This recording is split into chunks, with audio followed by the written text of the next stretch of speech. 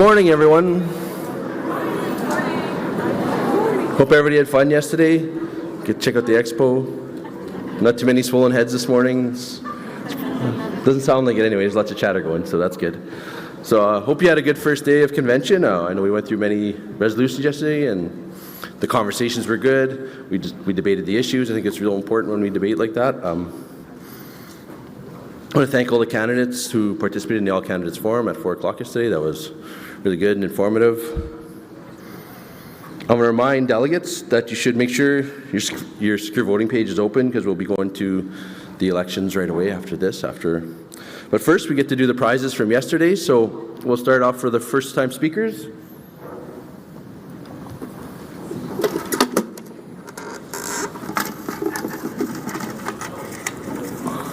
Not looking, so. Andrew Malaysia was first-time speaker. To collect your prize, just please go to the reception whenever you get a chance. It doesn't have to be now, but I'll bring your name will be at the reception desk, so you'll be able to collect your prize. Thank you for speaking.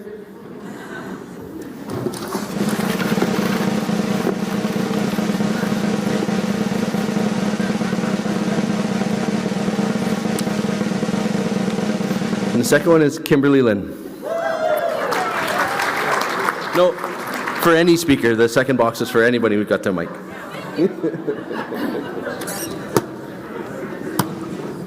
If anyone lost their reading glasses, there's a pair of reading glasses left at the registration desk yesterday, so if someone's missing a pair of glasses, they're there. Also, I know some people were asking about doing e-transfers for the donation to the strike line, and if you would like to do that, they have the information at the registration desk too as well, so you can go see them and then be able to do that. So for those of you that are asking. Now I'd like to call on Amanda on the microphone 4 to do the credentials report. Good morning. My name is Amanda Russell, and I'm a member of the Convention Credentials Committee. On behalf of the committee, I provide the following report.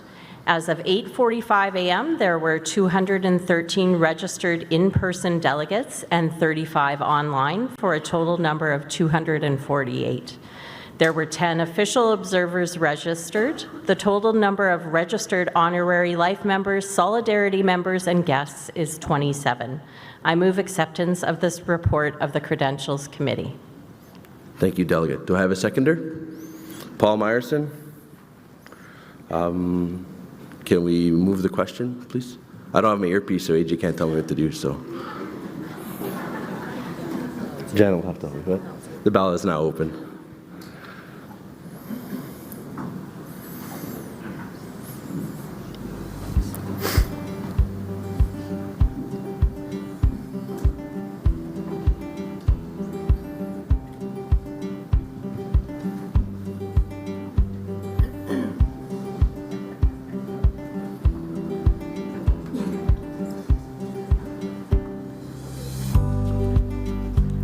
Says 15 seconds.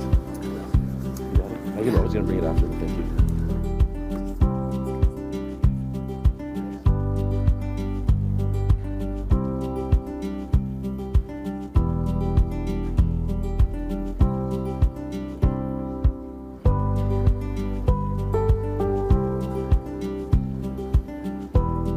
Seconds remaining.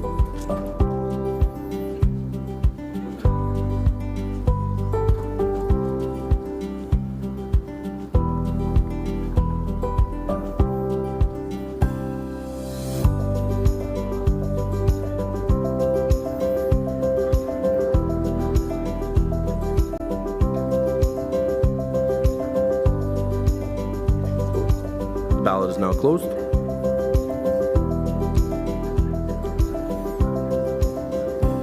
And it's carried.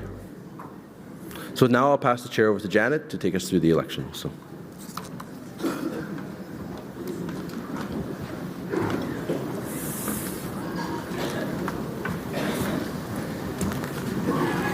Well, good morning, everybody. I hope you enjoyed your night at the Expo.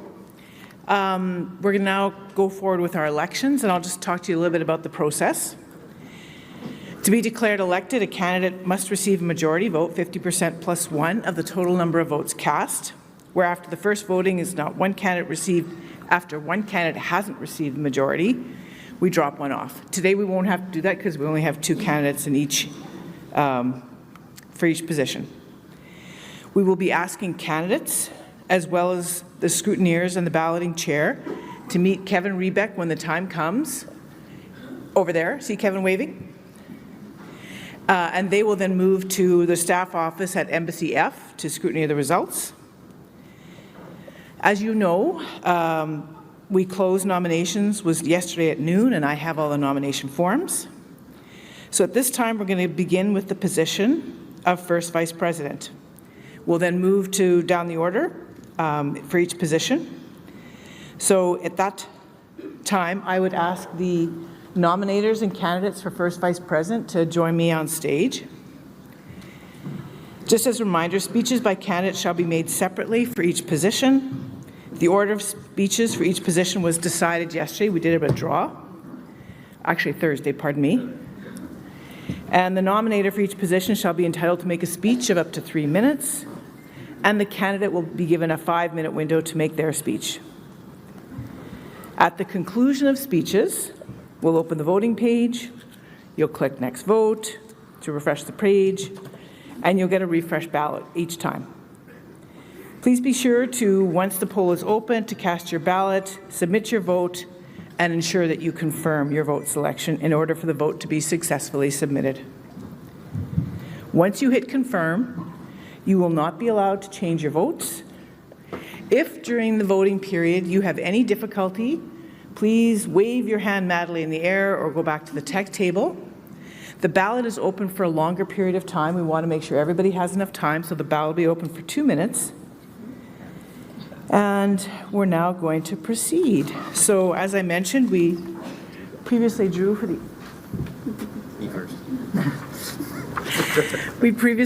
the order. So at this time, I'm going to call on Scott Cloney, Stephanie's nominator, to the stand.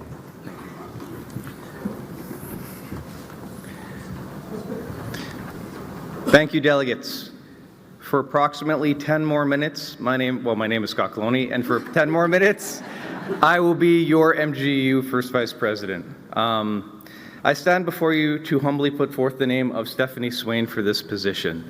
Stephanie has been an MGEU member for 19 years, and basically since day one has been active and has slowly moved up through the ranks. Stephanie has been a steward, a president. She has been a member on virtually every standing committee the MGEU has.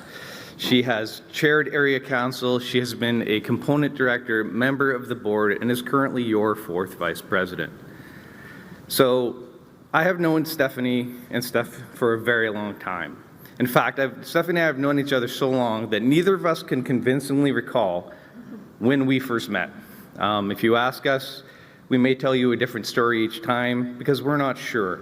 And so I'm left with the unenviable task of distilling all of that time into now 2 minutes to explain to you why you should support Stephanie for this position.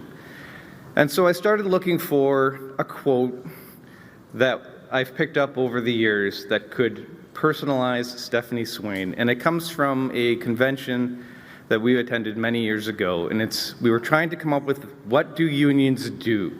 And unions speak truth to power. And never has that quote been more personified than Stephanie Swain. Stephanie Swain will speak truth to power in every situation, no matter what comes.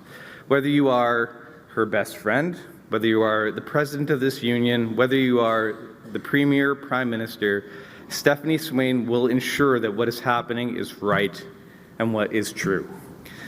Stephanie, I have lost count of the times where we as officers have been sitting there debating, coming up with ideas, and Stephanie's like, I don't think you guys have considered this group. I don't think you have considered what people from small locals will be affected by this. I don't think you've thought about what people with disabilities or people from the BIPOC groups have thought about this. Stephanie Swain will always speak truth to power.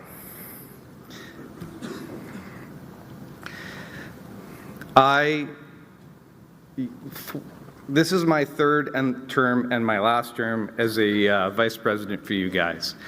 2 years ago, you entrusted me to be your first vice president. And I stand before you and ask that one last time you put that trust in me when I tell you that the right candidate for this position is Stephanie Swain. We have two good activists up here, two committed activists, but this is an important position for the MGEU, and the right candidate is Stephanie Swain.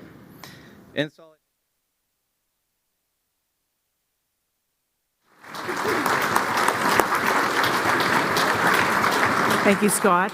Stephanie? Yep.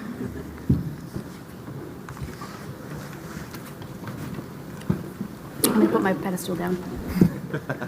Sorry, I'm also short. Thank you so much, Scott, and hello, everyone. I hope you've been enjoying convention so far. I know I always look forward to it, being able to reconnect with members from across the province, as well as meeting new members that I haven't had the chance to before.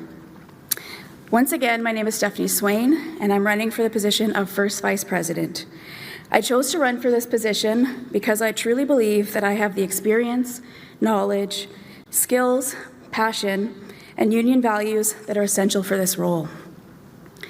I've been a member of Local 178, the St. Amant community, for almost 20 years now. I served 11 years as Chief Steward, and the last 2 years, as well as the upcoming term, as President. I'm a proud member of the community-based social services component and was there when our component first formed, when a bunch of locals who previously felt like they were off on their own were able to come together with those who share so many of their same struggles, and work together for the betterment of all. And that is truly who I am at my core, someone who wants to work together for the betterment of all. I've been on the board of directors for 7.5 years, first as the Director of Community-Based Social Services, and then as 4th Vice President. In addition to my experience on the board of directors, throughout my years as an activist, I have served on, and in many cases chaired, many of our committees, including Young Members, Grievance and Appeals, Equality Human Rights, Women's, Constitution Bylaw, as well as Resolutions, Risk and Strategy, and of course my own bargaining committee. I'm an active member of my area council and have served as chair in the past.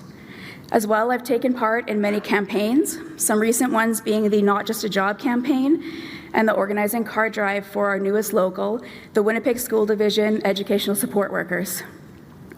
I've participated in a number of picket lines, attended many local and national labor events, sit on our National Union's Women's Committee, and am a delegate to the Winnipeg Labour Council, where I also sit on the Action and Engagement Committee and previously acted as trustee. I also sit on the United Way's Community Investment Committee as their labour representative and was previously sponsored by MGEU to be one of United Way Winnipeg's sponsored executives. My degree in university is in linguistics, which is the study of language. A large part of my linguistics is looking at semantics and syntax, which is basically words and sentence meanings and structure, and how both of these can lead to ambiguity and how and why to structure language to avoid this and ensure clarity. Very important things when you are head of the committee that looks at, writes, interprets our Constitution and bylaws. So when I say I have the breadth of experience and knowledge that is essential to the role of First Vice President, I'm not just saying it. My work within our own union, my education, and my work with the greater labour movement and community has given me the knowledge, experience, and skills to be able to best perform this role. We've been through a lot these past few years. Lots of changes in our union leadership, a world pandemic, new technologies and increases in the use of technology, and now, thankfully, a new provincial government. The work to start rebuilding and strengthening our union has begun. As we continue to work towards incorporating new technologies and processes, supporting and fighting for all of our members who have been so mistreated by their employers and by the previous government, and work towards friendlier and hopefully more productive relationships with our current government, it's going to be vitally important to make sure that the people we are voting into our top positions are willing to have fulsome discussions, look at issues from multiple angles, who share our union values and are best equipped to take on these roles. I truly believe that I am the person that is best able to fill the role as your First Vice President, and I ask for your support and to vote for me for First Vice President. Thank you.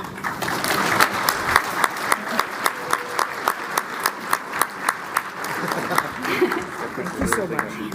Thank you, Stephanie. Yeah. Thanks for moving the box, too. Kasali, I'll invite you to the mic.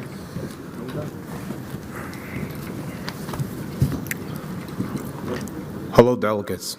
I'm Kasali Akili, and I nominate Chris Kwan for first vice president. Leadership is not a position or a title. It is an action and an example. Chris Kwan personifies leadership, innovation, and positive influence. Her diverse work experience in areas of health, justice, and social services make her a strong candidate for this position. I jokingly introduce her to my social work students as a legend, knowing farewell that her professional reputation precedes her, and that the student is more likely than not to hear firsthand from corrections officer, probation officers, community support agents, psychiatrists, psychologists, and the list goes on, of the positive impression she has left with them. And go figure, her reputation even made it onto the football field, where I coach youth football. For real, it's true, my players' parents speak very highly of her. Kwan is one of a kind, a mentor, a team builder, determined, hardworking, and caring. While I'm looking at sports on my lunch break, Chris is doing research, reading policy and case law. I realize how this knowledge seeking is what makes her as confident as she is not easily intimidated. She anticipates needs, seizes opportunities, and builds capacity in others. Kwan is exceptional in her ability to make those often feel ignored feel valued. Her passion for helping and her determination to lift others, to support them, is done without expectation of recognition. She has labored long and hard for many endeavors, not for personal gain, but for benefit of others. She is a role model for reflected service leadership with exceptional attitude and perseverance. She inspires people around her to never stop identifying opportunities to make a difference and support others. She is, in short, an extraordinary good citizen and exemplifies the true meaning of collaborative leadership. Her reasoned and respectful style demands attention to important issues, and she is always mindful of the true beneficiaries of positive change as our members and their families and their children. As the saying goes, you don't need another officer, you need the best officer, and Chris Kwan is just that. Thank you.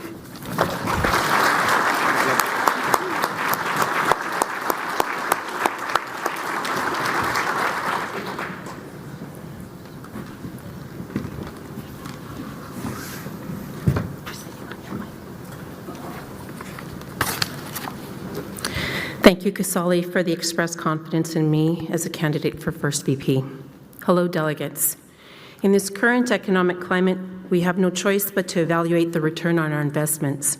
That includes decisions you make here at convention and extends to the individuals you elect as PTOs. What return do you want on the investment of your union dues? I know where my dues money is being invested in MGEU. I want it to be responsibly spent and PTOs who have previously done the work. What sets me apart from other candidates? My personal qualities, relevant experience. As a veteran executive, I come to you as a strong leader. Here are a few key facts about my previous accomplishments, why I would be an asset in the role of First VP, and why you should decide to vote Kwan. Some of my earlier leadership positions include serving as the Executive Vice President of a Canadian national sport organization. I've also served as chair of the NSO Constitution Committee, co-authoring with the endorsement of Canada's sport law, the inaugural constitution and bylaws for a provincial sport body. I've had the opportunity to work with national, provincial, and local sport organizations in the development of governance and policy documents and have provided guidance on general governance issues and bylaw compliance to novice board members in an advisory role. I've held senior leadership role responsible for overseeing an organization's operation. As president of a local body and treasurer for a condominium board, I have solid understanding and knowledge of what it would take to be at the helm of MGEU should it be necessary. Individuals who know me describe me as driven, resourceful, positive, proactive when faced with challenges. If you ask me, the 3 words I would use are stubborn as heck. My tenacity to putting action behind words and disrupting the status quo have personal ties. At the onset of a family member's psychological workplace injury, I realized that the articles and memorandum of understanding on WCB benefits in the collective agreement were flawed. Rather than protecting, the contract failed to deliver the members it was supposed to help. I brought the shortcomings to the attention of the employer and the union, initially gaining no traction. But rather than give up in frustration, I pushed on and persisted and eventually succeeded in correcting the deficiency by having the article in the CBA changed to the benefit of fellow members. To me, coming up with innovative solutions to problems that are broadly relevant is a rewarding experience. It's quite the compliment to be told that it's not commonplace for a single member on their own to change the CBA as I did. FYI, the MOU referenced was initially signed in 2008, and it would not be until 8 years later in 2016 that it was eventually changed. I often wonder how many members were positively impacted by this outcome since then, and am troubled by those that were not made whole prior to the changes. Now for real, integrity, openness, compassion, those are my descriptors. With a husband who is a descendant of Chinese taxpayer and children who are Métis, I know firsthand the importance of advocating for social justice through the lens of Canadian history and the importance of improving on the understanding of our country's past. As a relationship builder, I am determined to build and sustain an inclusive MGEU environment from top down, encouraging members and staff to bring their authentic selves to work every day. I am a proud union member, living in a world where our actions reflect the truth, that we are all interconnected and our survival relies on doing the right thing for each other more often. Now, I'm going to be honest. As my career progressed, I kept saying to myself, oh man, 2 more years, 2 more months to qualify for retirement. I thought, hey, as soon as I can get there, I'm going to tell this employer to hit the road because they've been terrible to me. And then I decided different. No, I am not leaving. I am staying. I am fighting, not for me anymore, but for everyone else. And for that reason, my retirement date is not till November 22nd, 2025. That's my birthday, by the way. Just remember that. Listen, invest in me. I promise. The return will be worth it. And just know that despite whatever adversity you find yourself in, you have it within yourself to overcome. Just keep pushing for change. Push for change. Thank you.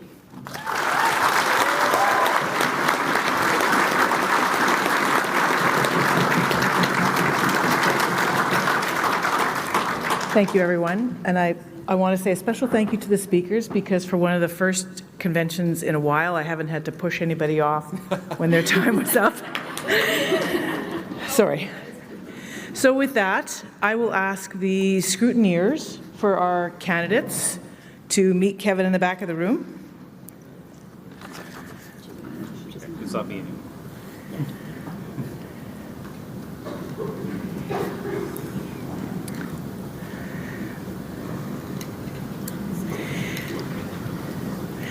Okay, I'll ask our folks up front to take their seats, and make sure you have your voting devices with you so you can vote as well.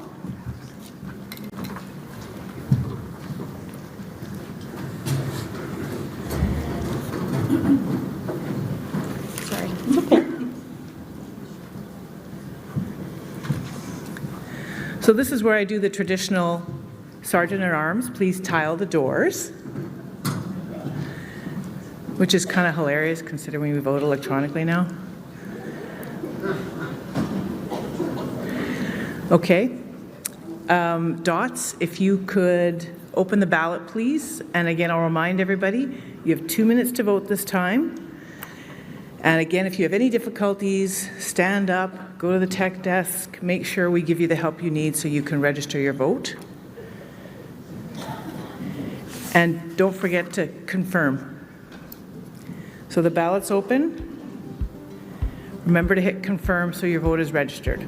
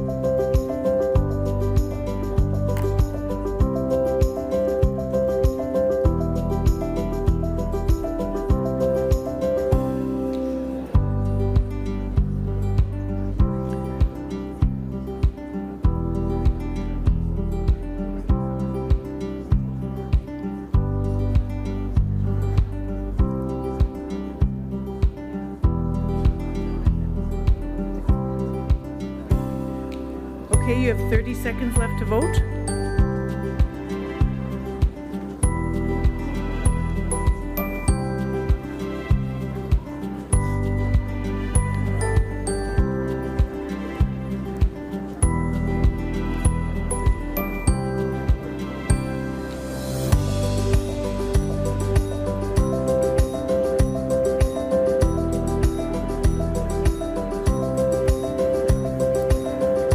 Okay, folks, the ballot is closed. Dots is tabulating the results for us.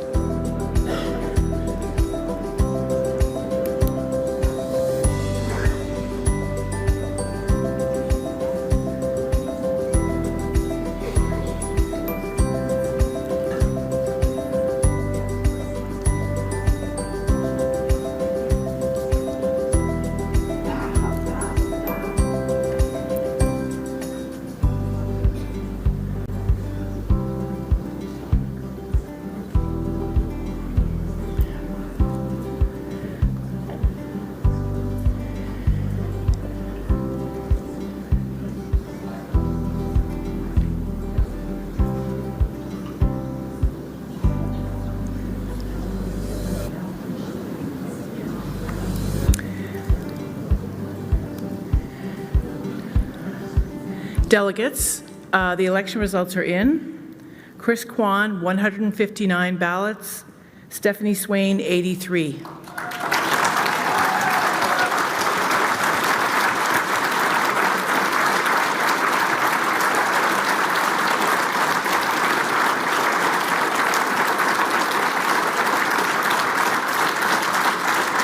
Chris, I declare you our new first vice president. Congratulations.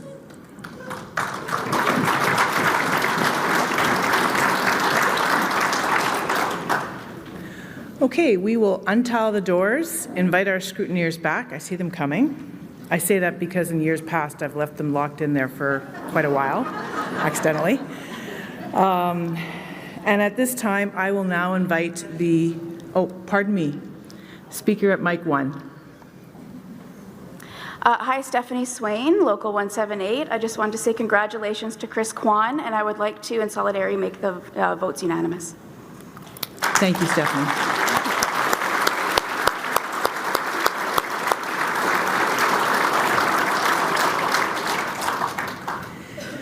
Okay, at this time, I would like to invite the candidates and nominees for our third vice president to come forward.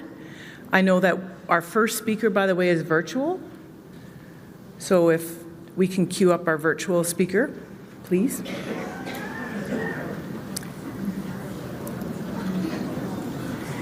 Again, I'll remind you that we drew for the order of speaking on Thursday afternoon.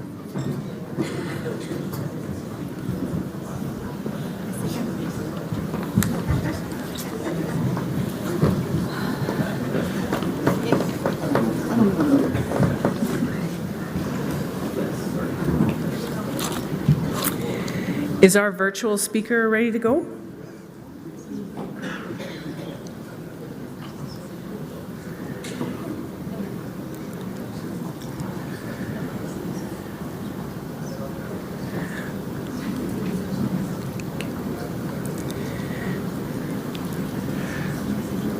Okay. Les, you're ready to go. Can you hear me? Yes, we can. You're good to go. Perfect. So my name is Les Oskowski, and I am honored to be the nominator for Dana Troke. I have known Dana for a few years, and I've gotten to know her better since she became Area 3 Director. Dana is always actively listening and shares her knowledge and is not afraid to ask questions during board meetings so she can make the best decisions for you, the members. Some of the characteristics Dana possesses that make her the best candidate for the position of third vice president is her honesty, loyalty, and her sense of humor. Dana is not afraid to tell it like it is and is able to give her opinion in a straightforward and honest manner. Dana is loyal. She will always have your back. She has walked the picket lines supporting other locals striking. She is loyal to the MGEU and had chosen to dedicate her time to the MGEU being an activist. Dana has been an asset on the board this last term as she considers all members and not just what benefits her local. Finally, Dana has a great sense of humor, which is an asset being a board member. Dana can take as well as give a good ribbing. She is always smiling and is willing to do what she can to brighten your day. Dana is definitely a people person. Things I have learned about Dana is that she is very knowledgeable when it comes to education. She has her Bachelor of Education degree, and she left her early childhood education diploma. Sorry, I'm having trouble here. She understands fully what will be involved as the chair of the Education Committee.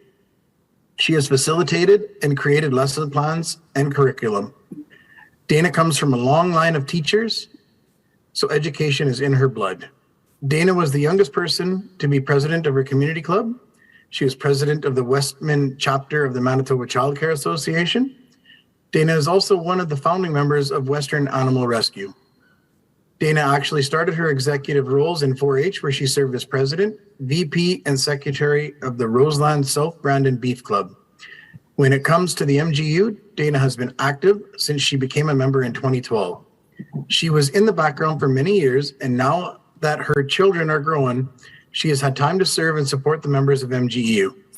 Dana has been elected as chief steward twice and president in her own local. Her experience is extensive, making her a well-rounded candidate. I would now like to introduce you to Dana Troke, candidate for the 3rd Vice President. Thank you.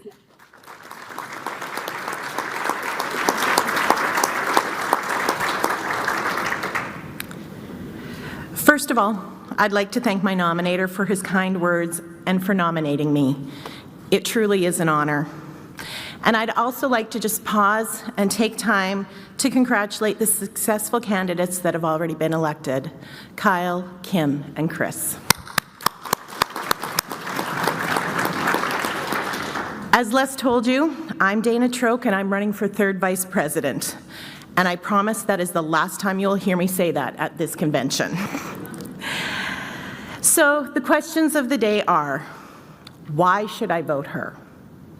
And the second one is, what does 3rd VP do? I'd like to take this opportunity to answer those questions today.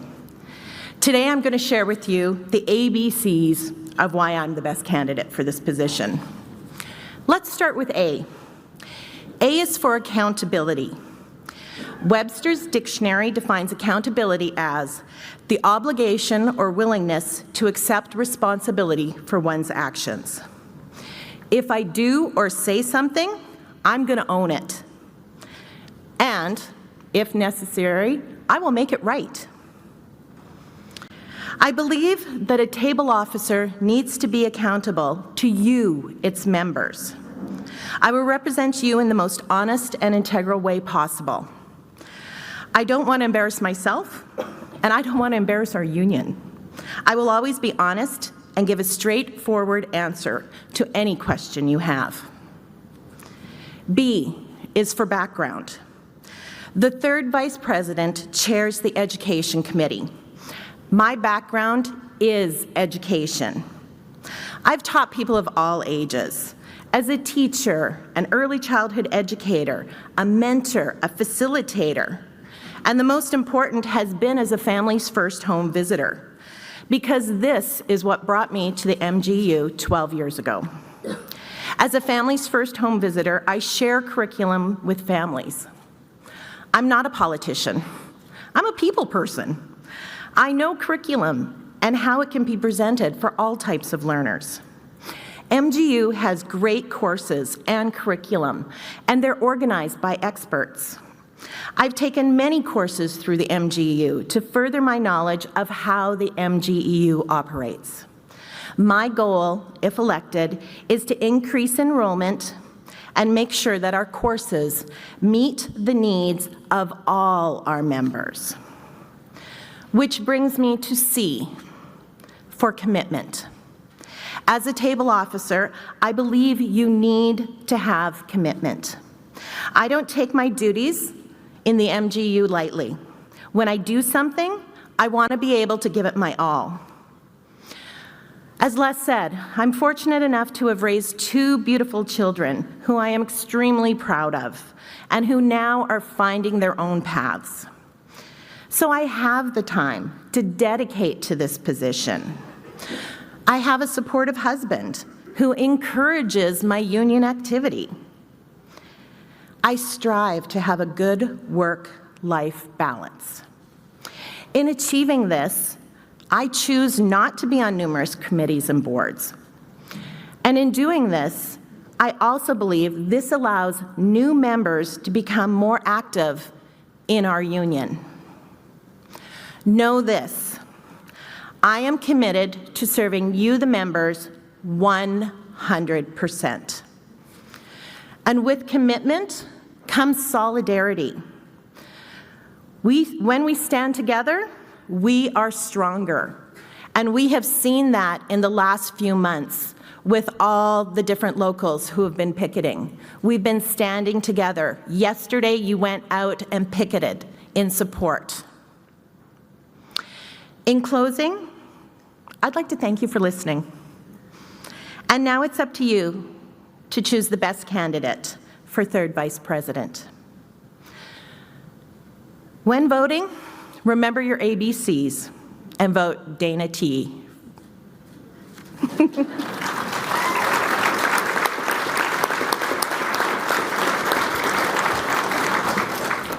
Thank you, Dana. Carol?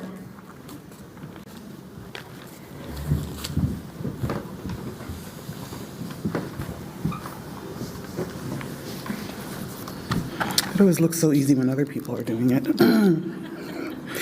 Good morning, brothers, sisters, friends, and convention delegates. Please allow me to introduce you all to Kurt Carr, candidate for third vice president.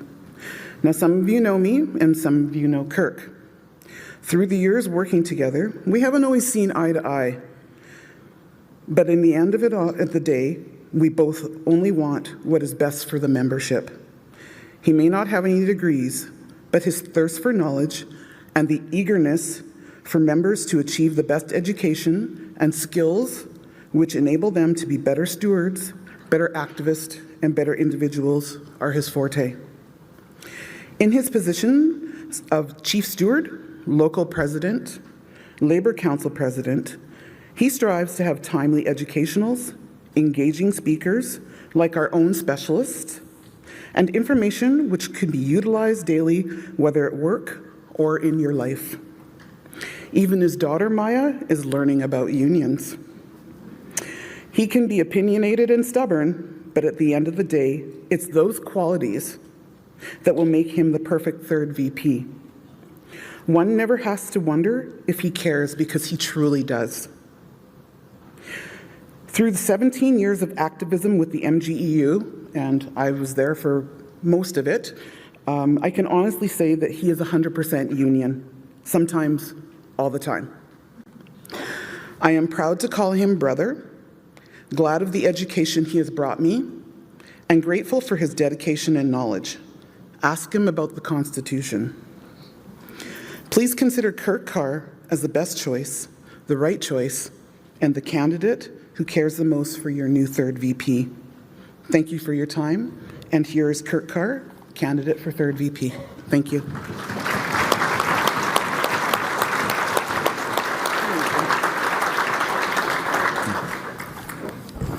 Thank you so much, Carol, for those kind and real words. I owe you so much for this and for always challenging me to be my absolute best. Thank you so much, Carol. Hello, my MGU family. My name is Kurt Carr, and I'm humbly seeking your support, and most of all, I am asking for your trust in electing me and putting me to work as your third vice president of our great union.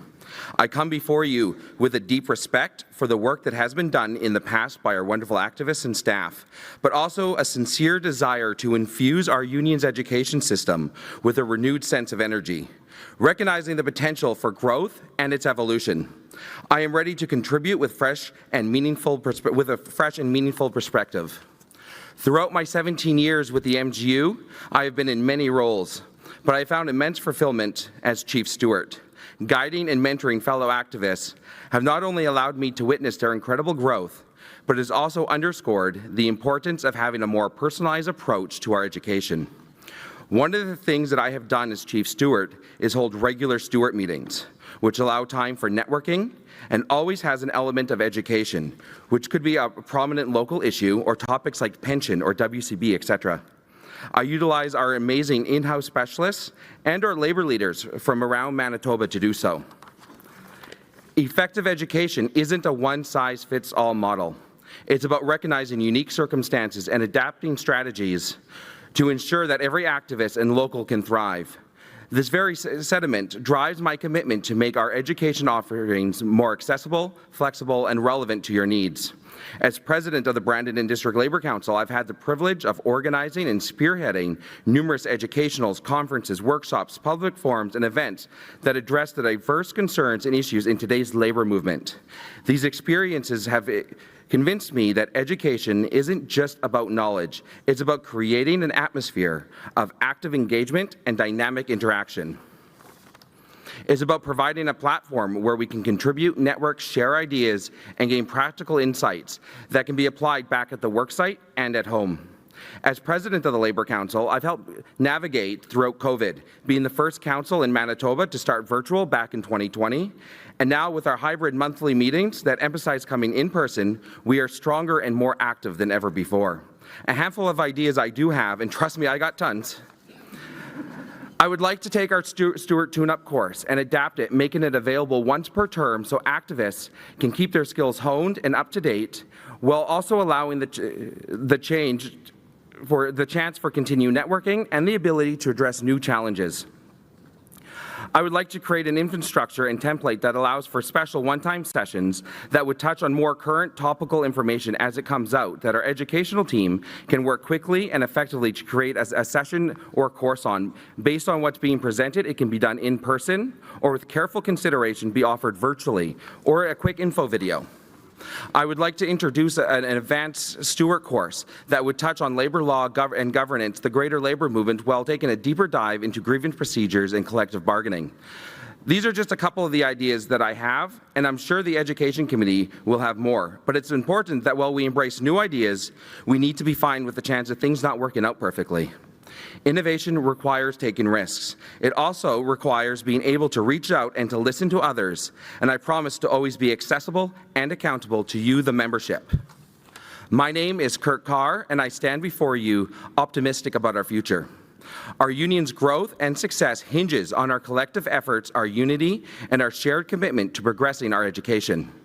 I am more than ready to put in the hard work that is required to re-engage our membership, to strengthen and adapt our training. But in order to do so, I'm asking each and every one of you for your trust and your vote for third Vice President with great solidarity. Thank you so much.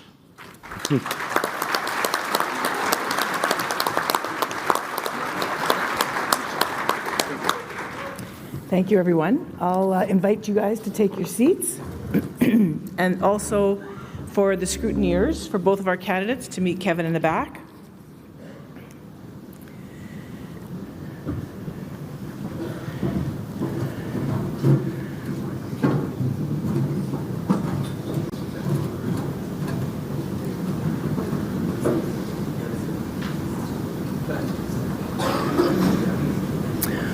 Okay, if we can tile the doors. So hilarious.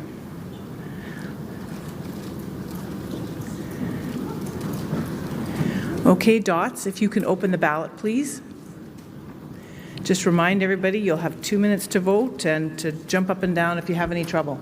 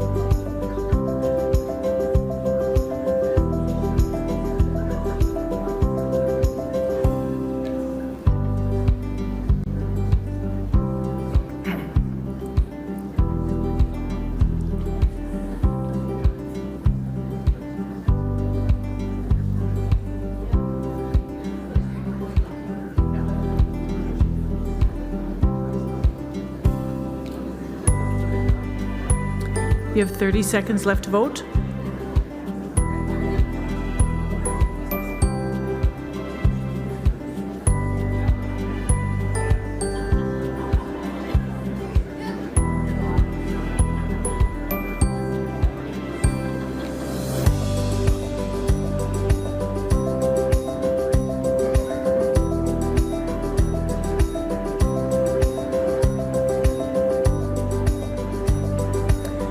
Okay, the ballot's closed. Dots is going to calculate our results.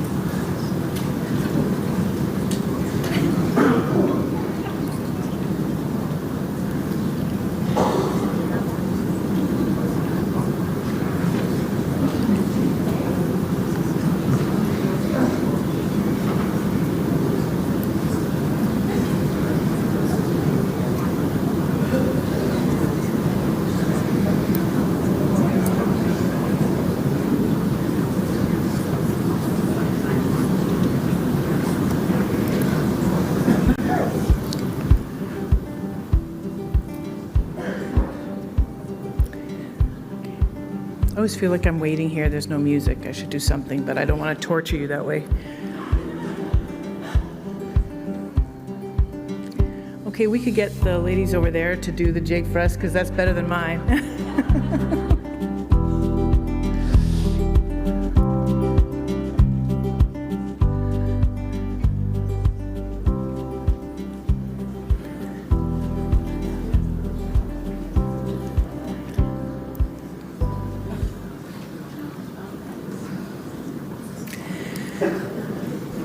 The results are in. Kirk Carr, 121. Dana Troke, 120. Congratulations, Kirk.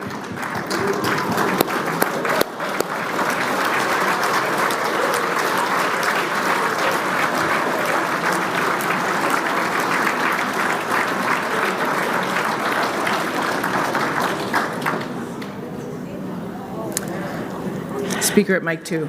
I would like my votes to go to Kirk Carr to make it unanimous. Thank you, Dana.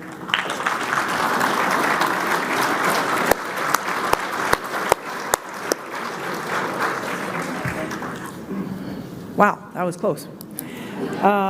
Okay, with that, I'm going to invite the nominators and candidates for the position of 4th Vice President to join me on the stage.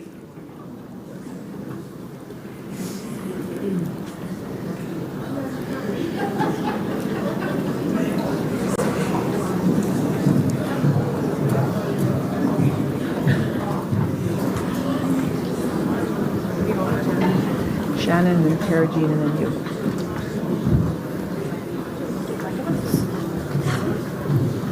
You're in the first chair.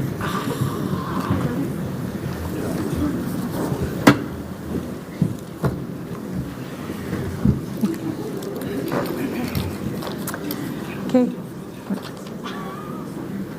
Whenever you're ready, Shannon. Oh, that was quick. No rest for the wicked.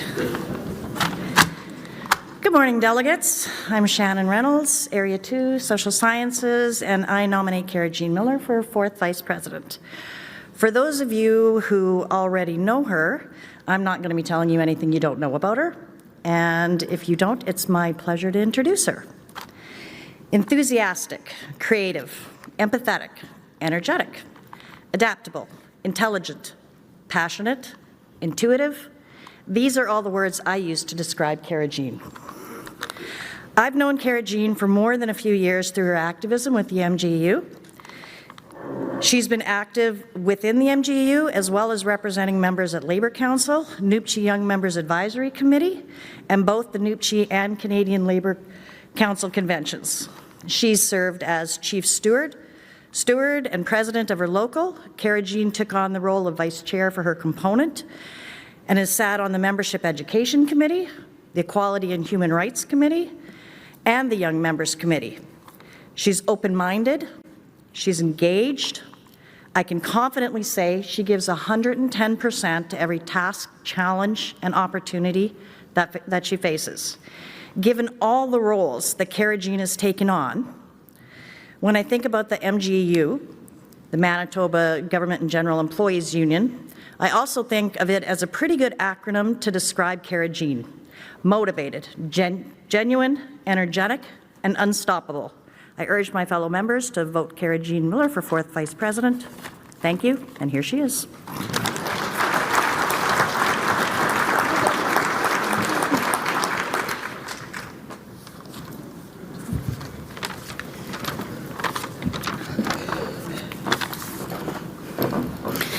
First, I would like to acknowledge we are on treaty land, the homeland of my people, the Métis.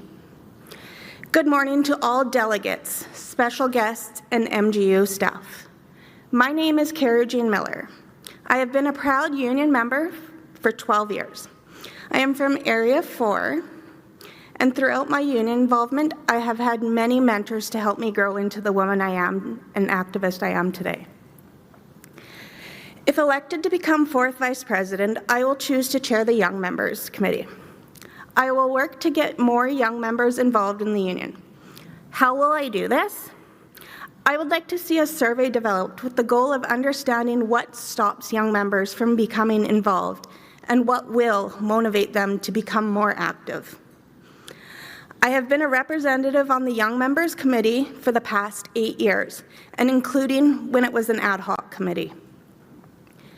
During my time with the committee, I've helped engage young members throughout various events in support of Special Olympics Manitoba, as well expanded our involvement with the United Way with the Coats for Kids program. I feel I need to expand our young members' involvement within the MGEU. These members are our future of our union and our movement. I participated in the NUPGE Young Members Advisory Committee. I was inspired by young members from different unions, learned their strategies, and will bring this experience and knowledgeable benefits to the MGEU. In the time of the young members, I have experienced many positive assets they bring to the union. I've experienced many friendships through the involvement and have seen many members grow to become more effective workplace activists. I look forward to developing connections with our current and future members. I humbly ask you for your support in making our union strong. Thank you, miigwech and merci, and thank you, Shannon, for nominating me.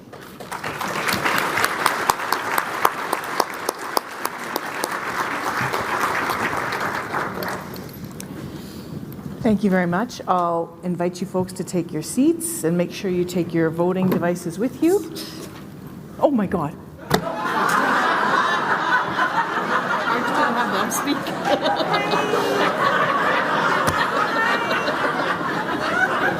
And here's the thing, I was looking right at Kira when I said that, like, and I'm like, I'd like to say that's the first time I've done that, but that wouldn't be true. So, Kira, pardon me, please. I don't take it personally. Good morning, delegates. I am here. Kira Shattuck, Social Sciences Component Director, member of Area 7, Local 47, and I have the distinct pleasure today of nominating my friend and union colleague, JP Lapointe, for the position of 4th Vice President. A quick history of his union involvements, you know the depth of experience he brings to this role. JP began his career in the private sector, where he learned the hard way the downsides of non-union shops. Luckily, he got smarter as he aged, and in 2001, he joined MPI. As so commonly happens, JP became a steward after a workplace incident. And as steward, like many of us, he went to a local meeting, which happened to be a biennial election meeting. At that meeting, which was his first, he was elected vice president of his local. So that's how it goes. From there, he went on to attend area council meetings. He was told these are very important, which they are, and was elected to chair of Area 7 Council. He continued into that role of chief steward and eventually president of the now famous Local 67. He's been the Area 7 rep to the membership Education Committee, the Constitution and Bylaws Committee, and chaired the Technological Change Committee. 4th VP is, in essence, a problem solver and liaison, and his union experience is wonderful preparation for that work. Most recently, he was MPI Component Director, which is when I met him. He worked with the Risk and Strategy Committee and the Bargaining Framework Group to prepare us for the summer fight against government austerity. On the personal side, he happily participates annually in the Pride Parade and in helping our 2S LGBTQ+ friends be seen and safe year-round. He and his wife are very proud of their 4 children, with whom he, of course, spends much time talking about politics and the labor movement. My teenager would not be into that. But in addition to his extensive union experience, I am nominating JP because I know what motivates him. He is here, quite simply, to represent members. He takes your concerns seriously and ensures they reach the right audiences. He lives and breathes the union ethos, which is, in the words of Lyndon Baines Johnson, there are no problems we cannot solve together, and very few we can solve alone. Thank you.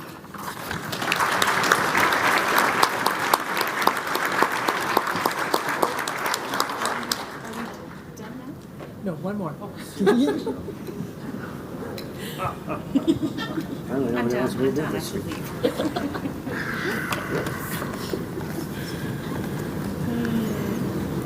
I mean, I can take a hint. I want to start by thanking you all for agreeing to give up some of your very precious time. We've had a rough couple of years, and I super appreciate you coming here to join with us together to work on continuing to move our movement forward. It has been a dark time, as we say, and the good news that we got yesterday was a fantastic start to what I hope is a new trend. So, I am JP Lapointe. Many of you have spoken to me over the weekend. Many of you have spoken to me for years now. I'm hoping you're not tired of that. Coming into the position of 4th Vice President, what I am looking forward to being able to do is to turn that role, which has a lot of latitude, into, like Kiara mentioned, a liaison position.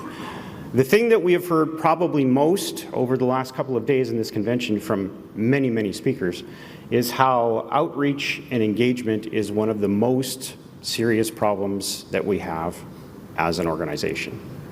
I think the 4th Vice President has a lot of opportunity, and I look forward to coming out to your locals and helping you create the unity that we need. We are the union. We know this.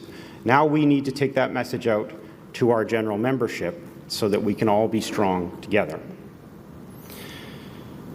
As a quick reminder, some of the things that I'm bringing to the table that I've done over the last few years that will help me in this job. And this is just in the last couple of years, really, because we've really been in the vice. I helped out with our colleagues in Saskatchewan working on a campaign to try to prevent the privatization of the liquor stores there. That was not a success. And that was a dark note for me personally, because it was very difficult to speak to those members who are in distress, honestly. And I'm so happy to be able to stand here today knowing that we are moving out of the darkness. So the other things that we looked at, we were happy, and I participated in the campaign to bring on a brand new local, and those members are now happily part of our fellowship and will help us grow. Stood on more strike lines in the last 2 years than I did in my first 10 years as an activist, and that really says everything. It really has been the summer of strikes, and I know we're trying to get away from that as a phrase, but it speaks to me. Hopefully, we have turned the corner on that, and we'll have more good news over the next couple of weeks. I'm really looking forward to being part of that, and I'm hoping that we all will be part of that. And that's what I want to share with you, want to make very clear, that My goal over the next 2 years as fourth vice president is to make that happen, to move us forward in togetherness. It's been a long time that I've been doing stuff like this. I'm starting to feel it in my shoes, that's for sure. Hopefully, together, we can give something to our children and the people who come after us that they will be proud of us for. That's really what it is at the end of the day. So, I guess on that note, thank you all again for your consideration. I want to take a second to acknowledge the courage of my colleague for standing up and running. That's an important step as well. And regardless the outcome, I think that she also has a very bright future going forward. Again, a last time, thank you. JP Lapointe, fourth vice president.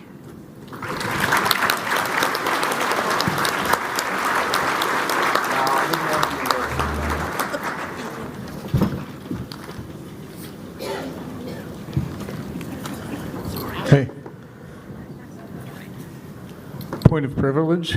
Yes, Speaker, mic 4. Hey, may I ask that we put our national symbol in its rightful place of honor where it belongs on the left, with the provincial flag after and any other Canadian flag after, just to honor the very symbol that sent some of our boys and some of my friends home.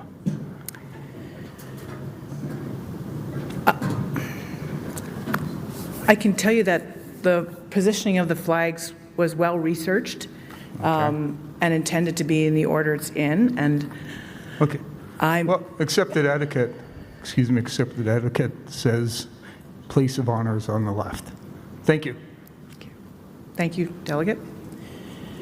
I'll wait for all of our delegates to find their seat first. And if the scrutineers can join Kevin in the back of the room, we'll tile the doors.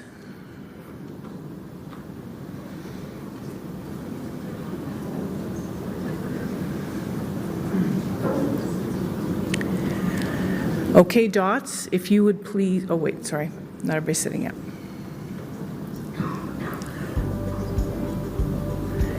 Okay, Dots, if you would open the ballot, please.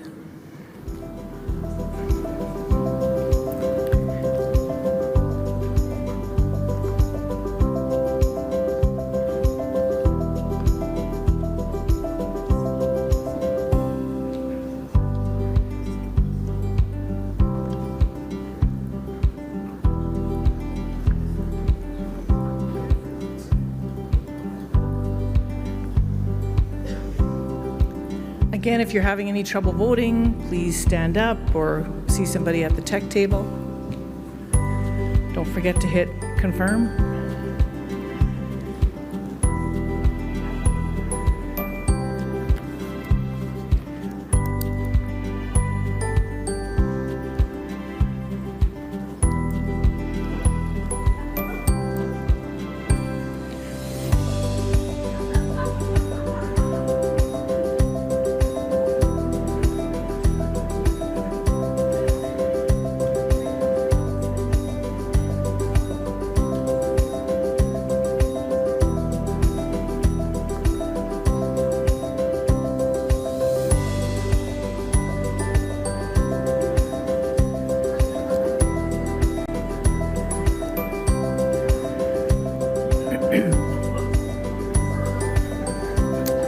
You have 30 seconds left to vote.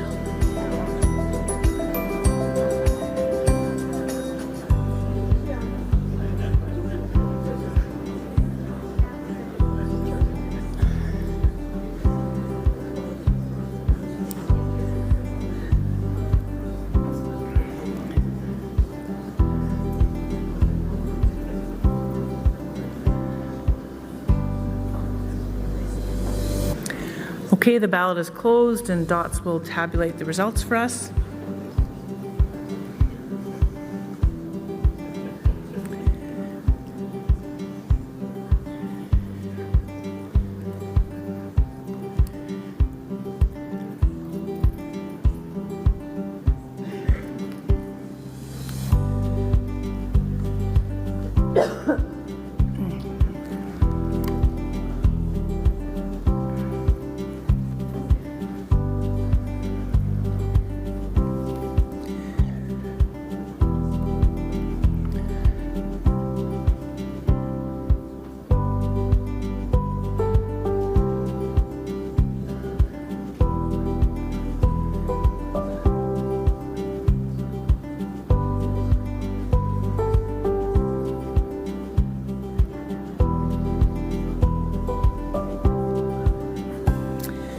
Delegates, I have the results. JP Lapointe, 186. Kara Jean, 52. Congratulations, JP.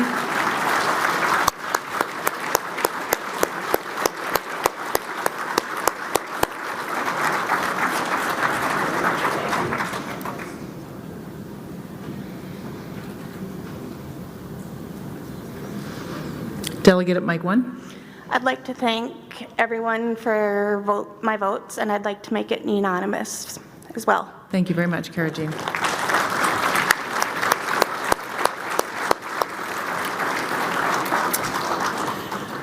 So traditionally at this point, I would ask for a motion to destroy the ballots, but since there are no paper ballots, we won't be doing that. But I do want to take this opportunity to reassure all of the delegates that the legal contract we have with Data on the Spot explicitly prohibits Data on the Spot from sharing any information about how any delegate voted other than the vote totals with anyone at the MGEU.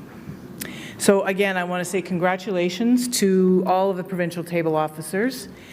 And I think this is probably a little bit early, but probably a good time for us to take a break. Yes? So it is, why don't we take 15 minutes right now, and I'll meet you back in the hall.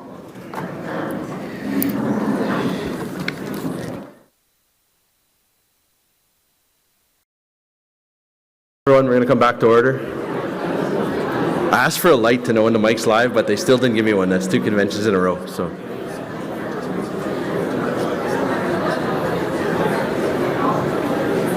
Kyle, are you live? Okay. They were just checking to make sure you had your shirt on.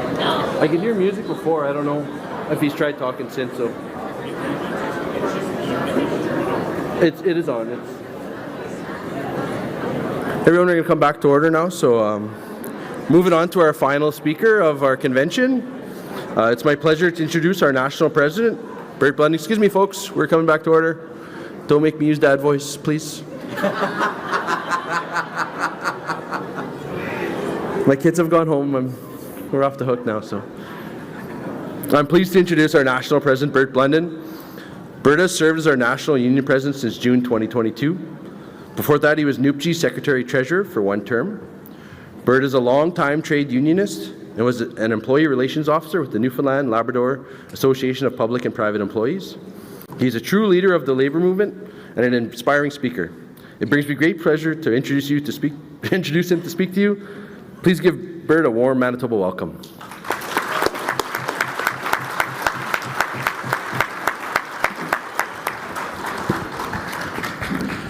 Thank you for that warm introduction. And I don't know about the comments about a great speaker, but we'll see. I came here last night, and of course I registered this morning, and I looked into your agenda, and I thought I had an hour and 15 minutes. And of course I said, well, I got to try to lengthen out my speech a little. So of course I just went back up in my room a minute ago during the break to gather up a few thoughts, I suppose. Looked at the agenda again, and I had 15 minutes. So how do I shorten a speech from an hour and 15 minutes down to 15 minutes? I'm not sure. And then I look at the clock, and I have 3 minutes. So I don't know what the heck is going on here. But look, it gives me great pleasure to be here on behalf of 425,000 members across our great country, and warm welcomes from our National Executive Board. And let me just say that your union and the 2 strikes that you've had and the one that you're still on has been an inspiration to all of us in every province and every jurisdiction. And I'm sure the leadership that you've now elected, you're certainly going to catch up, and then the challenge will be in the coming years to keep up, but I know MGEU is up to the task.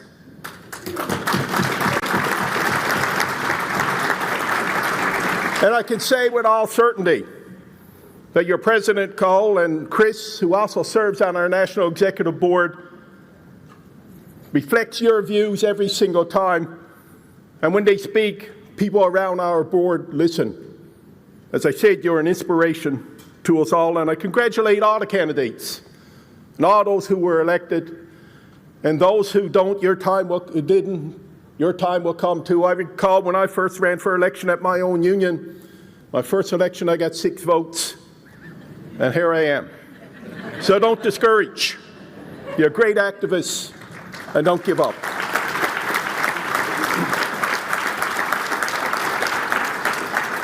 But in my remarks today, I may even speak about some difficult issues.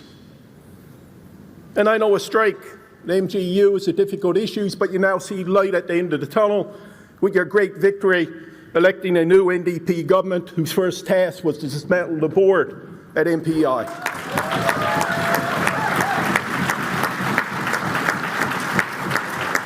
But you know, part of our role as NUPSI president is talking about and figuring out world events and representing Canada, you, internationally as well as nationally. And one of the difficult issues that we have to face is the current war declared by Israel and Palestine.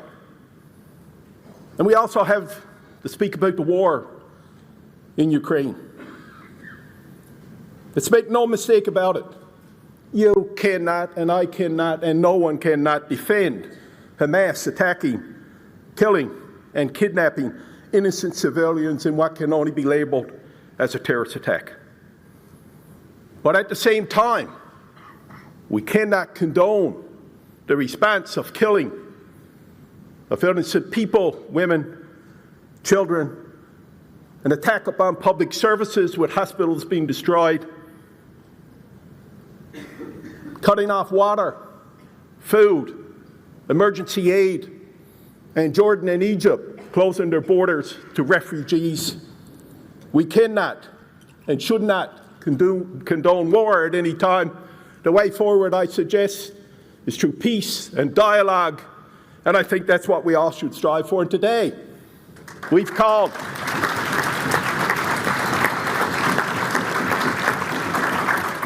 upon both Hamas, Gaza, Israel, to stop the fighting, respect human rights, and open a dialogue and stop the carnage in Gaza and in Israel. You know, both sides. I listen to the media trying to debate who's responsible for the destruction of one of the hospitals in Gaza that killed, some reports, 500 people, some less. But let's make no mistake that it shouldn't be about who's to blame. It should be how we prevent it going forward. Can you imagine your hospital here being destroyed because of a bomb? Patients killed, doctors, nurses, LPNs, porters, everybody else who work in the hospital system being killed. It's an attack upon public services that we take for granted in this country, and we should not condone it at all. And of course, the war in Ukraine, obviously an unprovoked war by Russia. And I can recall being in Ottawa as at that time, the Secretary Treasurer of NUPSI, and I walked up by the Parliament buildings. The siege of Ottawa with the convoy. I refuse to call it Truckers' Convoy or Freedom Convoy because it was neither. Quite frankly, it was an attack upon human rights and fundamental rights that we enjoy every single day. But as I walked up the streets and along the Parliament building, here was the flag of Ukraine on our Parliament buildings and the flag of Ukraine on the Arts and Culture Centre a little further down the street. And it dawned on me at that time, because you could still feel the tension in the air from the convoy that had seized downtown Ottawa for some time. And I reflected. And you know, I think we all have to realize that democracy is fragile. Human rights is fragile. And the greatest protection that we have against those who would want to destroy democracy, those who want to take away our freedom of rights, enshrined in the Charter of Rights and under our Constitution, we have to recognize that our unions are the most powerful force to prevent the elimination of either. And that's why I heard yesterday, or I never heard yesterday, somebody comment here yesterday, Elaine Bernard said that in Newfoundland and Labrador, 40% of our province is unionized, the highest in Canada. I'm not here to brag.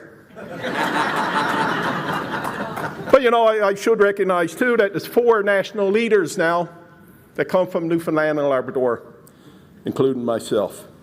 But we have a lot of work to do. 40% is not high enough. Everybody should enjoy the privilege of belonging to a union.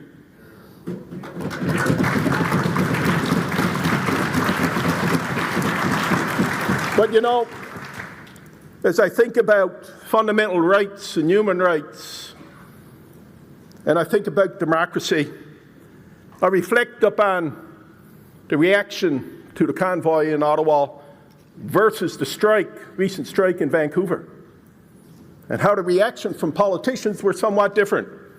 Pierre Poilievre, leader of the opposition in Parliament, was opposed to the strike in Vancouver because it affected trade in the hundreds of millions of dollars every single day, and workers should lose their right to strike through legislation.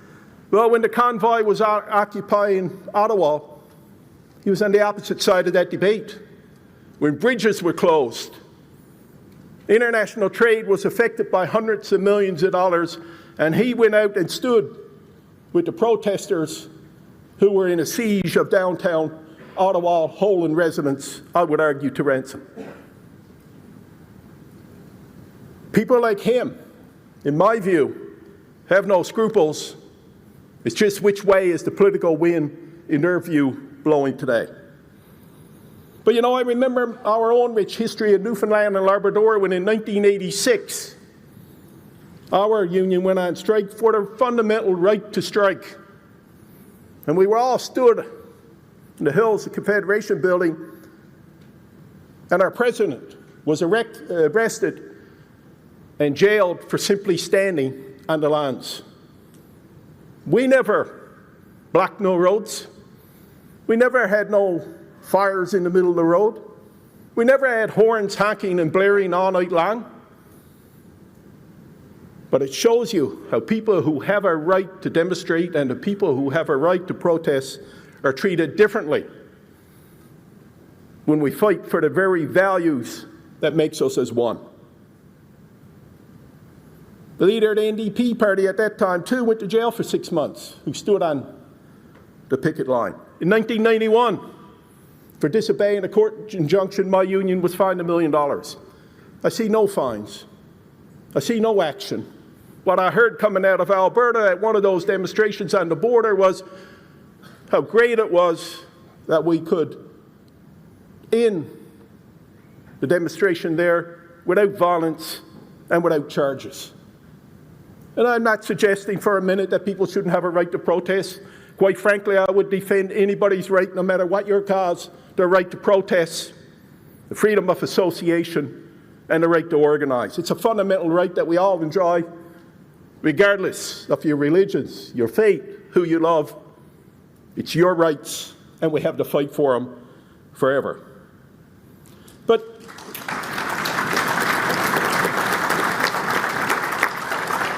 you know, but as I speak here, there's a new rally cry that the right has linked arms with.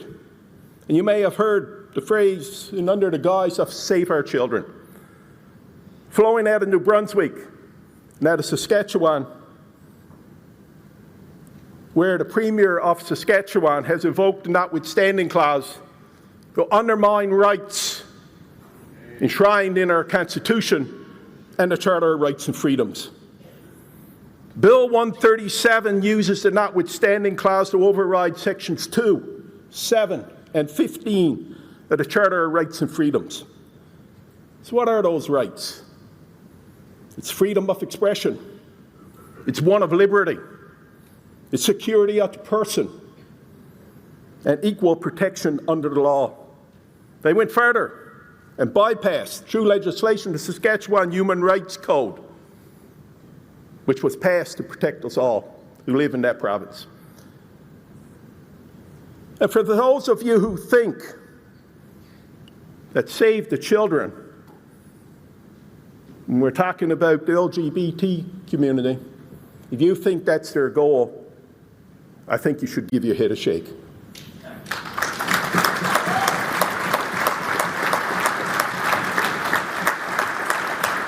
This is about taking away fundamental rights as a society. If you look in Ontario, Doug Ford used the same piece of legislation, the notwithstanding clause, to deny striking school board workers the right to strike.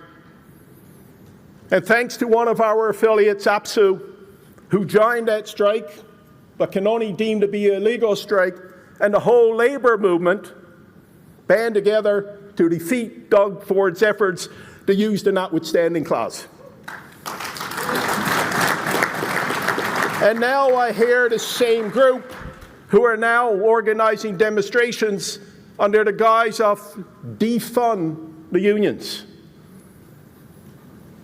So, my friends, this is not an attack simply on one group of people. This isn't a fundamental attack upon all our rights enshrined in the Charter of Rights and Freedoms and protected under the Constitution. The court had ruled, in that case, a court injunction to prevent the legislation. So what we've done now is undermine the legal authority and the jurisdiction of the courts in this country. But if you move south of the border, they've went even further. They've weaponized the courts. In the latest, of course, Roe versus Wade, distinguishing the right of a woman to choose. Politicians have engaged. Politicians have engaged in cultural wars, racism, to raise money and to raise opposition and try to divide us all. You know, if this group was really about to save the children, where have they been when we've been fighting for childcare, funding schools, establishing a school lunch program in my own province, my union did, provided the seed money, fighting for access to mental health resources for our youth, housing. Well, children are being uprooted every single day because they're being tossed out on the streets by landlords who want to increase their rent. Or resources to help save our children from the overwhelming opioid crisis. Where were they to then?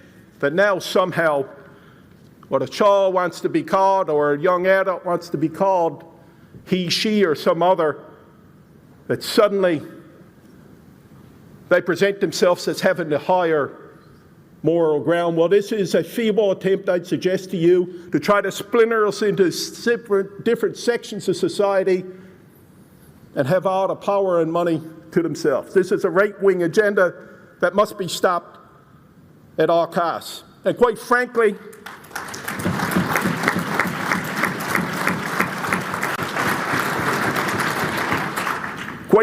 it's time for politicians everywhere to stop peddling into politics of hate, fear, disinformation, and misinformation. Our politicians need to be standing up for the rights and freedoms of all our citizens. I was in Geneva, just got back on Wednesday night, and I stood on the floor speaking about the right for the LGBTQ plus community to have a board seat on Public Services International. And afterwards, there was a group who came to the mic from Africa, from Kenya, I believe it was, and I haven't seen so much hate, so much anger anywhere I've been in a union hall. I asked people afterwards what gave rise to this, only to be told that right-wing groups like the Christian right in the U.S. are funding hundreds and hundreds and hundreds of $millions into African countries as a beachhead to attack all our fundamental rights. They're organizing not in only 1-year plans and 2-year plans, but 5 years out, 10 years out, 15 years out, 20 years out. And let us not be divided when it comes to protecting your fundamental rights. I'd ask, where were those same people to when thousands and thousands and thousands of our seniors died in long-term care during COVID? Not one was to be found. At any other time in our history, if we had a long-term care home that half of the residents died in any province in Canada, there'd be national outrage. There'd be inquiries. There'd be new regulations. There'd be new laws to protect our loved ones who live in long-term care. But what was the response?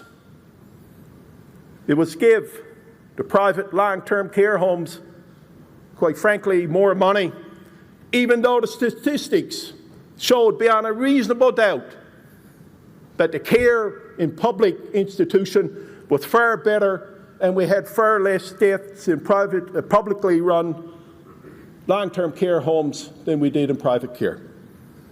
And you know, where'd that money go?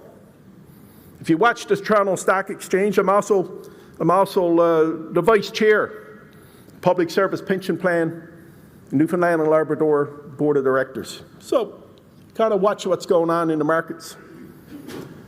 And you know, there's a fair number of multinational companies who are listed on the exchange that provide long-term care.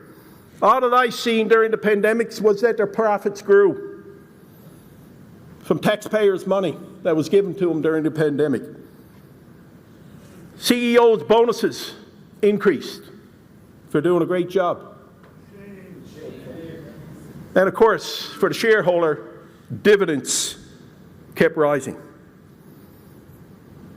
And you know, we've seen during that time, for all public services, including healthcare, people on their balconies drumming on pots and pans, thanking people for putting their lives at risk, which they should do, thanking you for the work that you do. Well, I say that it's time to turn them pans upside right and fill them up with money and fill them up with benefits and recognize the true work and value that the public service brings every single day.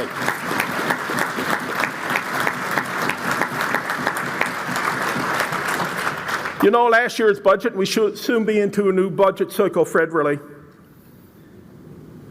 Notwithstanding the thousands and thousands and thousands of people who had died, there was no targeted funding for long-term care.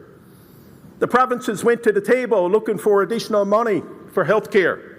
They were requesting $28 billion increase per year. They came away with $46 billion over 10 years. Maybe they need to take some negotiators from MGEU and make some real progress.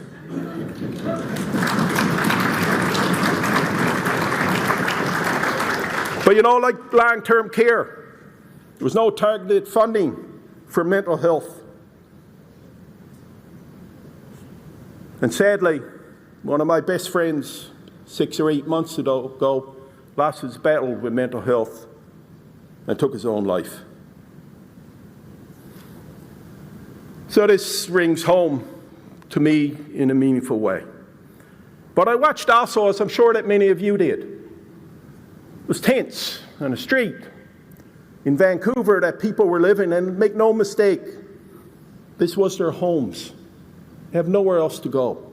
Every personal belonging they have was in those tents. The city came in, tore it all down without a plan to relocate people, to find housing and shelter and food and whatnot.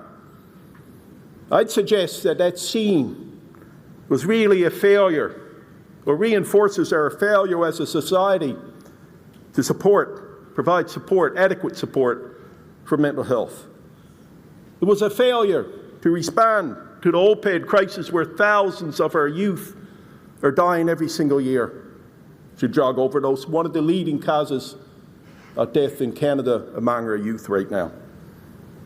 And it's failure to respond to the housing crisis that we're all keenly aware of.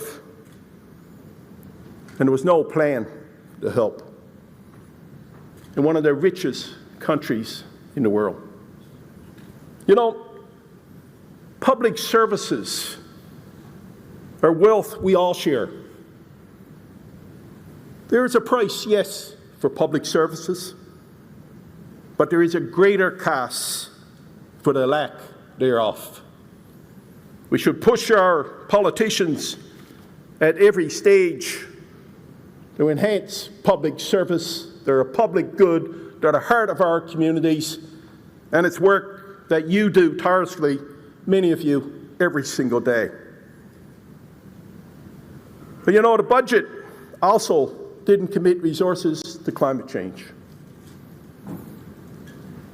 And I'd suggest to you that climate change, among all our challenges, is probably the crisis of our time. Because the climate change crisis is not about our future, it's about our present.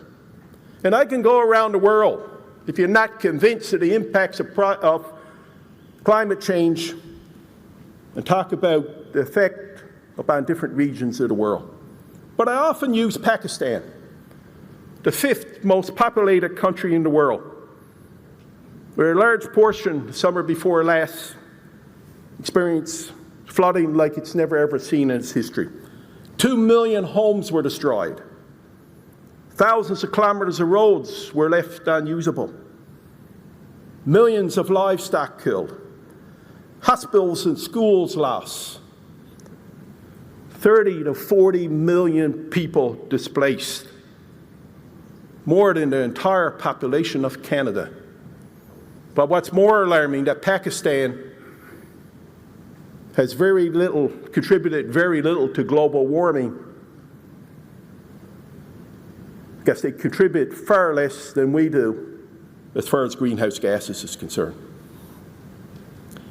And I also talk about, in the US, Lake Mead, Lake Powell, that is the resource or the reserves for the Hoover Dam. It supplies to the Colorado River 7 different states, one of them being California, with its water. Well, where does much of our food come from? Certain times of the year it comes from California. The Hoover Dam itself is only operating at a little over 50% capacity because it doesn't have the water supply. And I can tell you that as Canada waddles in immense resources of water, if anybody thinks that the US is not going to come calling for that water supply, at some point in time, if climate change continues, well, I'm here to tell you something completely different. The Nile River, 30% of it is projected to be under the sea in 7 years' time, displacing 45 million people.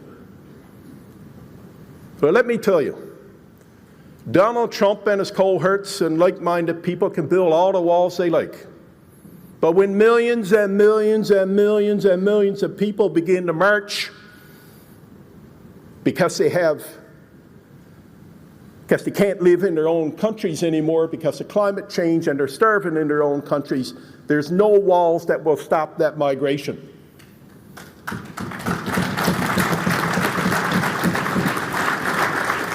And you know, I can come closer to home. I don't have to remind people of the serious fires in virtually all of Canada this year. Communities lost. But if you look a little deeper in the statistics, in 2021, 662 people in British Columbia died because of heat. Canada, as people in Winnipeg well knows, its infrastructure was built to protect us from the cold. But I'm here to tell you that Canada's infrastructure has to now be rebuilt to protect us from the heat, unless we find a solution to climate change.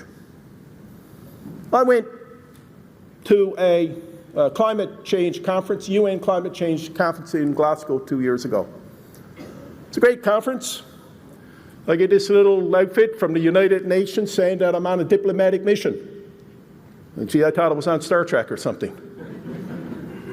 But you know, I went into a room that talked about greenhouse gases in the healthcare sector. And it surprised me to learn that in healthcare, 4% of global greenhouse gases are emitted from the healthcare sector. That's equivalent to the 4th emitting highest country in the world. People think it's only oil and gas, but it runs much deeper than that. At some point in time, your workplaces are going to be challenged to deal with greenhouse gases, but just as importantly, your collective agreements. And I've said as a negotiator many times, We have a responsibility to look around the corners and see what's coming before the employers do, and reevaluate and renegotiate provisions in our collective agreement that protects you against change in your workplace related to climate change. You know, that was an endorsing round of applause.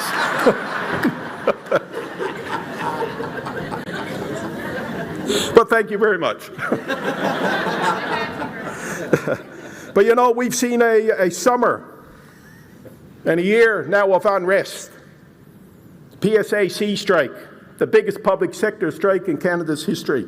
Your strikes, British Columbia, Nova Scotia, and the list goes on.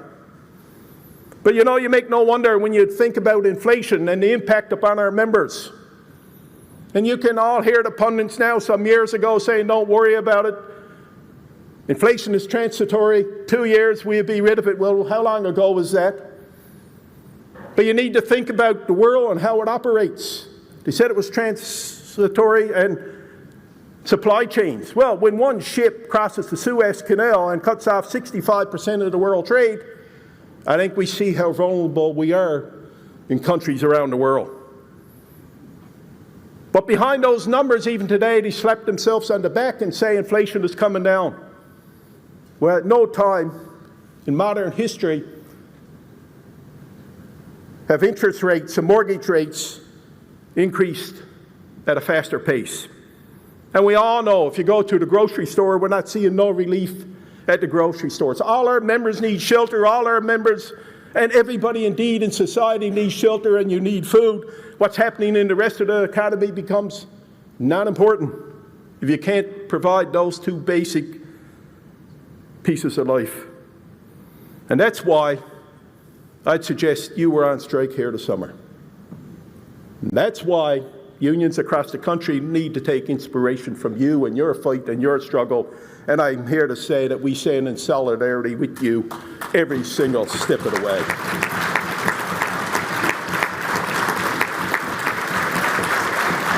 You know, and the Bank of Canada encouraged employers to contain wages to control inflation. Tiff Macklin and his gang. But you'd be surprised to learn that profits are responsible for 41% of the inflation, whereas labour was only responsible for 34%.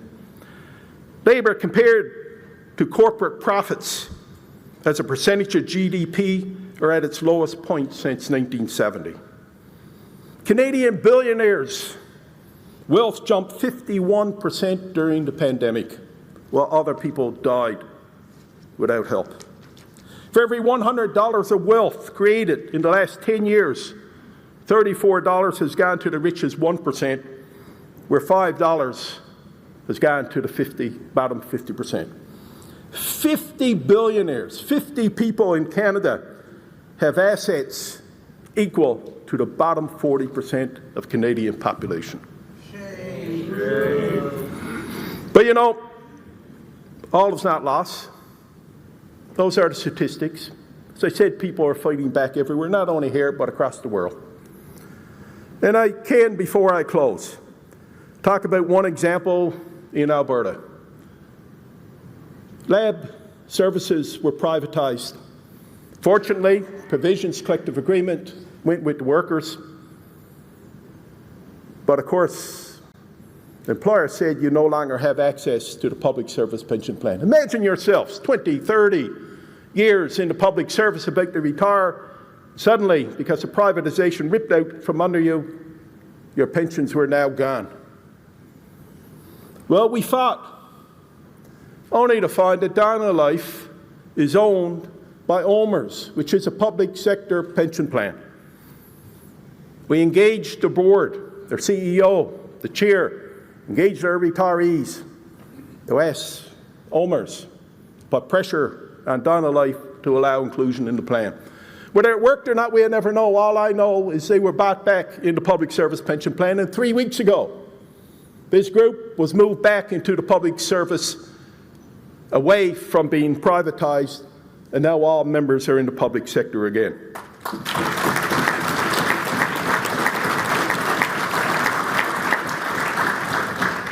But I also want to talk about why I'm in Alberta, an effort by a government.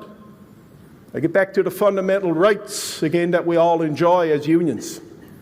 Where government brought in a piece of legislation that said that all the unions in Alberta, none of them could contribute to charities without express permission from every single member.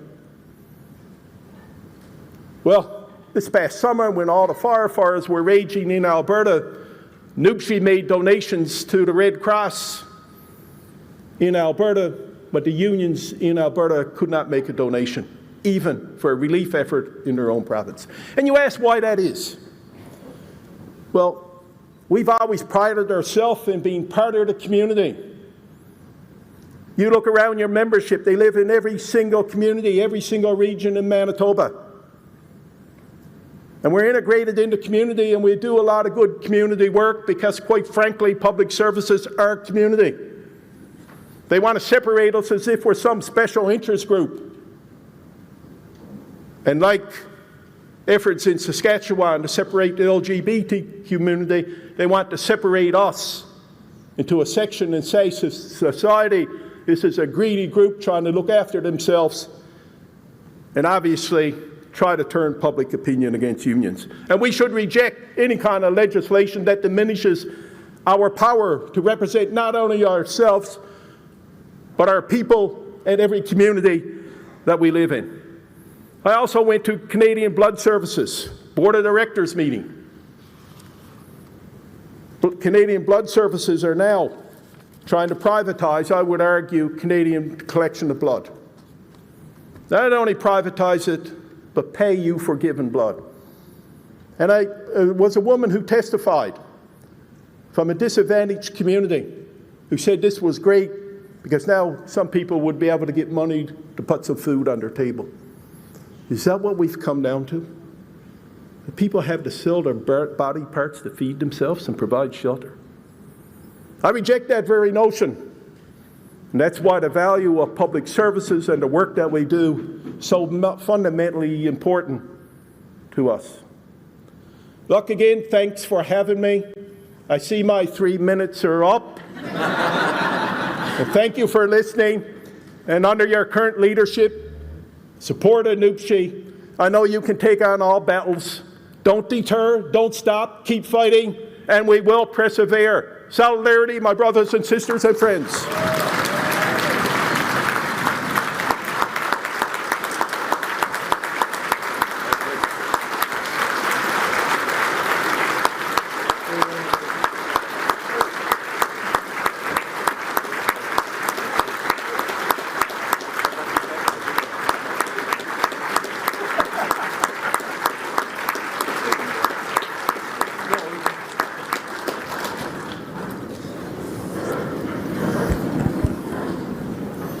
And he wasn't standing on the thing. He's actually that big of a man. So thank you, Bert. Those are some great words and really inspiring. So thank you. And now I'd like to call the Constitution and Bylaws Committee up to so we can get back to doing the work we have to do. So we have constitutional resolutions to go for. So I call up the committee. Yeah, I know. AJ, I'll need to give you AJ, you got a joke? A good one this time, though.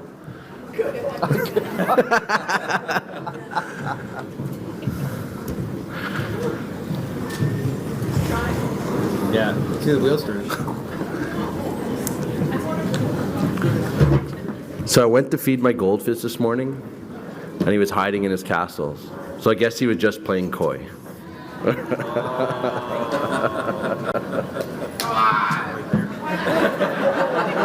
I heard your jokes, Reno. We can't tell those up here. CR 14. Yeah.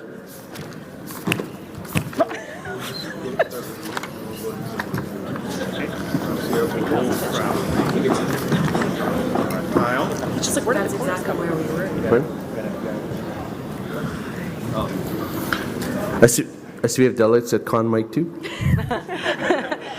We would just like to rise and just say thank you. Thank you to everybody. We're the MPI strike lines. I'm the Gateway Picket Captain. So we would like to say thank you to everybody that's walked with us, everybody that's supported us, everybody that's helped our children or our spouses while we've been walking these lines and organizing or knocking on doors or doing any of those things.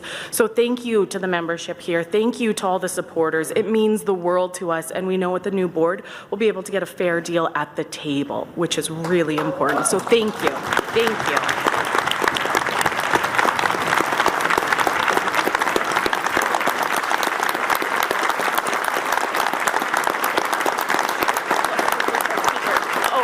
And I'm a first-time speaker. Your name in the draw. Yeah, put me in the draw. Thank you.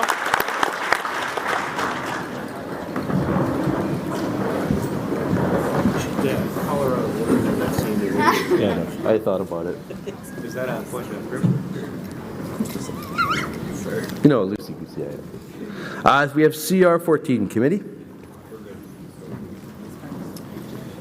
All right, CR 14, ensure automatic delegate status for local president. The MGEU will change the constitution so that when a local has more than one delegate, the first delegate is automatically the local president and the remaining delegate is chosen by local meeting vote. Because local president is involved in many levels of the local, aspects of the local, submitted by local University College of the North, Area 1. Committee's recommendation is reject. Moved and seconded. Thank you. That's been moved and seconded, and I'll ask the committee chair to give us the reasoning for the recommendation.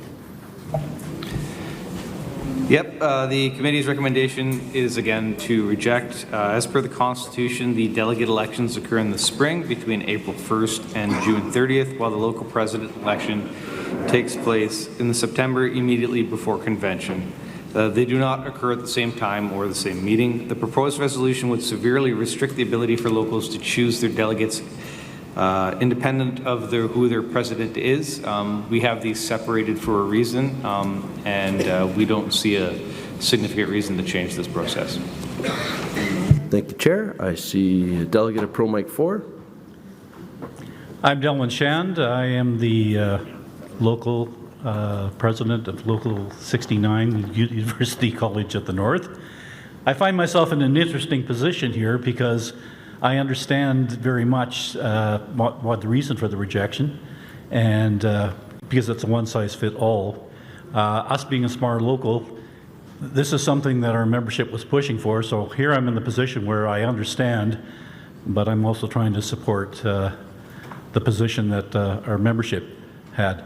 In many cases, like for us being a small thing, getting a delegate, sometimes we end up with one who's like, they show up for one union meeting and they get the spot to be the delegate. And as we all know, you're here to do things like voting on resolutions and voting in elections and that sort of stuff. And the feeling there for the people who proposed this was that the individual being sent was maybe not the best prepared to do those duties, and that's the reason why this resolution was put forward.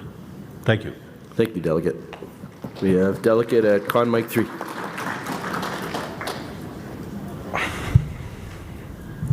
My name is Dylan Lassard. I'm from Local 451. This is the first time I've spoken at a convention.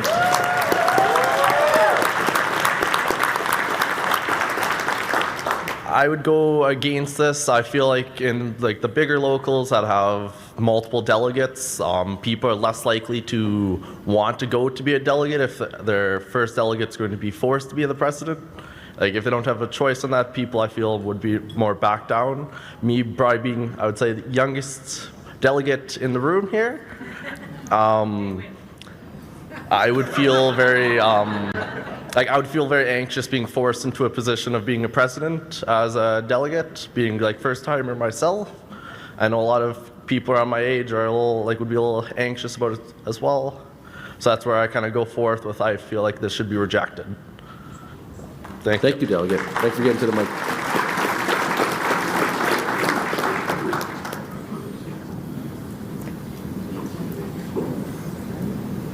Not seeing any movement towards the mic, we'll go to the vote. So, Remember, these are constitutional resolutions, so they need 2/3 majority to pass. So the ballot is now open.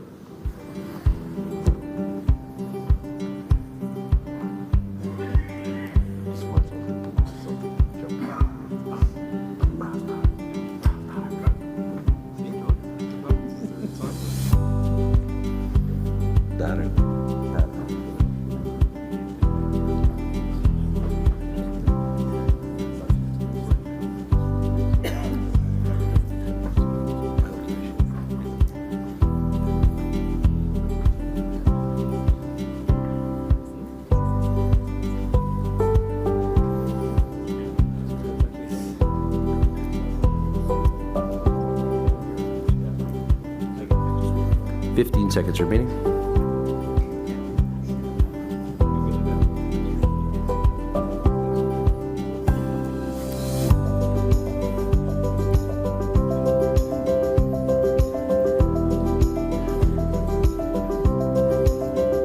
Ballot is now closed. They're prepping the results.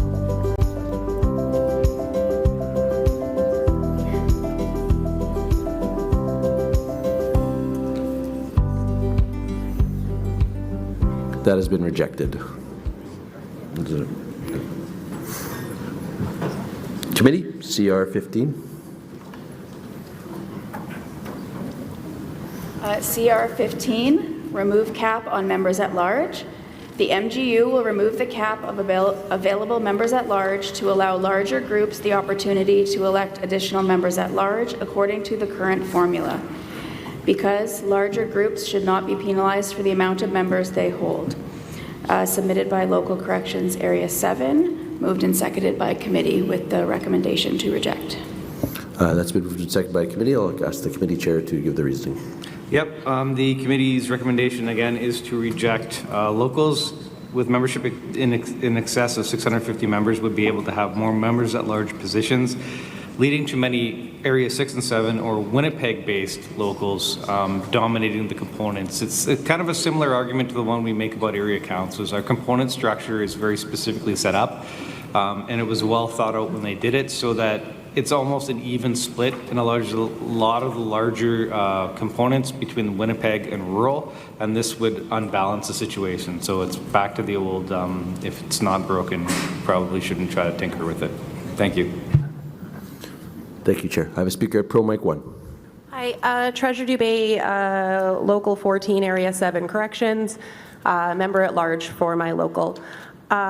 We actually wanted to put forward a motion to amend this resolution, and that the amendment would be that all locals will, in addition to what's there, all locals will add one member at large to their existing allotment, and there will be an addition of the following for 551 to 700 members, one member at large, and for 701 members plus two members at large. I do have that in writing, so I can send that to someone. Yeah. Do you have a seconder for that?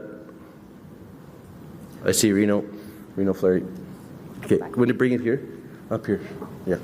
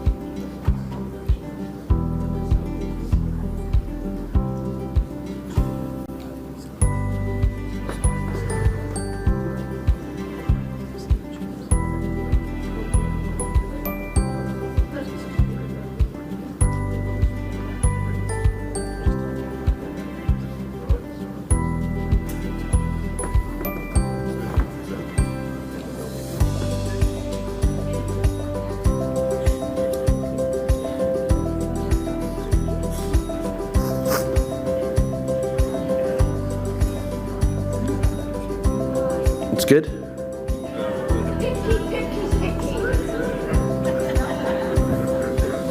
I'll just remind the speaker we're speaking to now the amendment, which if you what's that? Okay. So speaker on call mic 2.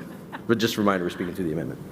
Kimberly Lynn, Local 71, Assiniboine Community College. I am speaking against the amendment because it is increasing members at large again, which is putting the smaller locals at a disadvantage, and it's going to make sure that in areas where you have multiple workplaces in a component, that the larger workplace is going to take control of the meeting. Thank you, Delegate. Pro 4 is next. Delegate on Pro Mic 4. Hi, Kira Shattuck, Social Sciences Component Director, Area 7, Local 47. I speak in favor of this because it actually provides new opportunities for the smaller locals to offer activist positions that we don't currently have. So, for example, 1 to 50 does not have a member-at-large position. Now they would. It would give activists a new way to engage with the union at different kinds of meetings, different levels of ways to express themselves, and in turn the union would benefit from that expanded amount of information from other kinds of members that haven't previously had opportunities to present those issues. So I just think the more voices, the more diverse our locals are, the better and stronger we are. Thank you. Thank you, Delegate. Speaker on Con Mic 3. Annette Liss, Area 5 Chairs, Local 144 Seine River School Division Support. Just a point of information with the amendment, I just want to clarify that we are now saying that for 1 to 150 members, it would be local president plus 1 member of large, and for 151 local president, chief steward, and a member at large. Is that what the amendment is speaking to? Yes, everybody gets member. Yes, they're adding 1 member at large across the scales.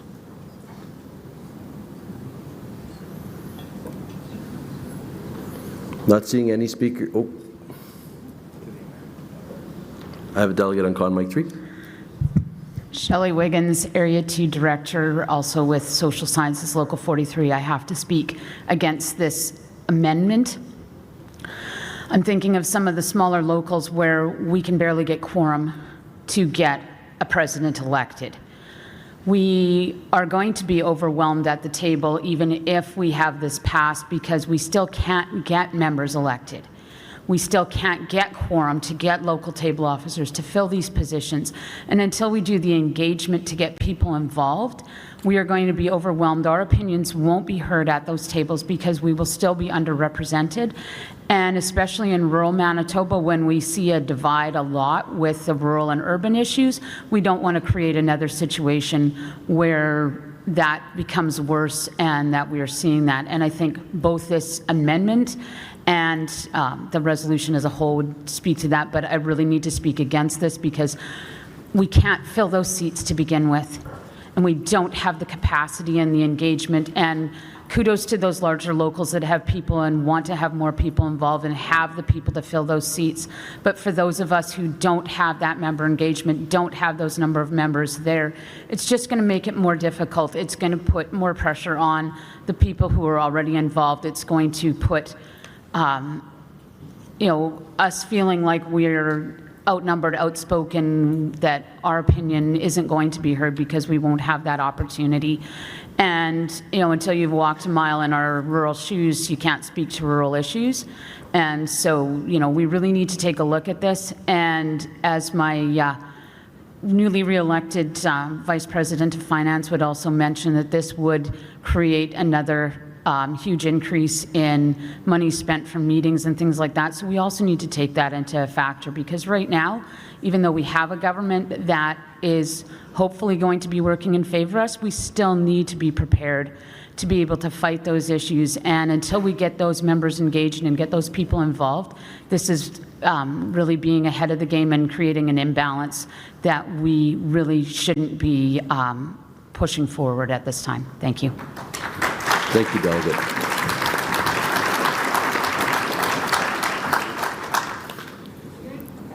Okay, I'm close enough, right? Yeah. Okay, okay. You got it. I'm, what? Manon Mauchamp. Oh, sorry. Sorry, I have a point of order. Oh. Oh, But she can raise a point. I can interrupt for a point of order. I'm just curious, it sounds a lot like we're debating the resolution and not so much the amendment.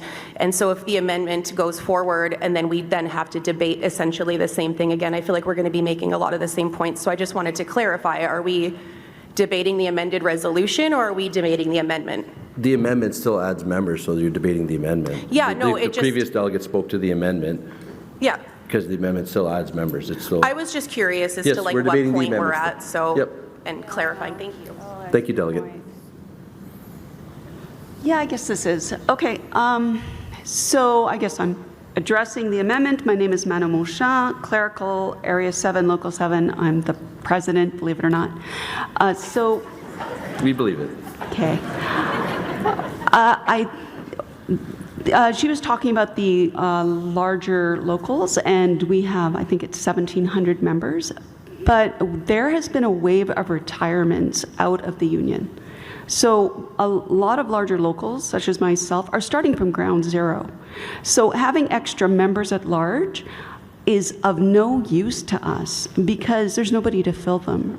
Right now, we're slowly building up our membership, but that's true. Like the more established locals who don't have that problem, well, they'll fill all their seats, which is fine, but we will not be represented. Like, it doesn't help us, and in fact, it can be a detriment because then we're underrepresented right now when we go to these other meetings. Okay, that's it. Thank you, delegate. I have a speaker at a pro mic, so I'll go to pro mic first, pro mic 4. Virginia McKee, Local 47, Area 7, Chief Steward, for another day. I wanted to make a motion to refer this to committee for more analysis. I think that it would be good for us to understand how many locals are currently facing empty, vacant positions. The resolution and the amendment, to be honest. And what would the effect of this amended resolution have on our proportional representation? We have a formula in place right now. With these changes, what would that formula then look like? I don't know if we can make a really informed decision without some better analysis. Just give me a second, but I just want to make sure referral's in order. So.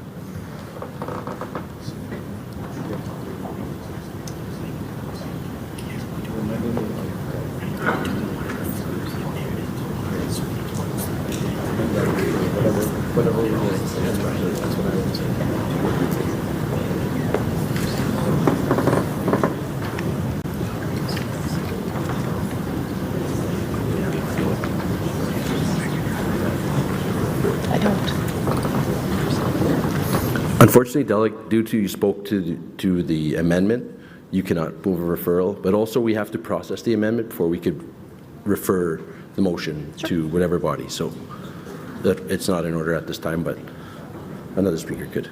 We have Con Mike 2 speaking to the amendment. Tracy Grunow again, MPI Area 7, MPI Component Director.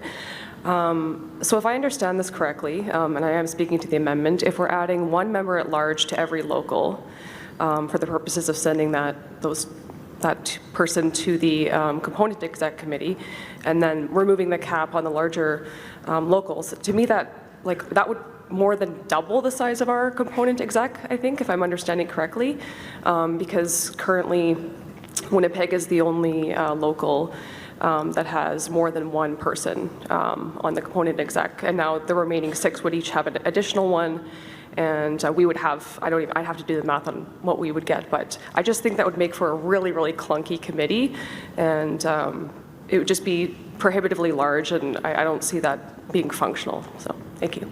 Thank you, Delegate. Delegate on Con Mike 2. Angela Janice, Local 256, I'm local president. I'm going against this. We're a very small local. I mean, there's only 55 members. For us to get quorum, I am on the phone, phoning people, trying to get them to come, and still we only get the 3 people. We had to get our fall meeting added to the spring meeting so that I'm not doing this twice. There's no way that we'd be able to get a member at large. We have like only president and vice president, and that's it. And we've been doing this for, I think it's like his third term, my fourth term. So it would be impossible for something like this to be filled. Thanks.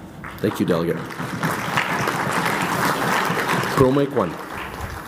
Reno Fleury, Area 3, Local 11. I just want to let people know, like, I am from a smaller area. We do have trouble getting people, but myself as the president, I have helped assisted in like an entirely new council. We got people motivated, we got people, and I'm telling you, if we get an extra member, I will make sure that it is filled because we need more voices and we are growing, and with growth, we need more people to speak up. Thank you.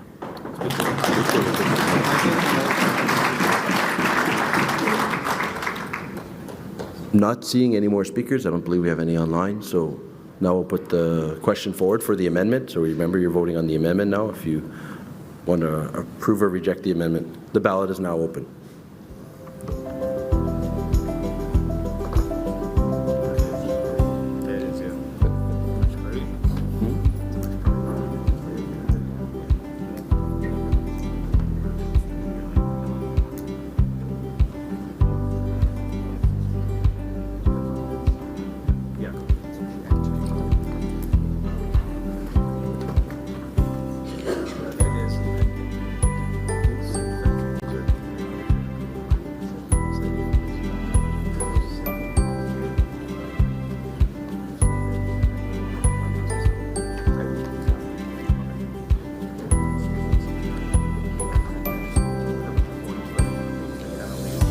Seconds remaining.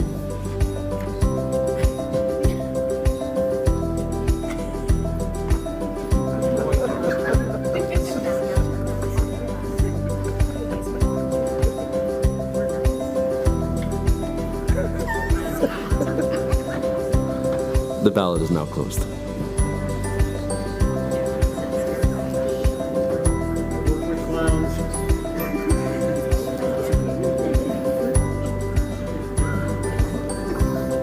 The amendment has been rejected, so we're back to the original resolution. A referral for the speaker went up to refer. That is now in order if you choose refer. I just remind speakers, if you're referring something, you don't get to speak to the motion or the resolution on the floor. You have to refer. So, Speaker, I'll call Mike 2. Yeah, Scott Cloney, Corrections Area 7. The one thing I just want to, for the floor, we heard a lot of people talk about this, and I think the key thing, especially when we're dealing with constitutional matters, you want to keep in mind, is that we heard some groups who say, this is good, this will work for us. We heard some groups say that this will cause a huge issue for us. And when we're dealing with constitutional matters, you have to be reminded that that constitution is the constitution for the entirety of the union. So we don't want to bring things in that solve us one problem over here and cause 10 over here. So again, just wanted to bring that up, that when we're dealing with constitutional matters, just because it solves a problem in your local, there are other ways to solve that problem that may not negatively impact all the other ones by changing our constitution. Thank you. Thank you, Delegate.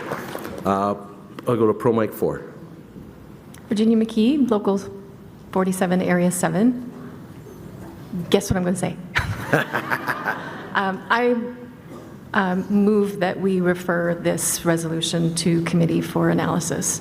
So back to the board probably is where it's got to go? Or back to the committee for further analysis, Okay. but, okay. Need a seconder? To be brought back, you can also, to be brought back at the next convention is? Yes, that was what I was thinking. Okay. Okay, I'll get Deb Jamerson in a second. Sorry, Ed. So we have a motion to refer on the floor. A motion to refer the motion is not debatable. Where it's going and when it's coming is debatable, but not the motion to refer itself. So just so we're aware.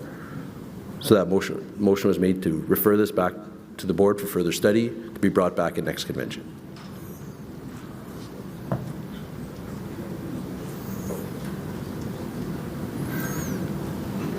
And it's the first time we do this with DOT, so they're probably working on the ballot.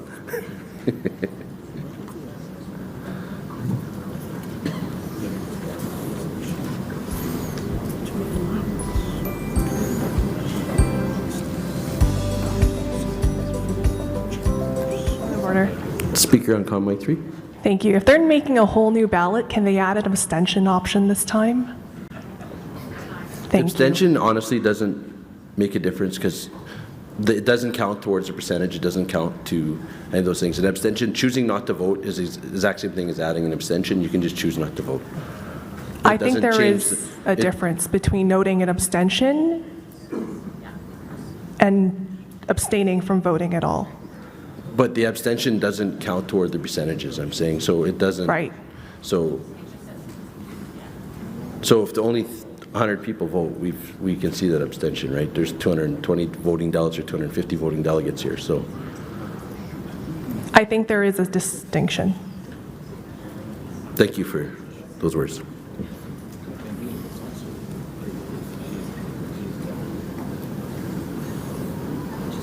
Okay, the ballot is now ready for the referral.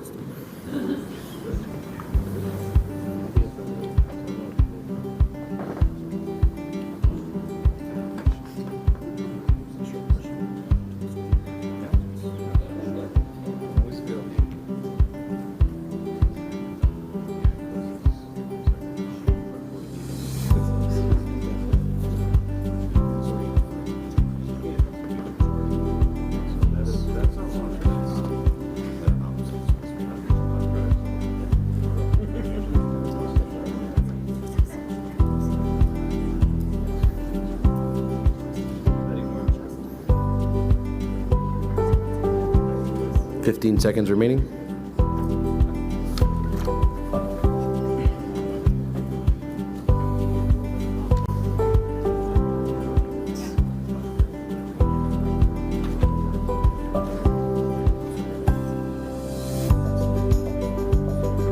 The ballot is now closed.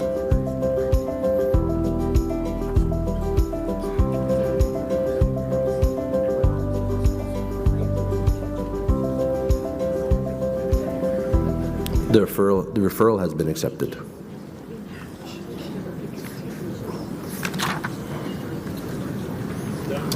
So now we'll move on to CR 16. Committee. CR 16, amend definition of quorum. The MGEU will amend the definition of quorum currently in the Constitution to include the definition of quorum in a local with no executive to be 3 members of the local, because currently the MGEU Constitution defines quorum as a table officer and 2 members, but we have some locals without an executive. This reflects what the MGEU does currently in the Constitution. Submitted by Component Executive Gullico, and it's moved and seconded by the committee. Thank you. That's been moved and seconded. Did the chair bring the recommendation? The committee's recommendation is to reject. A local requires a table officer in order to chair a local meeting and represent the local at area council and component. The change is not required, as practical application has been that if there are 3 members at the meeting, an election is the first order of business, and that meeting will have quorum and able to continue assuming someone is elected or appointed as a local table officer. If no one is willing to let their name stand as a local table officer, then the local cannot conduct business. And again, just back to the theme that you've heard us say many times, I'm sure there are locals where this will help, and it's not like we're trying to avoid assisting you. But when we're changing, this is the Constitution for the entirety of the Union, so we don't want to change the Constitution to fix problems in one local, which may cause problems in another one. Thank you. Thank you, Chair. I see a delegate on Pro Mic 4. Hi, Dave Hill, Gullico 61, Area 7. Can you step closer to the mic, Dave? Just closer is good.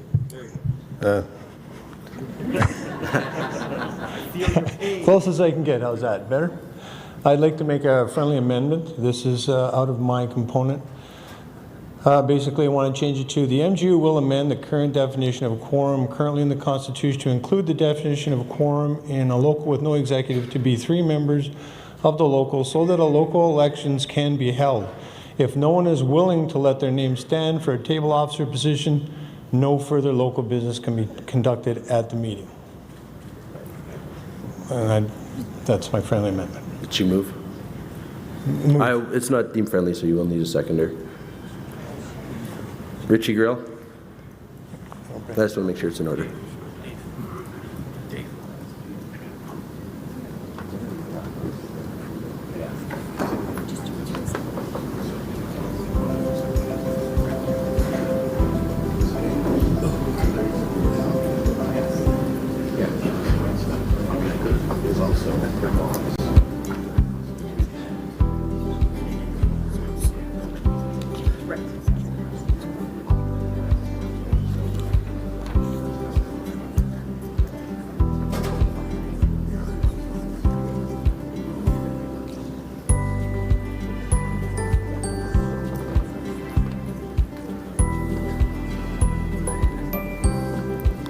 The amendment is in order, so we'll take it to a vote. Remember, folks, if you'd like to debate the amendment, please get a step to a mic.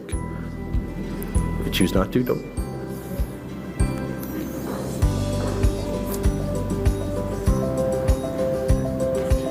Can you see it on the screen? What's that? Can you see the amendment on the screen? It's coming.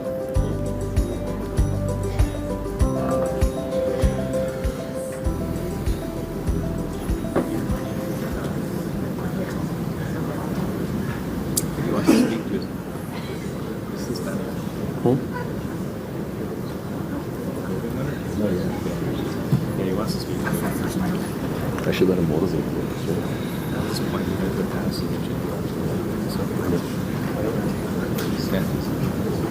But it is in order. No, it is. I'm not against it. It's just unfortunate. I don't know why he's giving it. It's just codified. Yeah, that's what we're confusing. But he's up here with Steve, so he thinks he's getting something. Thank you.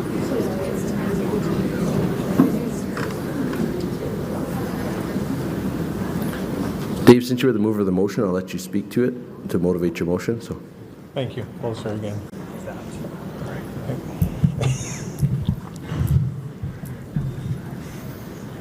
Now I'm too close. So the rationale I have here, and if you look at what the Constitutional Committee has said, is we're doing this in practice already, so it makes no sense not to codify it into the Constitution. It doesn't disadvantage any other locals. It just helps us with getting quorum in locals that haven't had an executive for a considerable amount of time. I've got, in my component, we have a couple of areas that they haven't had a local executive for a couple of terms now. And so if you go to have a meeting and you call for a meeting, you're putting the cart before the horse. If you don't have quorum to start the meeting, you can't have an election. We're saying, well, we'll start the meeting, have an election, and then you get quorum. So that's my rationale. thank you, Delegate.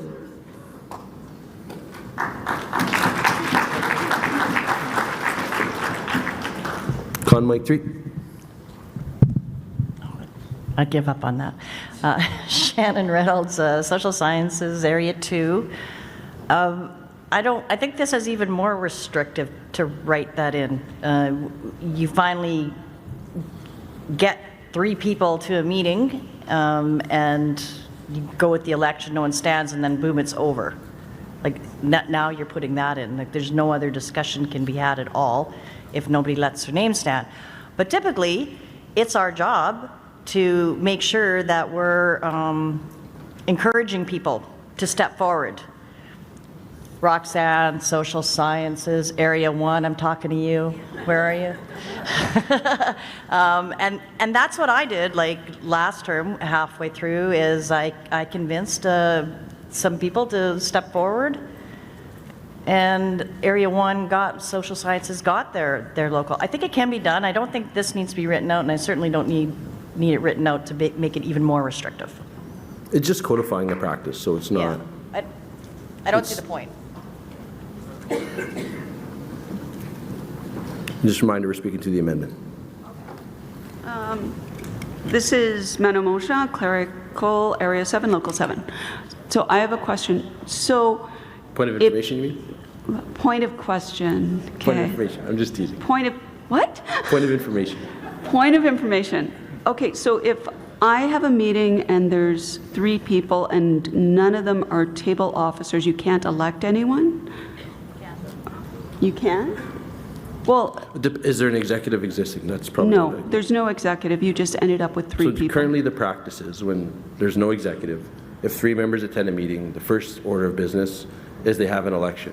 Right. But if no one would elect into a table officer role, you cannot make quorum to do the rest of your work. Well, then what he's asking is what's already in place? It's what we're doing. It's actually not in place. It's our practice. It's not actually written out in plain language. Okay, so we're just basically asking if we want to include it in the Constitution so that it's part of the Constitution instead of just practice. Basically. Okay.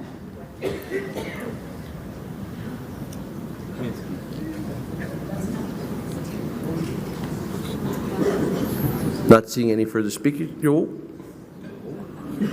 Good move, Kevin. Delegate on Pro Mic 4. Hello, delegates. My name is Kevin Kotick, Area 3 Gallico. What Dave is talking about is just clarifying things for our component, things that have happened in the past, and just clearly defines what the practice is. So I'm in support of Dave, and I hope the delegates can support the amendment. Thank you. Thank you, Delegate. Delegate on Pro Mic 4. Thank you. I'm Richard Girl. I'm a member at large for Local 61, and I'm chair of the Gallico Component Executive. I rise and speak in support of this amendment because when I became chair of the component, the first thing I requested was to know the status of all the locals that make up our component. I was extremely concerned because at that point I had found we had 3 locals that did not have local executive committees. And our current director, Dave Hill, went to a lot of effort to go and try to resolve that issue. So this was the practice that we've been doing. It should be part of our Constitution, so the framework's there and it's spelled out fairly. So I really encourage everybody to go and support this amendment, and I thank you. Thank you, Delegate. See Delegate on Pro Mic 1. Deb Jamerson, Legal Component Director, Area 7, Local 26. They wrote it out for me. Woohoo. I call the question. The question has been called. We'll prepare the bill.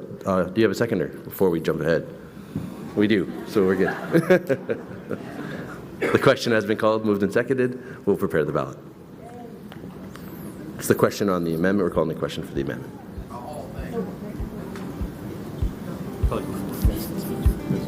The ballot is now open for calling the question.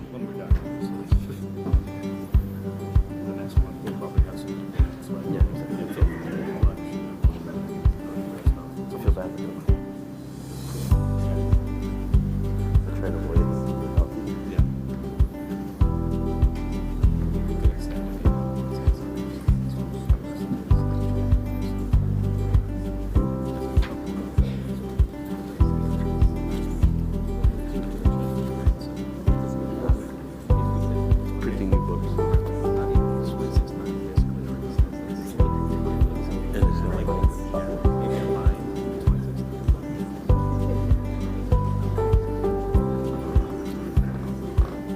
15 seconds remaining.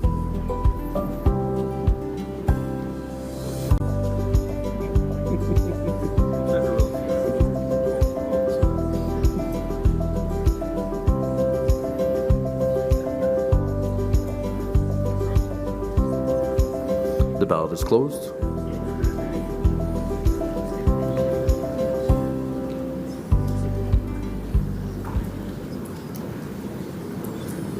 The calling question has passed. Now we'll vote on the amendment. So, the thoughts, please prepare the ballot.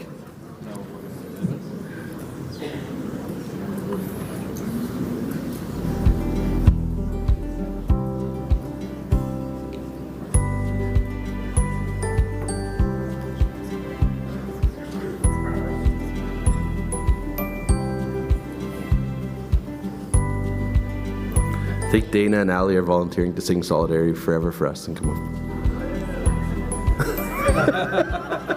Nobody knows. The vote's not coming up.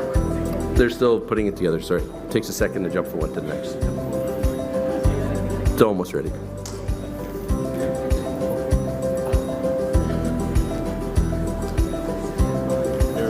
The ballot for the amendment is now open.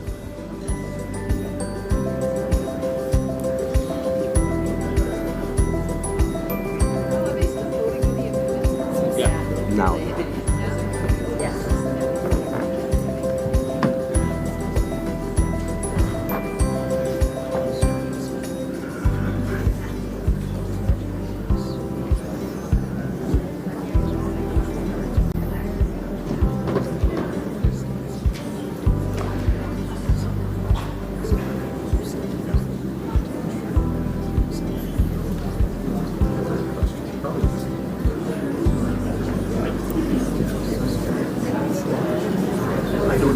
Fifteen seconds remaining.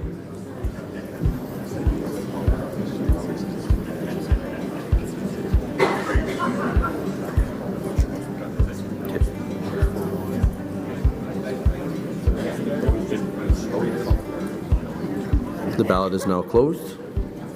The results of the amendment are...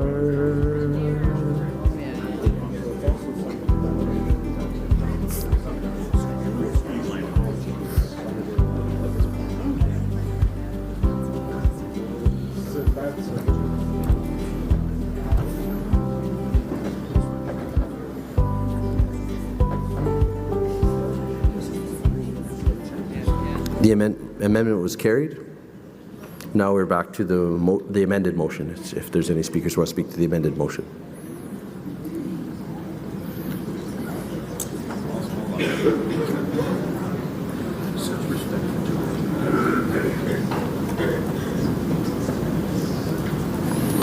We have delegate on Pro Mic 4. Annette Bliss, Area 5 Chair, Local 144, Senior River School Division Support President. I rise in favor of this. I was going to speak against it before I found out that this isn't actually mentioned in the Constitution or the bylaws at all. So even though this has been our practical application, we've just come out of bargaining, and we are on the third superintendent since I started. Things that we did not have in our contract that were practically, or had been assumed to be done throughout the first two superintendents, are now not being interpreted the same way, not being done the same way. So having this in our Constitution means that going forward, there is no ambiguity. This is the way that it is done. No one can come and say afterwards that, well, just because we did it that way before, now we don't want to do it this way. So we need to make sure that things that are practical that we are doing in practice are also reflected in the Constitution, so that going forward, everyone is still doing things the same way. Thank you. Thank you, Delegate.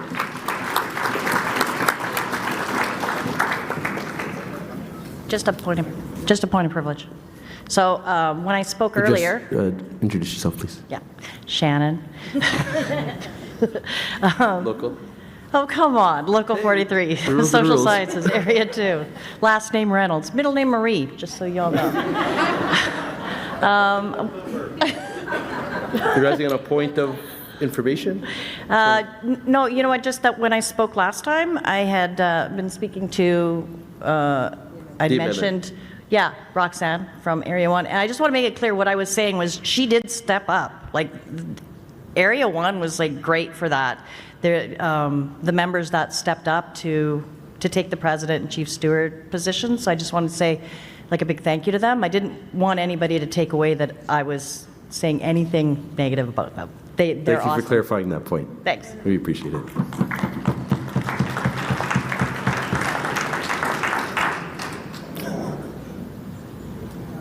Pro Mic 4. Dave Hill, Galco 61, Area 7.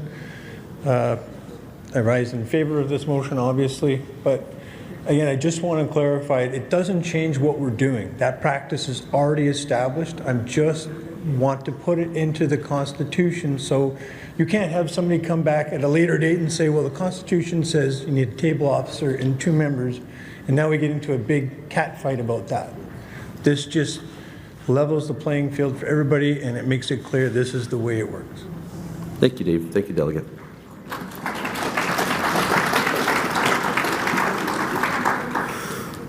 Not seeing any further speakers, we'll vote on the motion or the resolutions. The ballot is now open.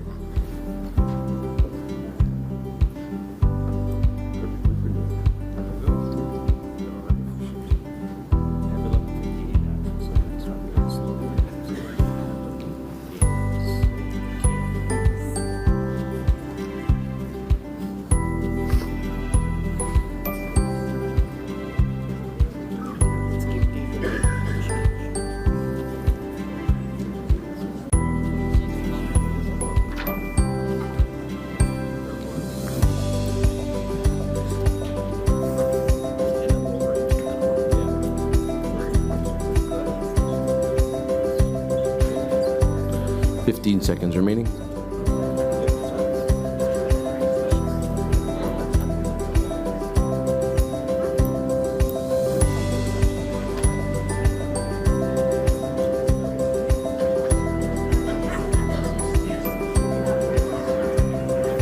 The ballot is now closed.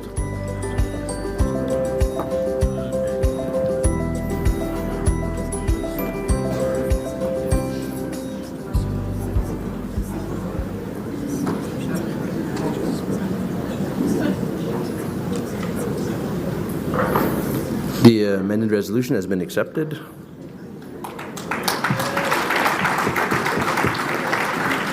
But this seems like a good time to break for lunch, so we'll see you guys at 1. Well, good afternoon, everybody. At this time, I have the honor of having our new provincial table officers for 2023-2025 are going to recite the oath of office together. All at once. So I, say your name. Kimberly Wan.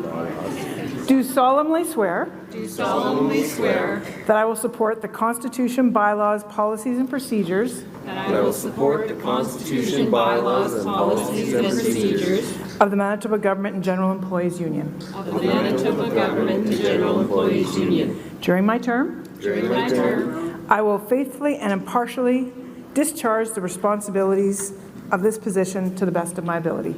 I will faithfully and impartially discharge the responsibilities of this position to the best of my ability. Congratulations, everybody.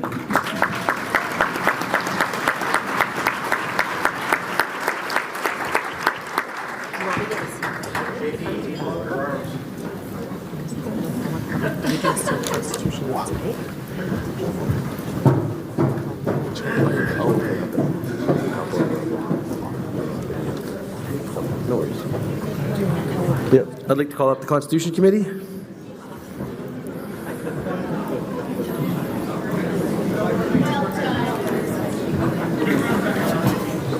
Hope everybody had a good lunch.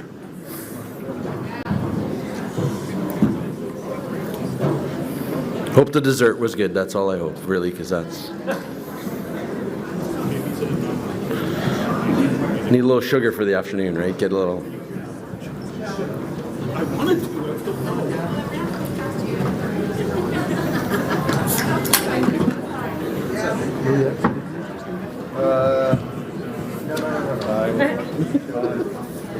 He's still not gonna respond. Just tease it. You couldn't order me. No, we did that one. That's the before. Yep. That's the one we ended before lunch, right? Oh, yeah. Yeah. That one always worked for you guys too. Who's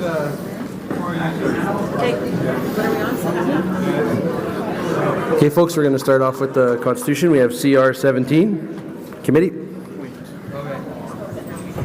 I just cut you off? Yes, that's okay. You have sorry. Okay. We're ready. Go ahead. All right. CR 17, appoint workplace safety and health representatives. The MGEU will amend the Constitution to allow the component executive or area council, where applicable, to appoint workplace health and safety reps and stewards where required when a local has no executive. Because the Constitution currently only allows a local executive to appoint stewards and WSH reps. A local with no executive cannot elect or appoint right now. Staff reps cannot do it either. Submitted by the component executive Golico. Motion seconded and passed by our committee. Moved and seconded. There we go. The motion, our resolution has been moved and seconded by committee. Chair, please bring the recommendation.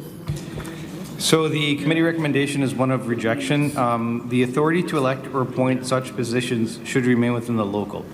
However, stewards and workplace safety and health committee members or a workplace safety and health representative are often elected by the local membership within a given location. Again, for us, these are local positions. The authority to appoint them or elect them should remain within the local. I will point to the fact that at the June special convention, we created a process that allows the component to appoint somebody to that local executive, and we believe that that would resolve this issue. It just has a few steps involved. Thank you. Thank you, Chair. I see Delegate at Pro Mic 4. Dave Hill, Golico 61, Area 7. I'd like to make I assume it's a friendly amendment. We'll see. Basically, it's as is. I just want to add a line at the end to address the one concern from the committee saying any appointments made would be subject to approval by the local executive when one is elected or appointed under C3010.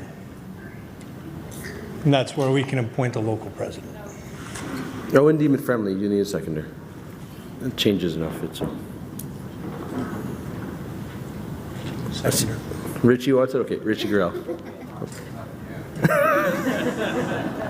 Well, you're going to the mic, Ed. I was going to give you a chance to at least introduce yourself. So we're going to bring that to the front, Dave, so we can get it up on the screen.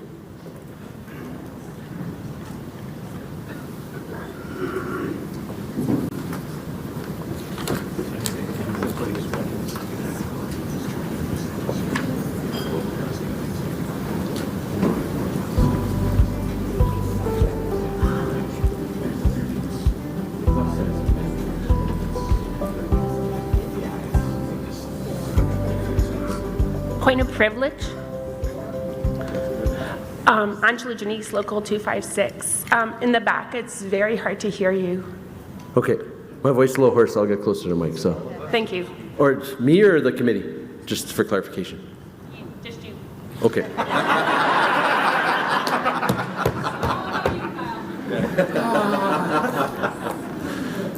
I got big shoulders. I can handle it.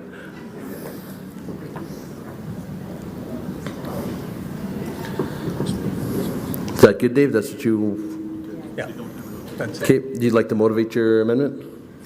Yeah, I mean, this is just to address in the notes the concern from the committee that the power remains within the local, even though there is no local executive. Once they get in, now they can review any appointments that were made, and that power then stays with the local. Thank you, Dave.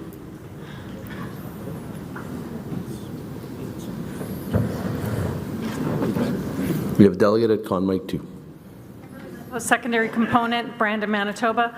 I have concerns with this amendment. If, on the off chance, someone in a component, say it was my component, I didn't have an executive, I reached out to the component and said, I really want to do this, I really want to be helpful, I want to be a workplace safety and health rep or a member rep, and they asked me a few questions, they get the information from me, I've shown the interest in doing this, they've given it to me, and then 3 months later, suddenly we find enough people to get an executive going. The executive comes in, looks at this, and says, after I've been doing the job for a few months, that, yeah, no, we don't like you, we don't want you to be our steward or our workplace safety and health rep. Shame on us.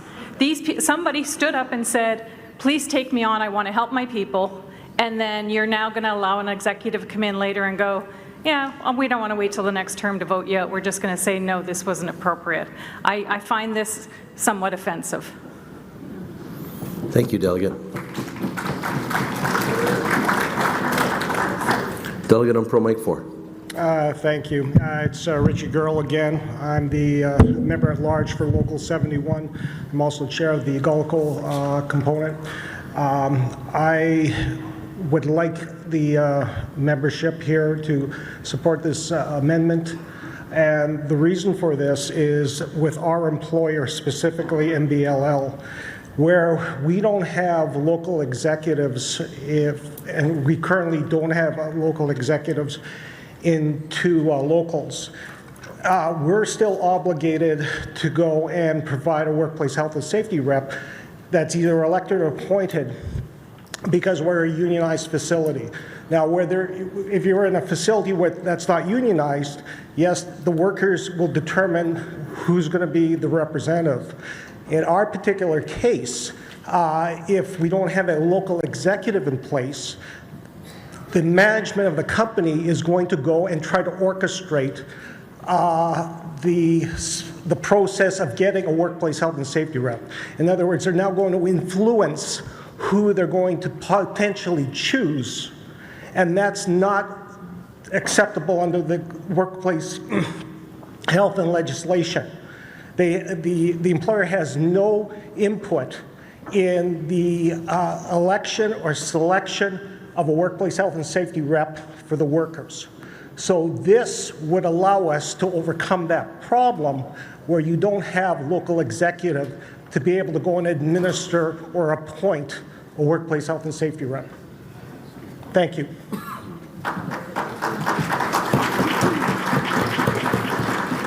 I have a delegate at Con Mike 2.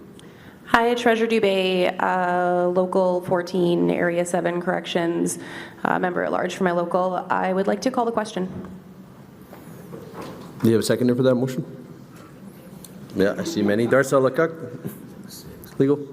Okay, the question has been called. Dots, please get the ballot ready.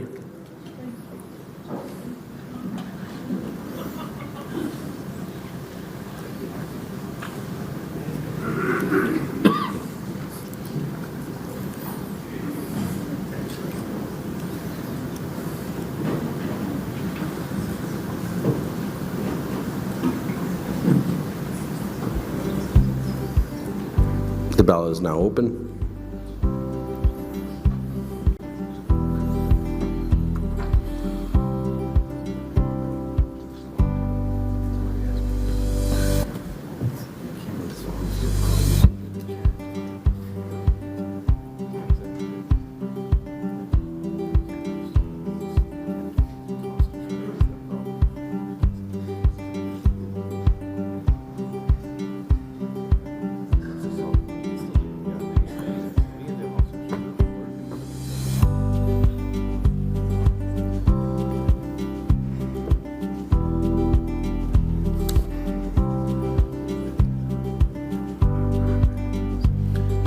Seconds remaining.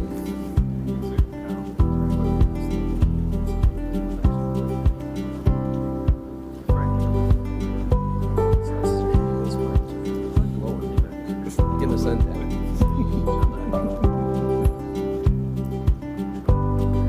The ballot is now closed.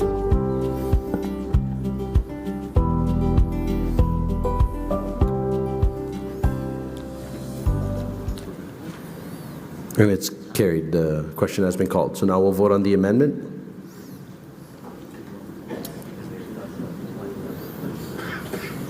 We're really putting dots to work today, so.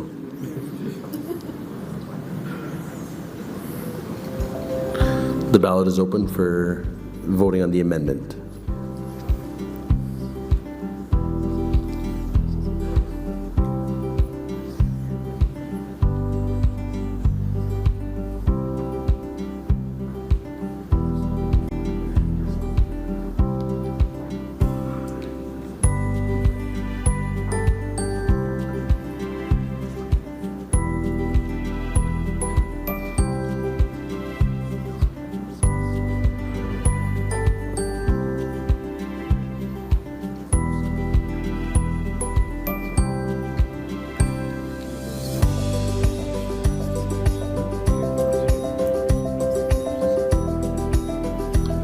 Seconds.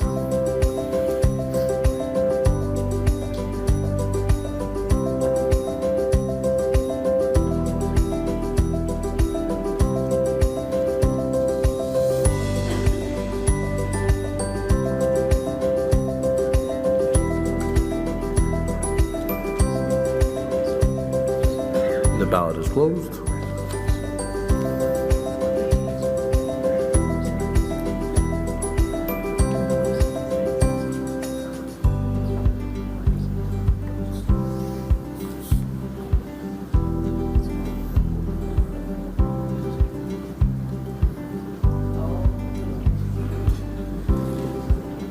The amendment has been rejected. Now we're back to the main resolution.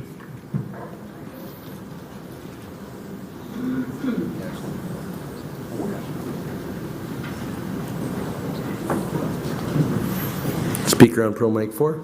Dave Hill, Gallico 61, Area 7, Chief Steward and Component Director. So the reason that we need to have this resolution passed is we have situations where we haven't had a local executive in a couple of terms, and contrary to the note from the committee at the bottom, a workplace can't just decide they're going to have an election on site. It's contrary to the legislation. The Workplace Safety and Health specifies it has to be done in accordance with the constitution of the bargaining agent. Where there is no bargaining agent, you can go ahead and do that, hold elections. But you can't do it right now. And our constitution specifies that all elections for stewards and safety and health reps are done at local meetings. So, and the component, Kimberly Lynn's example of somebody volunteering, you can't put them in place right now. So that's why we need that at the component level or the area council level, where there's union or locals that haven't had any executive for a considerable length of time. We now have no stewards and no safety and health reps legitimately in place, and we can't fix that without this change. Thank you, Delegate. Point of clarification. Sure. So the Workplace Safety and Health Act does say that it has to be done within the confines of the constitution of the organization or union or association.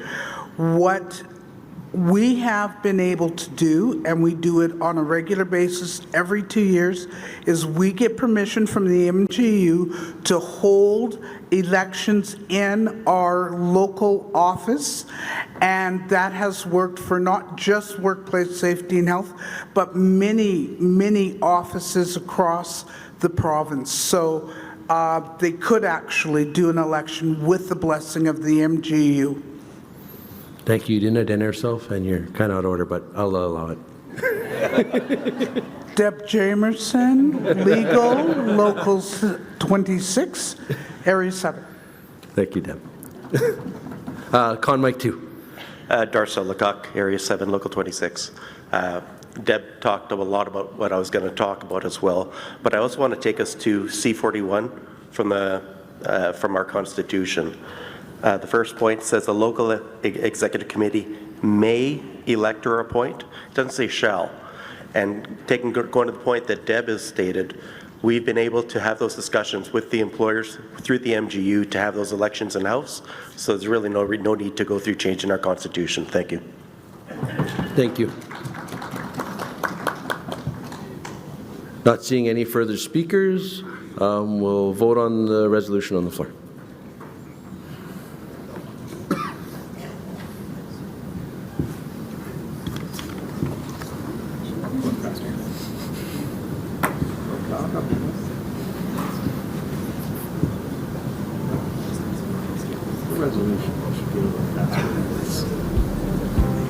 The ballot is now open.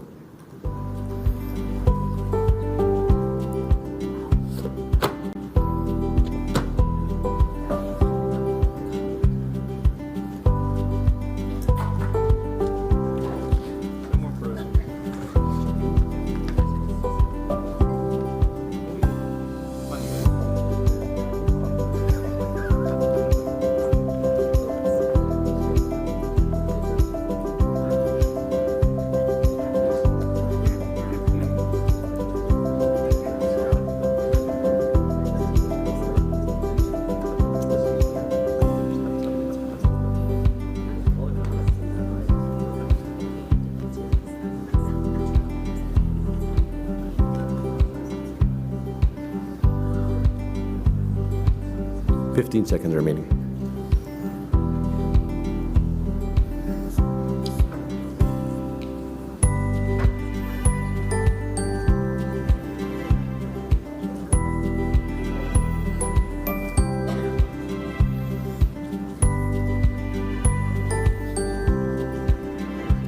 The ballot is now closed.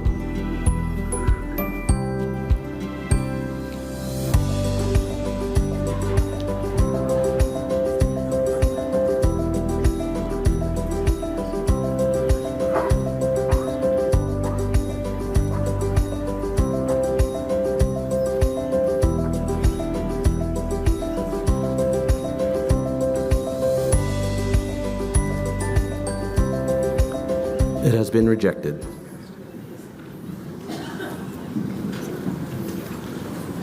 So we'll move on to the next one is CR 18, committee. Allow component recalculation in exceptional circumstances. The MGEU will change C 27.1.2.3 to allow for the recalculation of the average number of official union members for component executive committees to be done when exceptional circumstances occur, i.e. Manitoba Housing members join civil service trades component and no recalculation was done to reflect the increase in membership/representation. Because it places a component at a disadvantage to not having a full complement of representation based on true/accurate numbers when exceptional circumstances, i.e. new membership occurs. Submitted by Local Trades Area 7, moved and accepted by the committee. Thank you. That was moved and seconded by the committee. I'll call on the committee chair to give the recommendation. The committee's recommendation is one of rejection. It is unclear what would and would not constitute exceptional circumstances. Membership numbers fluctuate for a variety of reasons, wherein the current calculation formula is balanced and based upon a 12-month average as per C27 of the Constitution. Thank you, Chair.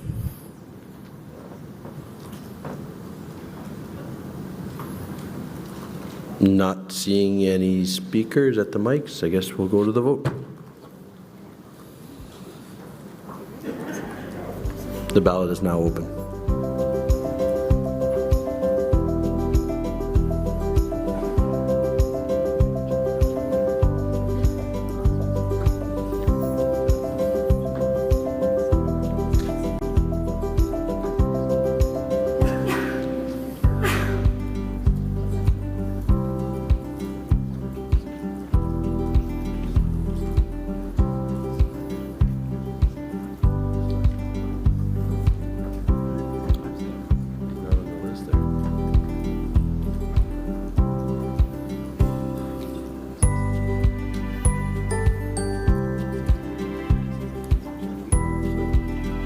Hmm? 15 seconds remaining.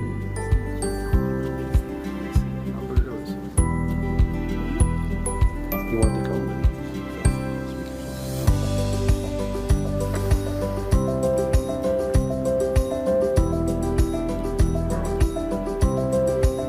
The ballot is now closed.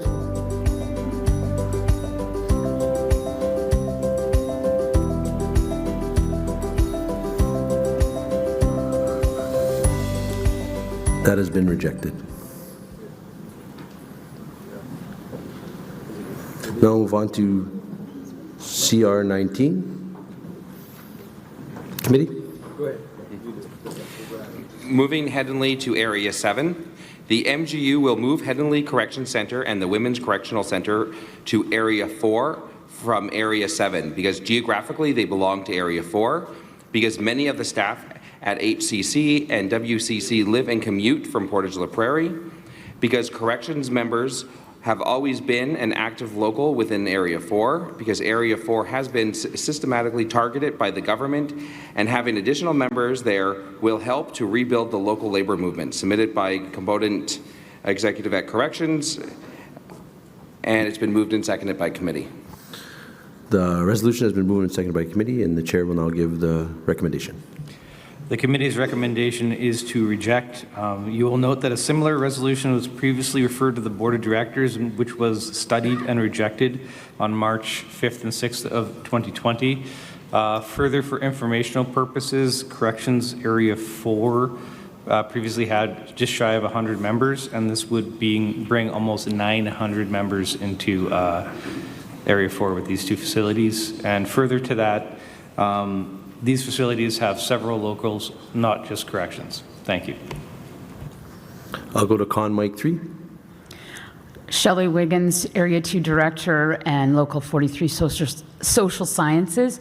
I am speaking in opposition to this resolution, and as the chair has spoken of, there are a number of different other locals that were impacted by closures in Portage la Prairie, and this doesn't speak to those locals, doesn't allow those locals to have the opportunity to move back to Portage when there are members from social sciences who were affected during the Agassiz closure, for example, and now are working at MYC.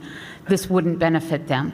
This wouldn't make that change for those people who are still traveling that same distance for work. And when we're looking at making moves and making changes, we need to look at what is benefiting all locals and what is affecting all of our members and not just one particular component or group in our union. So I would ask that you would vote to reject this resolution. Thank you. Thank you, Delegate. We have speaker on Pro Mic 1. I'll try not to go over the 3 minutes. As your corrections go on, we would like you guys just to reject this. We were going to ask to withdraw it, but after reviewing and speaking to a lot of other members up to this point, we just asked everybody to reject it. Area 3, Local 11, Reno Fleury. So you can encourage... Who is that? Unfortunately, we can't withdraw it, but so he's... Basically, you're saying you recommend rejection, right? Okay. Not seeing any further speakers, so we'll open the ballot on CR 19.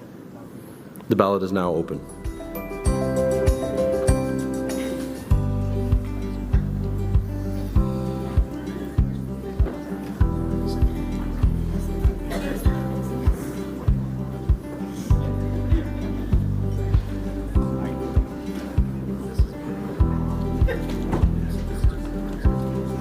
Okay.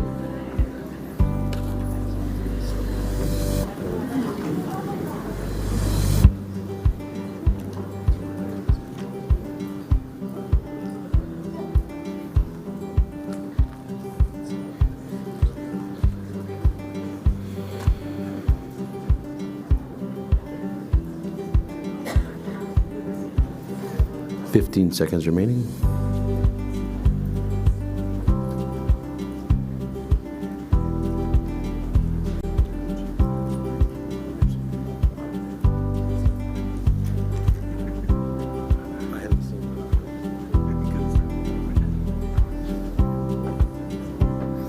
The ballot is now closed.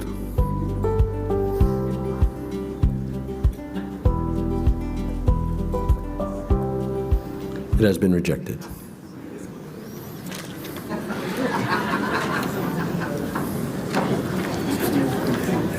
Before we move on to the next resolution, I just want to inform everyone that we have counted and we've raised over $1,500 for the strike line at MPI, so I want to say thank you to everyone who put that forward.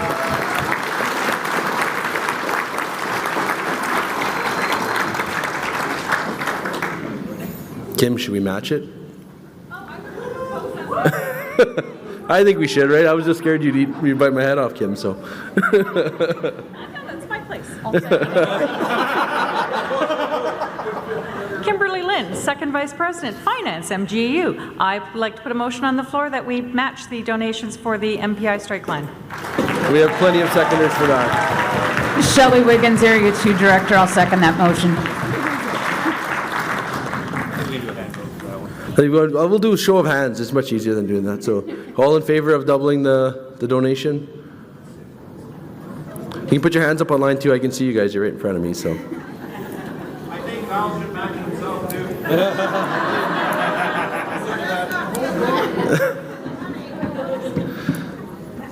Any opposed? That's carried unanimous. Thank you, folks.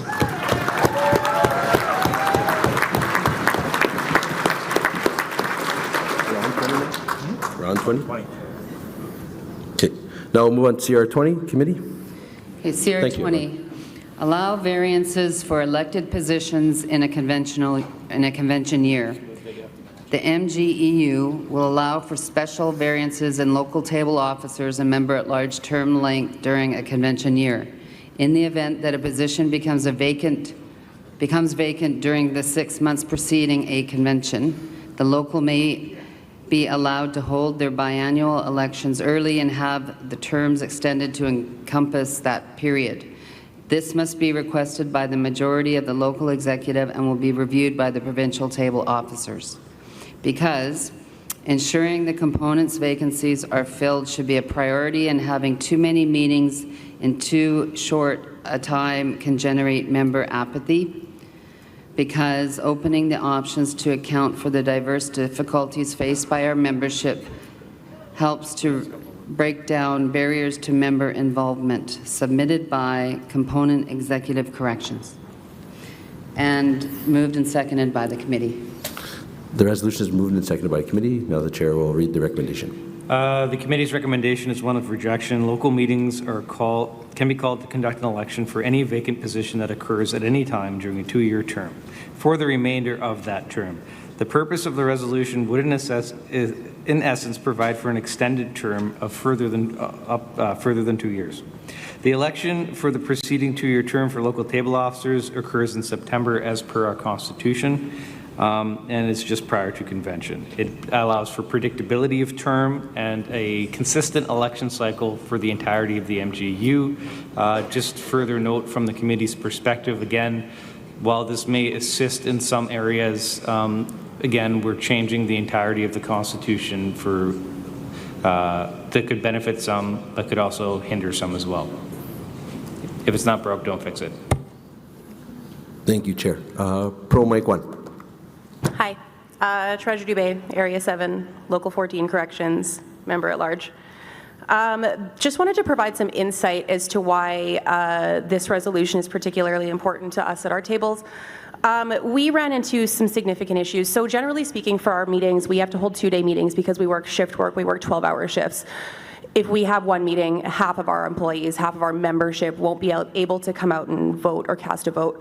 So we ran into this issue earlier this year where we had to replace several members of our component because they've moved on to different things. So therefore, we held a 2-day meeting about 6 months before actual term elections happened, where we had great turnout.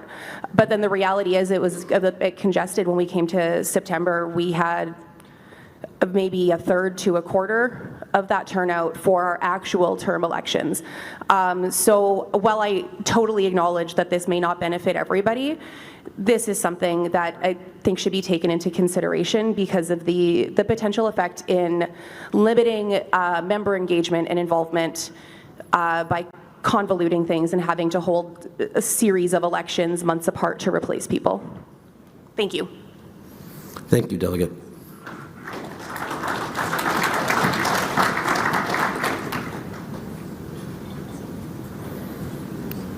Hi, Mic 2, yep. Geneviève Malta-Lapointe from Brandon University, Local 135. It's my first time speaking.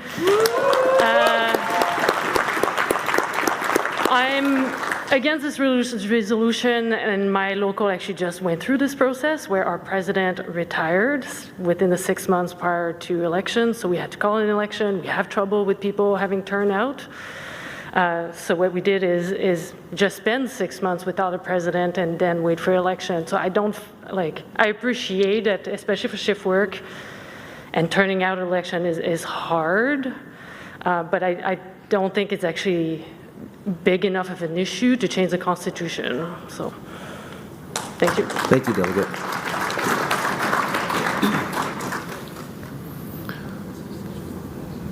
Not seeing any further speakers, I guess we'll bring on the question. We're voting on the resolution. The ballot is now open.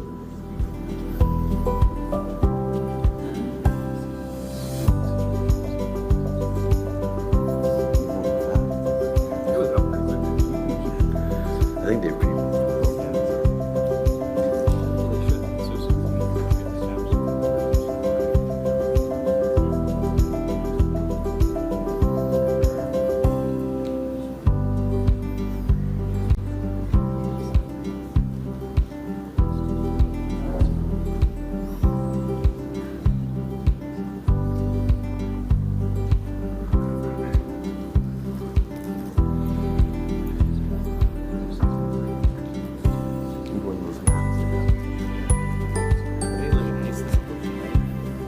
15 seconds remaining, folks.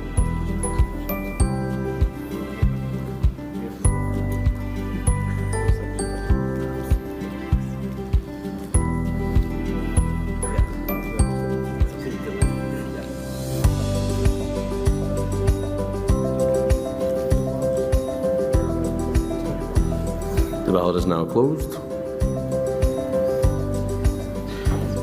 That has been rejected.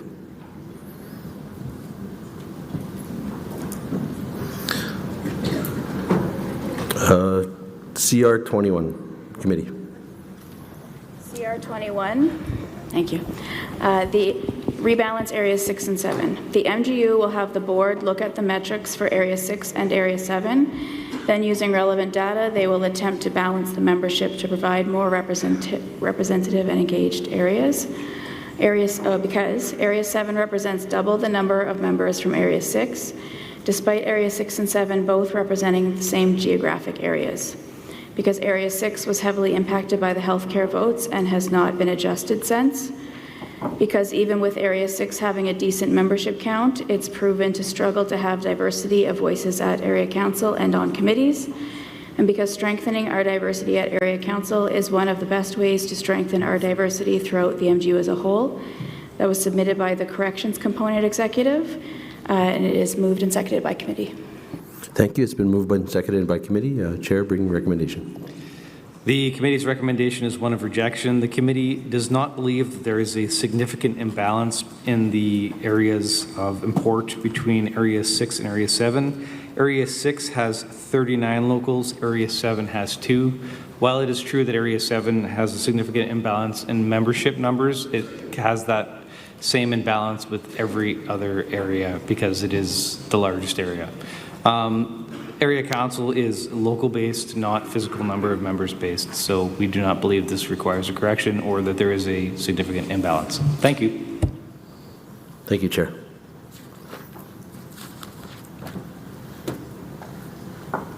Anyone on the mic? Oh, I'm just standing here. No. Pro mic 4. Hi there, Chris Kwan, Local 47, Area 7. I'm standing in favor of this resolution. It's not asking for the delegates here to do anything. It's asking the delegates to give the board the opportunity to evaluate and assess the situation. And although it is correct that there are 39 locals, a greater number in 6, and 32 in 7, the reality is that there are 12,000 members in Area 7 and 3,000 members in Area 6. So if you pay attention to those mathematics, an individual in the Area 6 area could end up populating 4 or 5 different committees, and a member who has interest in being part of a committee or any other opportunity in Area 7 may never have that ability to be elected into those positions. So really do the number crunch, please, and thank you. Thank you, Delegate. Delegate on Con Mic 2. Hi, Stephanie Swain, Local 178, Area 6. I stand strongly against this. In the becauses, it talked about not having done the work. We actually did after the healthcare votes last time. We looked at this, we looked at all the numbers, we looked at the locals involved, and we determined that there wasn't an imbalance. As someone who's from Area 6, I think it's worth noting that this resolution did not come from either one of those areas. The area directors and chairs have talked about this issue. We all agree it's not a concern. And we had a whole discussion earlier on another resolution about how representation at area council is based on number of locals. Yes, everyone can have a voice at the meeting if you're, member at large to all that, but it's the 3 table officers that then get vote, and that keeps that balance. The numbers of locals between those 2 areas are actually slightly imbalanced in favor of Area 6 rather than Area 7.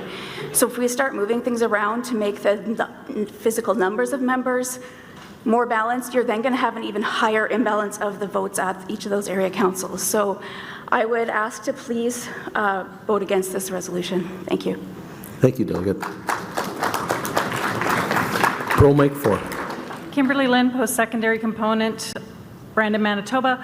I would like to refer this back to the board for them to have a look at it with bringing on the new members from Wanty. This may affect what the last time that they looked at things was, so I would rather this be looked at again more fulsomely now that we have some new membership coming on board. Do you have a seconder for that motion? Ed Miller, board. First-time delegate, first-time speaker. I just wanted the applause, that's all. I second the motion. Thank you.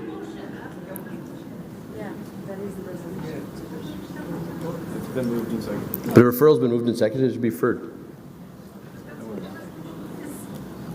Referral is not debatable. Only where it's going. So you're referring to where it's going? No, I'm just wanting to ask in terms of calling it to question. Well, there's a motion on the floor for referral, so Okay. if no one gets to the mic, the question will be it'll be called. Okay, thank you. It's been moved and seconded, so.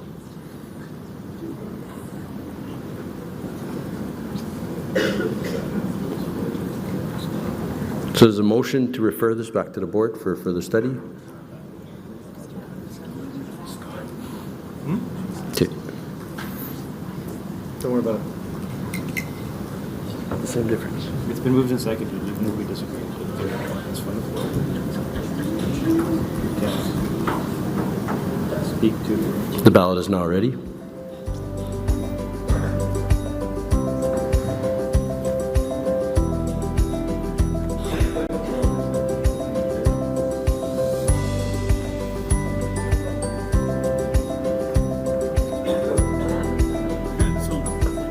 So did everybody.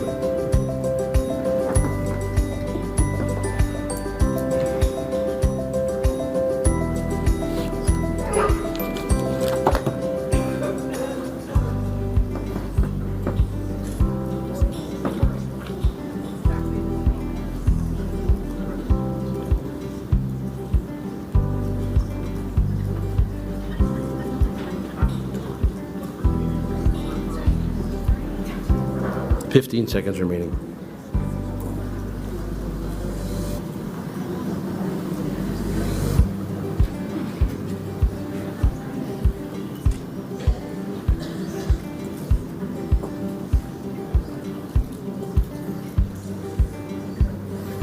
The ballot is now closed.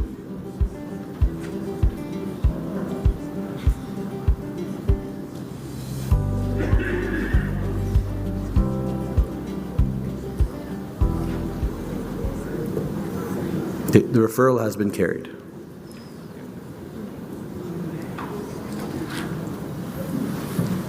Next we have, is it CR 22? Committee? CR 22, designate alternate for standing committees. The MGEU will allow the selection of an alternate for standing committees because this would ensure that there is always someone at the committee meetings when the elected person is unable to attend, submitted by component executive community support. Moved and seconded by committee. That has been moved and seconded by committee. Now the chair will read the recommendation. The committee's recommendation is one of rejection. Standing committees conduct business that often extend beyond one meeting, wherein an alternate may not have the background to be able to participate in previous discussions to be full participants in the meeting they're filling in for.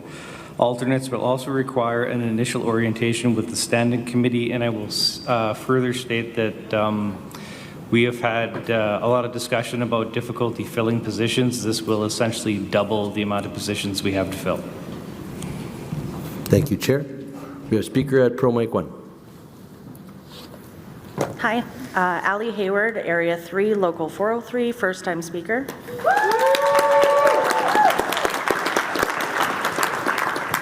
I stand in favor of this resolution because I feel that accepting this resolution would allow newer members to have the opportunity for learning and also create mentorship within our union.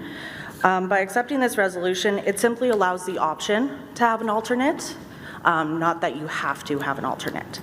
So as long as there's interest, it provides that option. And so I ask that you accept this resolution. Thank you. Thank you, Delegate. Delegate on Pro Mic 4. Enoch, Local 73. I would be in favor of the resolution in the sense that this is always the first time, and this is a way for somebody to start getting more engaged and accumulating that background. They have to start somewhere. So just for that reason, I would be in favor of the resolution. Thank you. Thank you. Speaker on con mic 2. Hi everyone, my name is Paul Myerson. I'm Area 7, Local 7. I sit on the Finance Committee. I'm against this resolution because, to be honest, to go on one of these finance committees, sorry, I'm being blocked right now.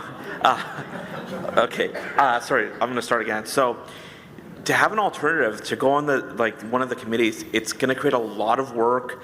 You're going to have to do a lot of you're going to have to teach the alternate a lot of information, and it's going to create a lot of confusion, and it's going to be unfair to the committee members, the present ones, as well as the alternative. To be honest, if somebody wants to stand on a committee, just when you go to your local election, just run for it. And I reject this. Thank you, Delegate. I have a speaker on Pro Mic 1. Reno Fleury, Area 3, Local 11. I know we woo, yeah. I see there's a lot of things keep coming up. We speak in the worst case scenarios. For this one, I know it seems like it may be huge, but there's a lot of small groups that they're simply just asking for an alternate to help out when their voice can't. They're just another option for them, for their voice to be carried. We're not saying every single local, everybody gets something. This is more just to give the opportunity for those smaller locals like Area 3, my brother and sister over there, Ali, to get an opportunity to have someone else help out when she can't. Thank you, Delegate. As con speaker on con 3. Kimberly Lynn, Local 71, Assiniboine Community College.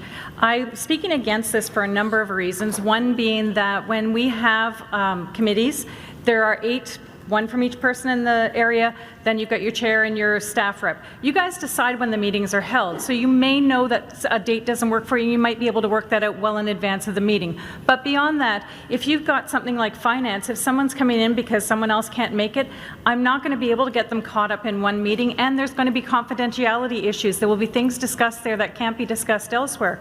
Grievance and appeals is going to have confidentiality issues. And anything that you've missed at that meeting, you will pick up in the minutes, and then those are the things that you can take back to your area council. The reality is putting someone in there on a one-time basis is not a good idea. Thank you, Delegate. We have speaker on Pro Mic 1. Darcel Lecoq, Area 7, Local 26. Call the question. Do we have a seconder? Shelley Rougeau.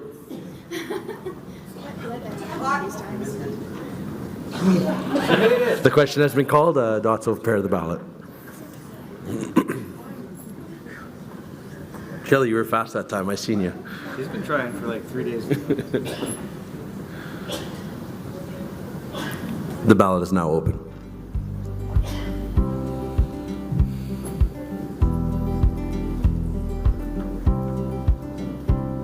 We probably don't this question's called now.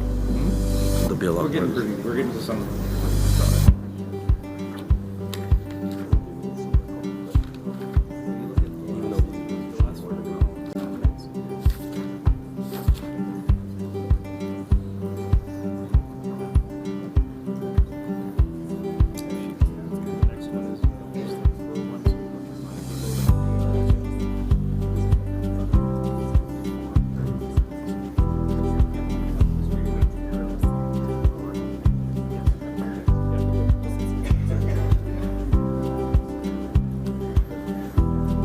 Ten seconds left.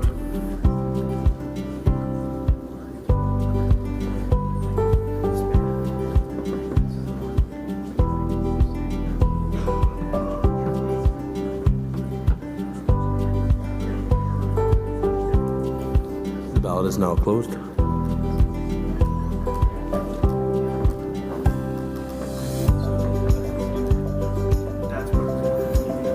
The question has been called. It has passed. So now on to the resolution on the floor. Creates caucuses. No. We got to vote on it. There's no volume. Yeah. You still got to vote on the Yeah. You get a little excited.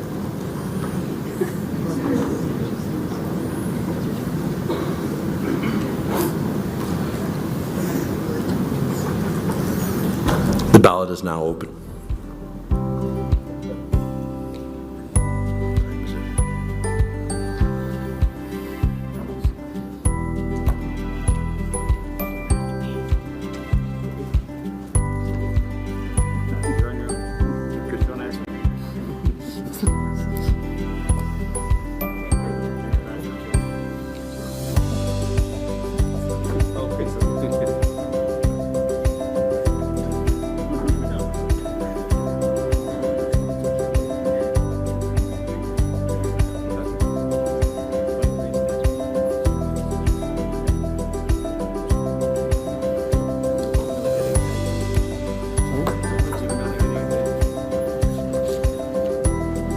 Ten seconds. Is it open?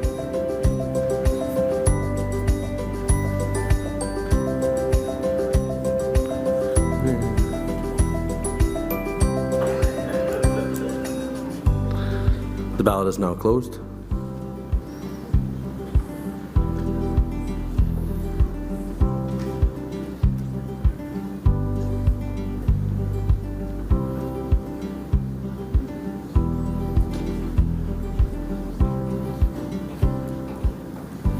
It has been rejected. Now we'll move on to CR 23. Committee? All right, now, okay. Creates caucuses for equity-seeking groups. The MGEU will create 4 new caucuses, one each for equity-seeking groups that have been identified in the MGEU Constitution B792 to allow for more opportunities for issues of equity, diversity, accessibility, and inclusion to be discussed within the union. Because establishing caucuses for the Rainbow Pride community, Indigenous workers, workers of color, and workers with disabilities demonstrates to all MGEU members that we are an inclusive organization. Because traditionally members in these 4 communities have felt marginalized, often through harassment, violence, bullying, and other means. Because creating safe spaces for discussions about life experiences promote better mental health and wellness for these members. Because establishing strategies within the union with members who choose to participate to account and learn from experiences and knowledges unique to these communities will help create a stronger union and province. Because the workplace experiences of these members is unique, and understanding their experiences provides the union better insight into how MGEU can be a force for positive change. Submitted by the Standing Committee, Equality and Human Rights, and the resolution and referral are both moved and seconded by committee. Okay, it's been moved and seconded by committee. I'll let Scott read the recommendation first. So the Constitution Committee's recommendation is that this be referred to the Board of Directors to develop a plan to operationalize the establishment of these caucuses, including structure and terms of reference. So to be clear, we are essentially in support of these occurring, and we are just simply referring it to the board to do the work to operationalize it. And Delegate at Mic 1, just a reminder, we're speaking to the referral on this one. Yes. Because that's the rule change we made on the first day, just so people are aware that when a committee moves referral, because the referral has been moved, yes, they're speaking to the referral. Just a reminder for the floor. So Carol Grant, Area 3, and member of the Equality and Human Rights Committee. Although this resolution is being referred to the board, just hearing from participants of the caucuses held over the last few days, it has become glaringly evident that these members need to be able to voice opinions and have discussions which are clearly important and relevant to them in a safe and welcoming environment. Finance has spoken about not having numbers, but because of the mapping project which our committee spearheaded, the union will now have a way to collect these important factors. Unfortunately, there wasn't enough information for folks to know which caucuses to attend or even why they should or could this weekend, because it was the first time in doing so. So I know it's been referred to the board. I would just like the board to take a very good look at it and realize that this affects more than just myself. It affects many people in this room and many people throughout the province. And I'm so proud to stand here with these people to talk to you right now. So thank you. Thank you, Delegate.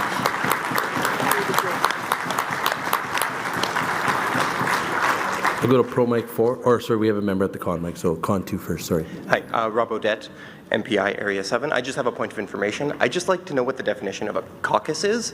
I attempted to find it within the bylaws and the Constitution. I'd just like to know what exactly is a caucus in terms of MGEU. I don't think we have a hard definition. I would say it's a group of members of like-minded people working in trying to push in the same direction. It's probably the highest level way I could put it. Okay, thank you. Yeah. Pro 4, delegate, please. Chris Kwan, Social Sciences, Local 47, Area 7. I appreciate that this is a referral to the board. I would just ask that if it does land there, that the board consider a friendly amendment rather than titling it Creating Caucuses for Equity-Seeking Groups, change that language to read Creating Caucuses for Equity-Deserving Groups.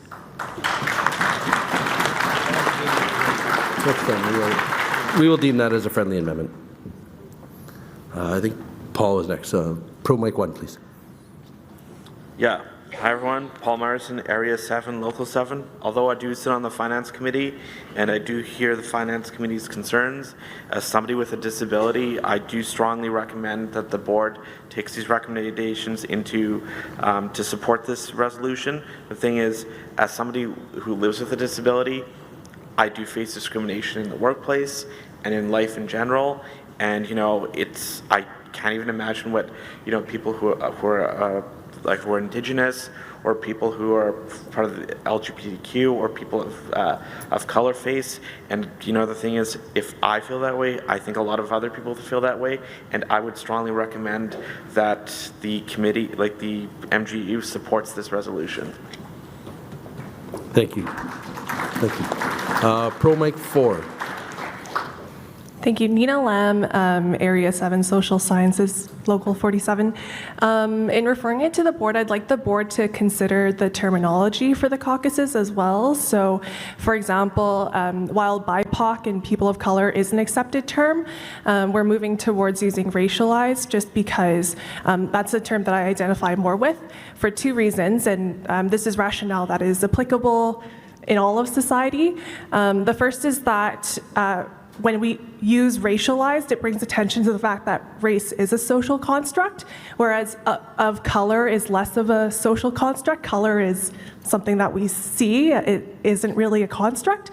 And so using the term racialized brings attention to the fact that we face discrimination because of something that is imposed on us.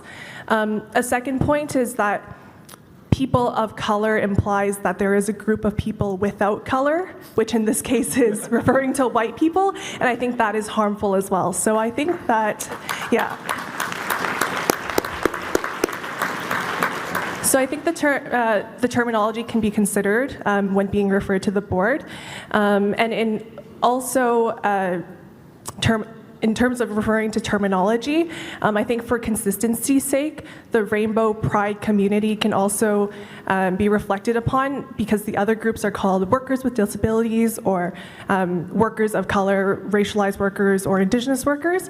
And so Rainbow Pride community does not reflect the identity of the people who are in that community. I myself am not part of the LGBTQ+ community, but I think a better term might be queer workers or LGBTQ+ workers, just so that it adequately reflects the identity of the people that are within those caucuses. Thank you. Thank you, Delegate. And those are well stated, and I'm sure our provincial officers have heard that loud and clear. We have a speaker at Con Mic 2. Hi, Treasury Bay, Area 7, Local 14, Corrections, Member at Large. Not actually opposed to this at all. I just actually have a point of information. Sure. I was wondering if you could tell me the potential differences in timelines between us voting for this resolution on the floor versus it being referred to the board. I would say they're likely pretty similar. We can only action them as fast as we action them, and I think referring it to the board, or there's still going to be discussions that need to be had at the board either way, whether this is not referred, because there's some terms of reference that need to be passed by the board and stuff like that. So I think it's pretty likely this will be happening as quickly as we can, but the referral is going to get it there. Thank you. Go ahead, Pro Mic 4. Hi, my name is Murray Clark. My pronouns are she, her. I represent Prairie Mountain Health Area 3, Local 421. I'm a high-functioning autistic person, And I request that if you agree with me or want to show support during my talk, please refrain from loud noise. You can snap your fingers or wave. I would appreciate that because I'm using all of my skills just to be able to talk up here. Okay, got it. All right, so as per this resolution, to create 4 separate caucuses for equity-seeking groups, I suggest an addition. Let's create a resource ability as part of the MGEU system for this. And here's why. Many of us with disabilities will not self-identify. In fact, we've been told that legally we don't have to, as it's private information and it could damage the chances of us being hired or even affect how we are treated by others. I stand firm for myself in telling people who I am, and I'm not ashamed of being autistic. Yes, I have limitations that neurotypical people will never know and experience. However, I have strengths that neurotypical people can use to their benefit. Now where am I? I just need to be supported in the right way. Children today have been diagnosed earlier with ADHD, autism, other neurodivergent issues, and have been given the help in school to prevail. And they're now entering the workforce. We need to be ready for this influx. They're coming in. I suggest that instead of emphasizing how different disabled people are, that we provide the people who work with them a resource of knowledgeable people who can help them understand the best ways to support us. We all have the same goal in the workplace, which is to provide a safe and supportive environment and be productive. And our union reps are there to make sure that we have the supports we need. I choose to be proactive and use my energy to find solutions. And I can't change how others see my limitations, but that's on them. Why are so many people are afraid of people who are different? From a lifetime of trying to imitate normal people, I can assure you, not one person here is normal. You each have your own way of expressing yourself, so let's make being different just the new normal. If somebody is being bullied and marginalized and treated poorly for being who they are, that's just plain wrong. I encourage affirmative action supporting each worker in the workplace, and I believe that we should support this resolution to make these caucuses and put our energy into creating a resource for all of us. We can turn to existing organizations that understand people who are neurodivergent, and there's a lot. There's the Autism Spectrum Disorders Manitoba Possible, the Canadian Mental Health Association. All of these partnerships can help us with strategies and information that we might need. Thank you. You can now continue to clap. Thank you, Delegate. I'll remind delegates we're supposed to keep it to 3 minutes. I did not want to cut you off here with your heartfelt words, so go ahead. Pro Mic 1. Scott Cloney, Corrections Area 7, and first of all, I won't use nearly my full 3 minutes, so without you knowing, I actually gave it to that delegate, so that's fine. There was a question about the referral, and I just want to be very clear about why we do it a referral instead of simply accepting it. If we were to accept it when we do a resolution, it's exactly as it's written. When we refer it in the manner that we have, and again, it's not that we've referred it for it to happen, to operationalize it, come up with a plan. We've heard lots of delegates who have shown some things that we may have missed or we might want to look at or name in a different way, or groups that we might not have incorporated in this resolution. So that is the reason for the referral. The referral clearly states to do this. It's just to allow for to work within the spirit of what it's asking for and not the prescriptive exactly what's written. Thank you, Delegate.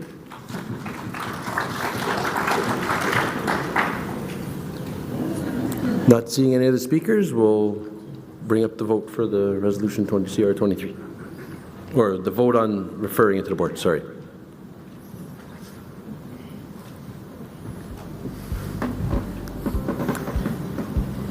Do one more then break?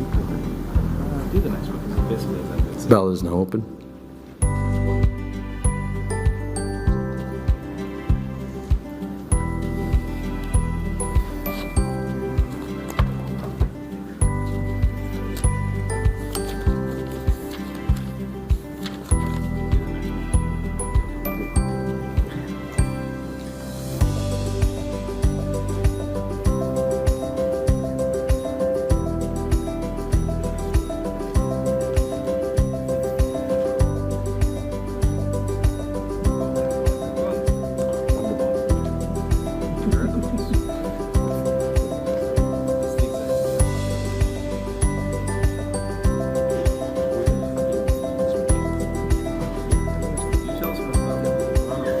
Seconds remaining.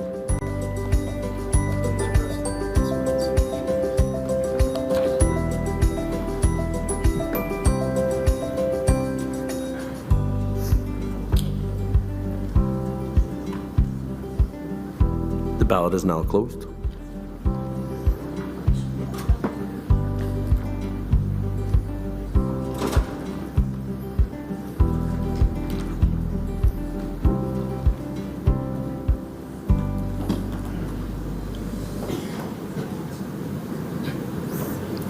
The referral has been moved, so it has passed and referred to the board.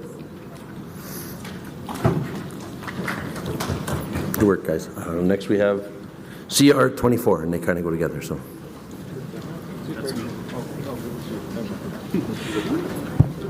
CR 24, expand the Equality and Human Rights Standing Committee. The MGEU will expand the Equality and Human Rights EHR Standing Committee by 4 seats to include the 4 caucus chairs, 1 each of which will represent the Rainbow Pride Caucus, Workers of Color Caucus, Workers with Disability Caucus, and the Indigenous Workers Caucus. Because the inclusion of these seats ensures a path for advice from each caucus to be brought forward in a formal way to the EHR Standing Committee and via the EHR Standing Committee to the MGEU Board of Directors. Because the EHR Standing Committee's mandate is to identify social justice issues affecting the 4 equity-seeking groups, because it furthers the union's goals and the EHR Standing Committee's mandate to promote equality and solidarity among all equity-seeking groups, because it provides an opportunity to advance equity, diversity, and inclusion in the union, submitted by Standing Committee Equality and Human Rights. This resolution and referral is moved and seconded by the committee. Thank you. Please, Chair, please read a recommendation. Yes, very similarly to the last resolution, we have our recommendation is to refer to the Board of Directors to develop a plan to operationalize the establishment of these caucuses, including structure in terms of reference. So the exact same explanation as the last one.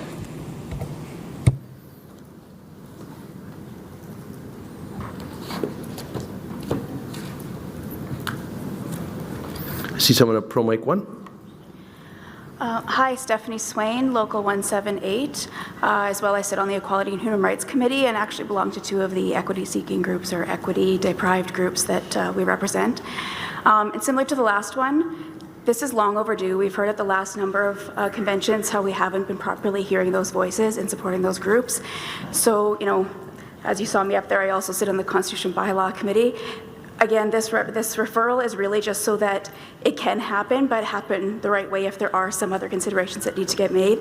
But so similar to the last one, this is very long overdue. I think this is a huge step forward for our union, so I would ask you to support this referral so that it can then get enacted properly. Thank you. Thank you, Delegate. Pro Mic 4. Good afternoon. My name is Rebecca Lett. I'm a first-time speaker. I'm from Local 7. No, Area 7, Local 47. I'm here. I got involved with my union because as a person with disability, I needed help. And wasn't getting anywhere with my employer, and I needed a person behind us, or a group behind me to help bolster me and lift me up so that I could get what I needed to do my job. What I noted here was that there's a cost. There's a cost for everything. We just got to get used to that. And while the check is an initial cost, you're going to get a return on investment with a loyal worker and a creative worker and an innovative worker, and one who is going to be able to just give our work that extra oomph as a person who moves through society in just a different way.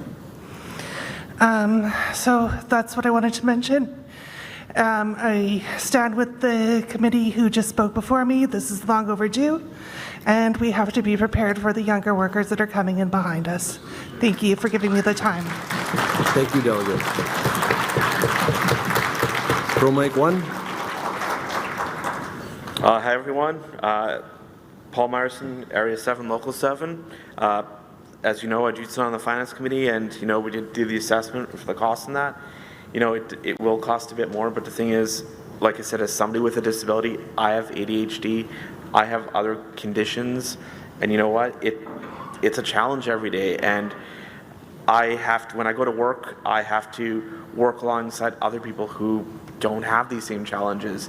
And, you know, hearing comments from, like, you know, fellow people I work with, people have said, don't use your disability as a crutch, or people have said that, you know, you're just saying you're disabled, but you're really not disabled. It's hurtful to hear comments like that. And, you know, I'm sure other people from, like, the racialized groups, Indigenous groups, and, you know, and the LGBTQ groups have probably experienced similar things. And, you know, the thing is, like, I know there was a recent election, and I know we're supposed to be nonpartisan, but the NDP was the only political party that actually had a disability mentioned in their platform.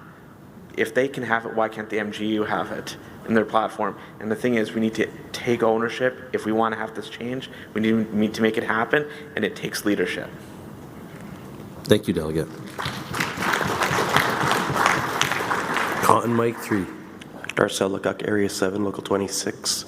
I have seen nobody at a con mic, so I'm going to call the question. Do you have a seconder? Matthew Fontaine? So that's been moved and seconded. The question has been called. Dots, please get the ballot ready.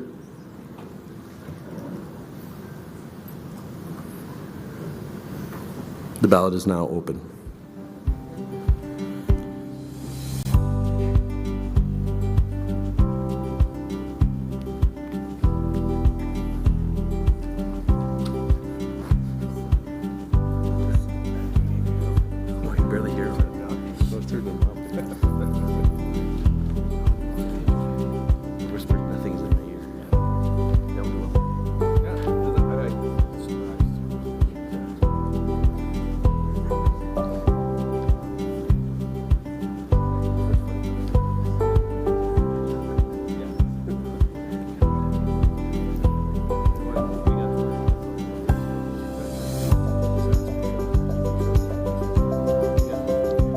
Seconds remaining.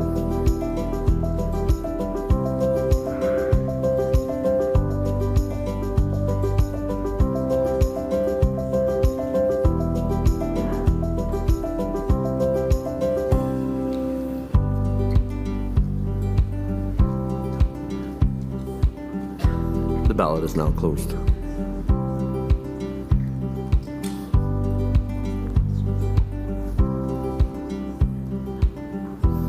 And the referral has been carried, so it'll be referred to the board to action. So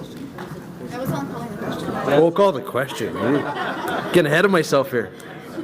The question has been called. I don't drink coffee. I might need some though. I hear you. So Dots, please get the ballot ready for the referral to the board.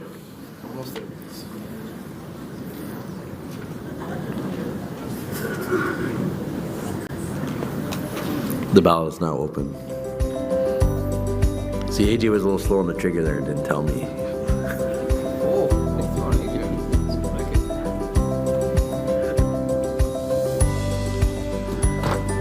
I'm pretty confident when we get back to the office, AG is going to give me a pretty hard time, so. But I've earned it, I know that.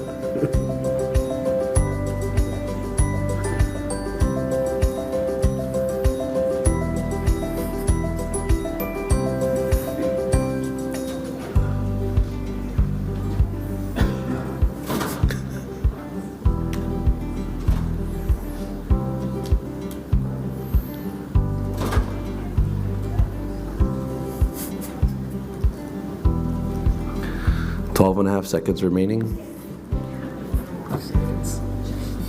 Very precise. Yeah.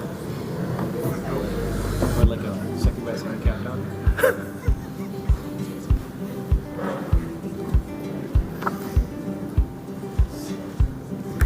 The ballot is now closed.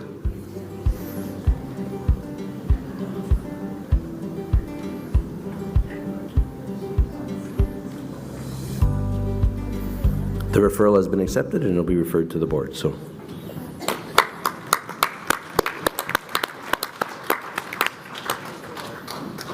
we'll do CR 25 committee.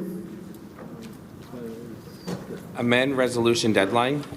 The MGU will amend the resolution submission deadline from July 15th to the first business day after June 30th, because this will allow the resolution committee more time to debate and refer resolutions to the other committees.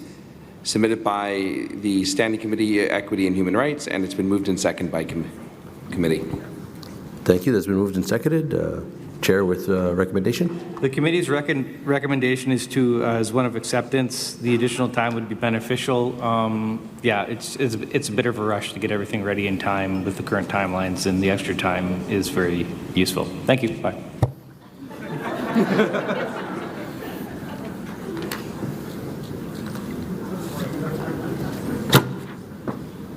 Not seeing any speakers. Dot's going to bring up the question.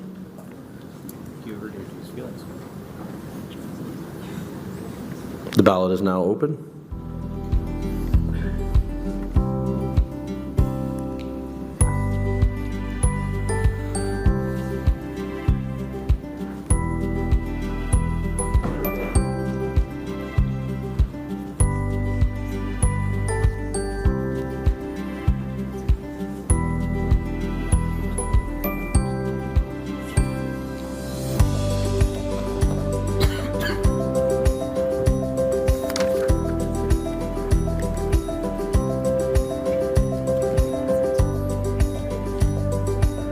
Just a reminder, this is a constitutional resolution. It'll take 2/3 majority to pass. 15 seconds remaining.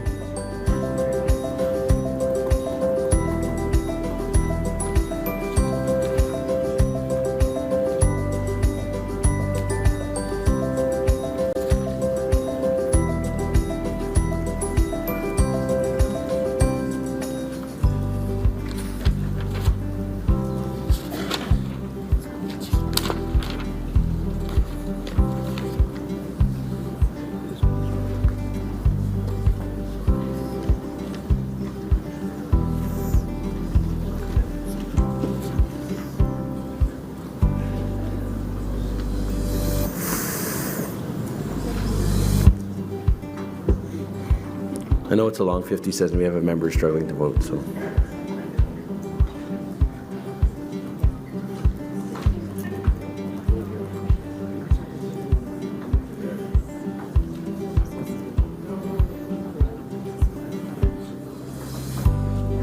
The ballot is now closed.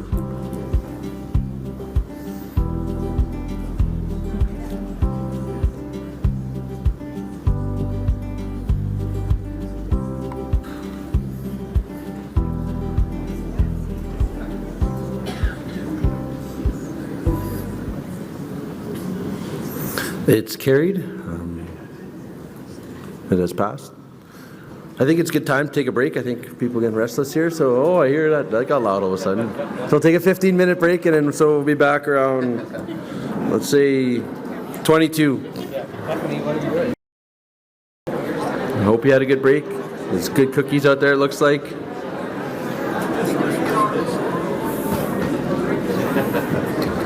If I could whistle like that, I would do it, but I can't. So we're going to go to CR 26, committee.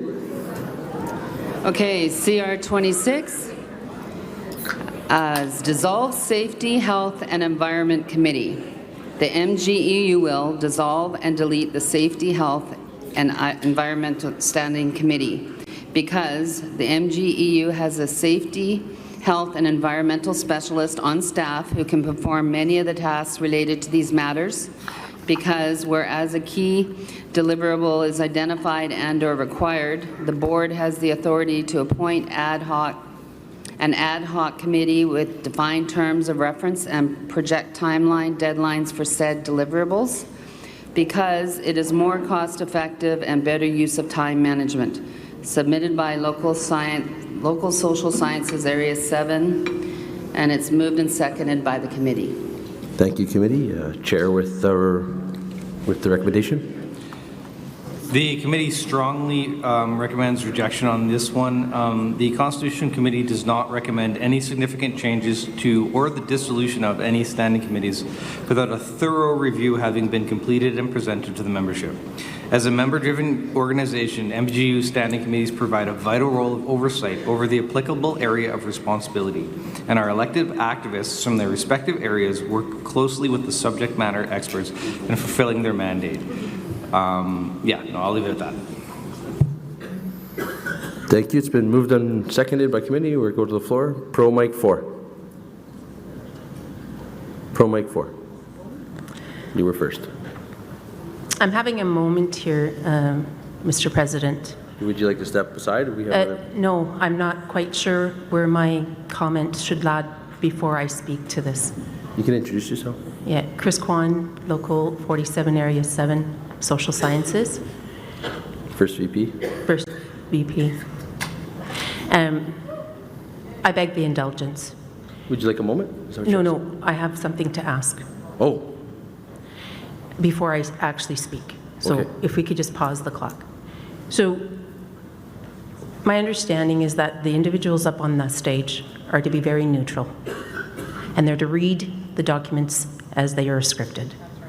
And time again, it appears that when there's one of these resolutions that may sit a little heavier with that panel, they refer to it as strongly recommend or strongly reject.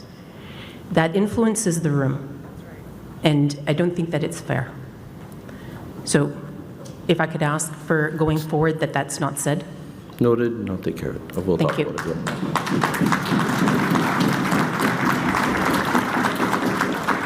Now, could I ask for the clock to be reset? I can't see it, but sure. Okay, thank you. All right, so obviously I'm standing here at the pro mic and I'm standing in favor.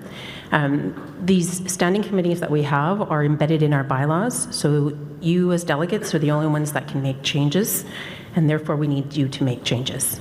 This is not an issue about the individuals on the committees or the staff. They do wonderful work, but as an organization, we need to pick a side. We either have standing committees that are there constantly and never change, and we don't assess whether they're doing the work we need or they are still relevant. Or we can go to another side, which is the zero-based committee structure, where the board does work by basing on a plan for each year and identifies only the committees that are required. And in doing so, they can strike ad hoc committees. They are limited time, they are specific in need, and they complete a task. When the task is done, they dissolve. Much better use of our time, much better use of our resources, and you're refocusing resources that are behind the scenes that many of you don't understand are actually being tasked to death. The other comment I'd like to make is that in the note of the body for recommendation, the committee has made a mention that without thorough review having been completed and presented to this membership, that the membership cannot make a decision. Well, then I ask why it was not either done or another option similar to the others. The last comment is that these standing committees being dissolved opens the opportunity for the other ones that came before us to be struck, and the money can be allocated in a different position. Thank you. Thank you, Delegate. I'll go to Con Mic 3. You were here first, yeah. 1 second. We didn't hear you. Local 73. It does say an environmental specialist, but a specialist does not equal a committee.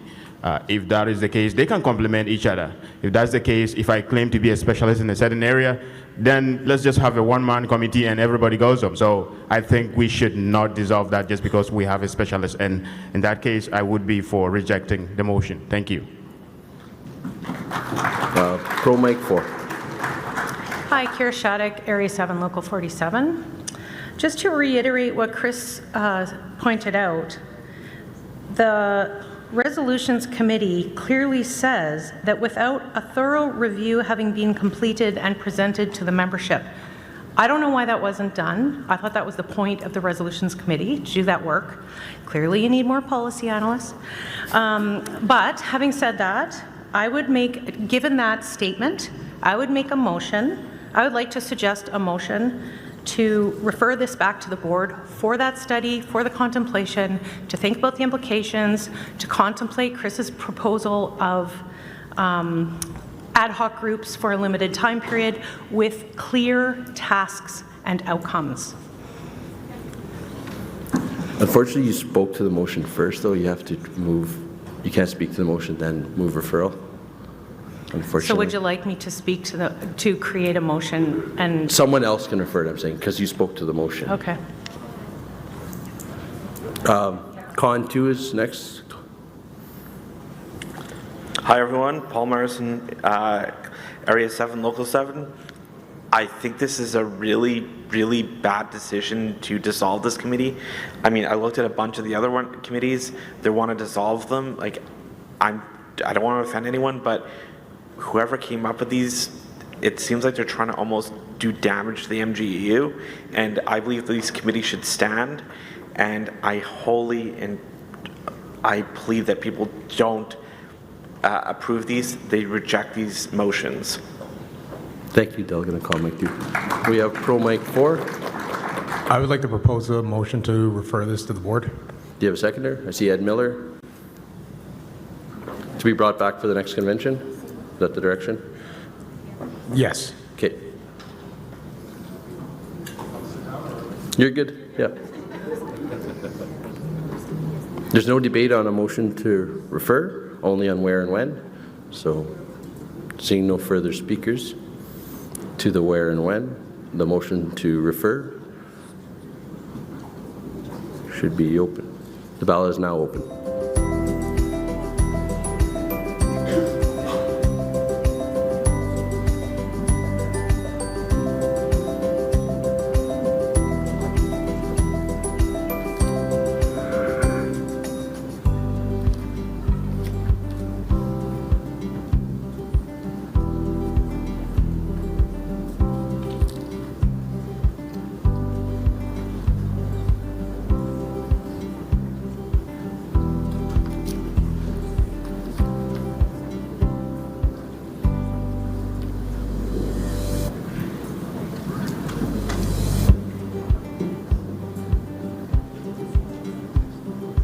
Seconds remaining.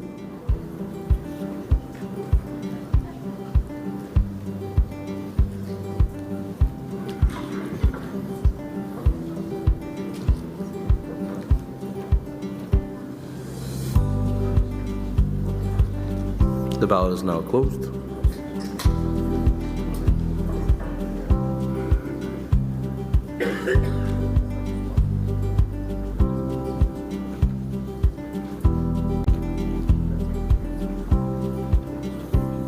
The motion to refer has been carried. It will be referred to the board, brought back to the next convention.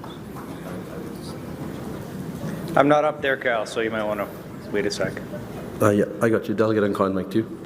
I guess I'm going to call this a point of privilege, or I'm going to answer, and I guess you could call me out of order, but you're just going to give me a live mic up there anyways. So I got to say, I'm not really happy with the comments that were directed towards this committee. They do a lot of work. They've been sitting up here all day. The reason that we paraphrase sometimes what's written in the book, or I paraphrase, which is why this is better for coming down here, is because that's not exactly what we wrote. We had a meeting. It was summarized for us, but because of a lot of the issues and the fact that we worked really hard in putting this convention together, some of those things aren't exactly our words. our job, or my job as the chair, is to try to summarize what the committee wants me to say. And essentially, when you say that the committee shouldn't be saying this, or the committee should have done this or done that, well, then run for the committee next time, right, guys? Like, they're sitting up there, they're doing the work. This is not about politics, it's not about anything else. Our members put a lot of work on these committees, and it's really, really offensive that somebody would say, well, you guys should have just worked harder. They worked their asses off, guys. It's not right. Now, I'm going to go back up there, and if it's what the chair wants me to do, I'll read exactly the words that somebody wrote for us. But ultimately, this committee is just doing its best for this union, and they're working really hard. So I would appreciate it if we could stop saying that we should have, could have, would have. We did our best. Thank you, Gentleman.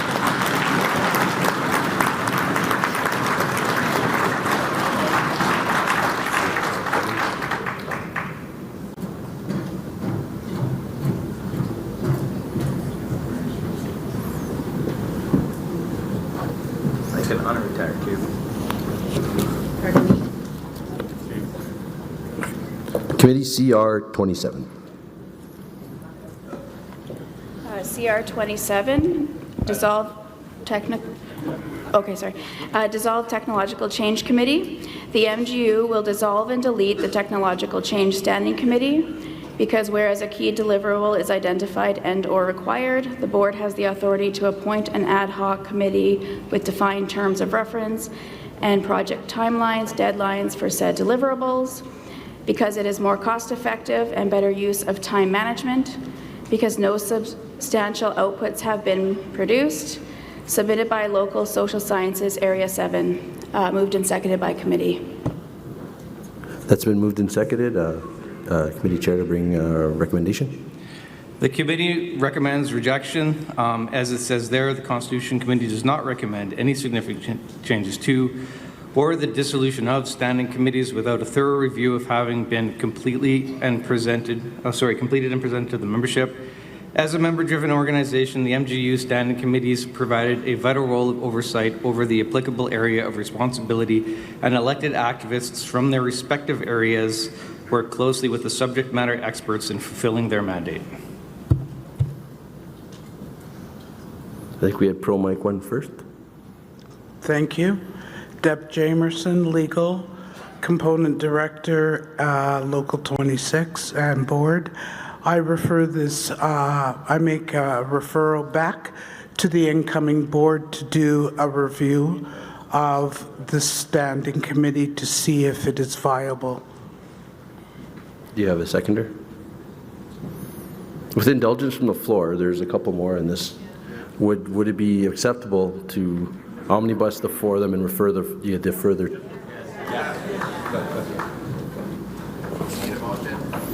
We'll need a motion to refer the. I'll make it. We should do 31 as well. 27 through 31. So it would be resolutions 27 through 31? I'll make that motion. I can't make the motion.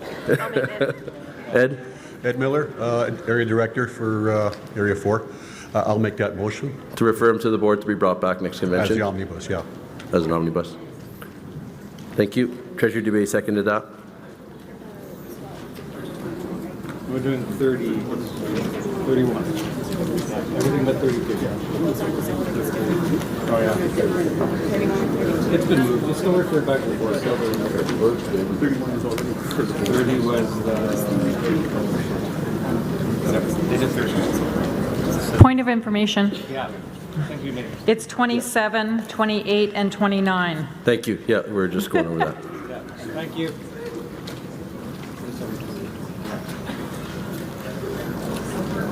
So it's a motion to refer 27, 28, 29? Correct.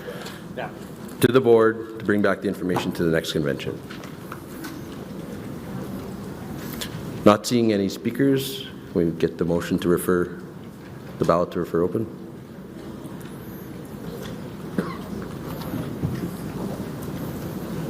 The ballot is now open.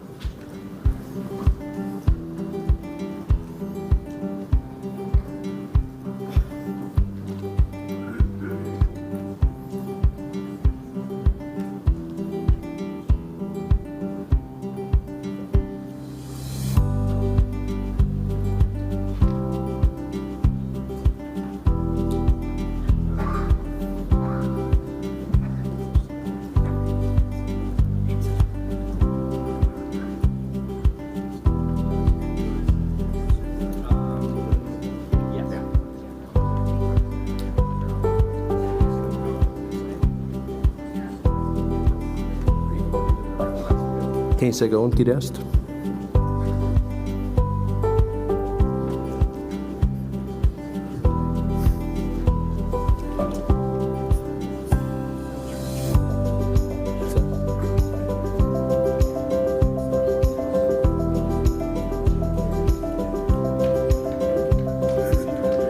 The ballot is now closed.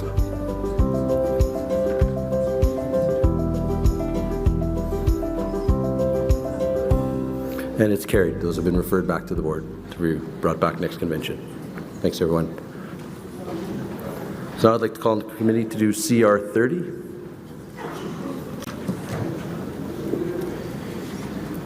CR 30, allow all committee members to attend convention. The MGEU will allow standing committee members to be automatically considered convention delegates because to give more members the opportunity to vote. Submitted by local Michif CFS Area 2. Moved and seconded by committee. That has been moved and seconded by the committee. Chair, please read the recommendation.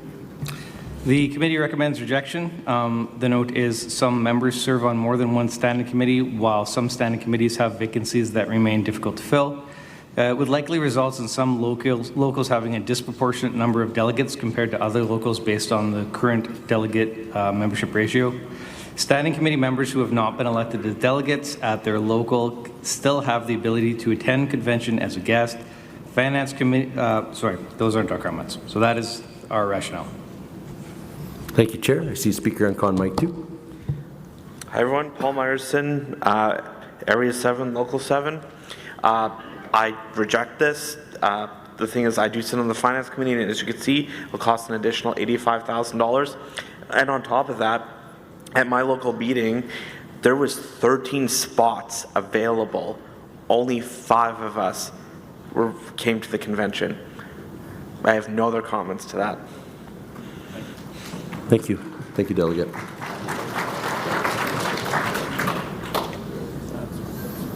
Not seeing any further speakers, we'll let's open the ballot.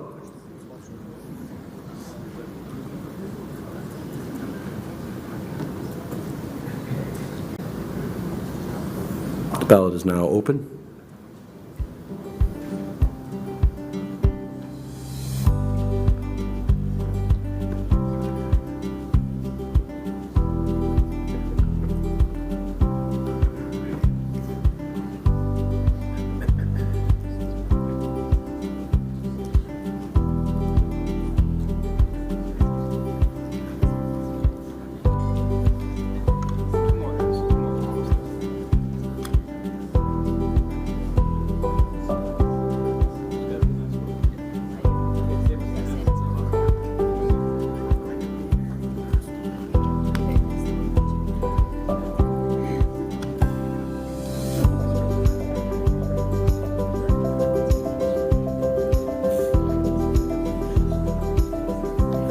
Seconds remaining.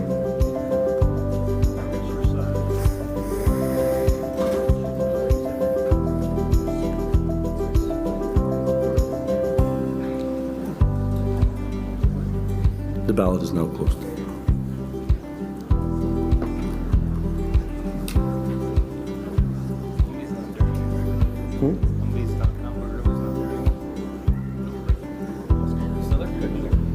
The resolution has been rejected.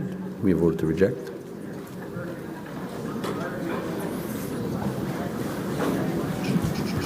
I'm kind of lost with it. Now, ask committee for CR 31. CR 31, create a Young Members Caucus. The MGEU will replace the Young Members Committee with the Young Members Caucus. The caucus would meet initially at least twice annually and be made up of an elective representative from each local. The caucus would also allow for open attendance for all young members, 35 or larger, but without vote. The caucus would focus on issues impacting young members. A board member will be elected to act as chair for the caucus, following the same rules for electing a young member committee chair. A vice chair will be elected from among the caucus voting members. The chair would be responsible for facilitating discussions and reporting to the board on proposals, campaigns, or motions that stem from the caucus, because it creates a more inclusive union environment and allows for greater representation of the equity-seeking group. A larger caucus allows allows for broader engagement. A virtual environment helps break down barriers for participation, all while facilitating a cost-effective solution. Submitted by the Standing Committee young members. The referral and resolution moved and seconded by committee. That has been moved and referred by the committee. Committee chair, speak to the recommendation. Yeah, referral to the board for study and consultation as the resolution involves the, we recommend referral. As the resolution involves the dissolution of the existing standing committee and involves establishing a new interest-based body, wherein structure and terms of reference need to be developed. There are financial committee notes that are not inconsequential that and I will just touch on the estimated cost for 2 virtual meetings under the strict standard that is here would be approximately $150,000. If held in person, each meeting could theoretically double, and the additional cost of $300,000 per year. For comparison, the MGEU Young Members Committee has an annual cost of $32,000. Those are our notes. Thank you. Thank you, Chair. I remind delegates are speaking to the referral, and Con 3 is first. Thank you. Point of information. Sure. If I was going to move to defer this till after the CR28's analysis, would that be out of order? The referral is already on the board to the board of directors, so you're just basically in favor of the referral. Okay, I said defer. Just defer this until after the CR28 analysis comes back. Gee, I got to talk to the parliamentarian, but I hear what you're trying to say. Just to confirm, you want to defer this till after this resolution, the dissolution one, or CR31 until next convention, when we get the board's response to the analysis of CR28 and the other committee's dissolution. Perfect. Yes.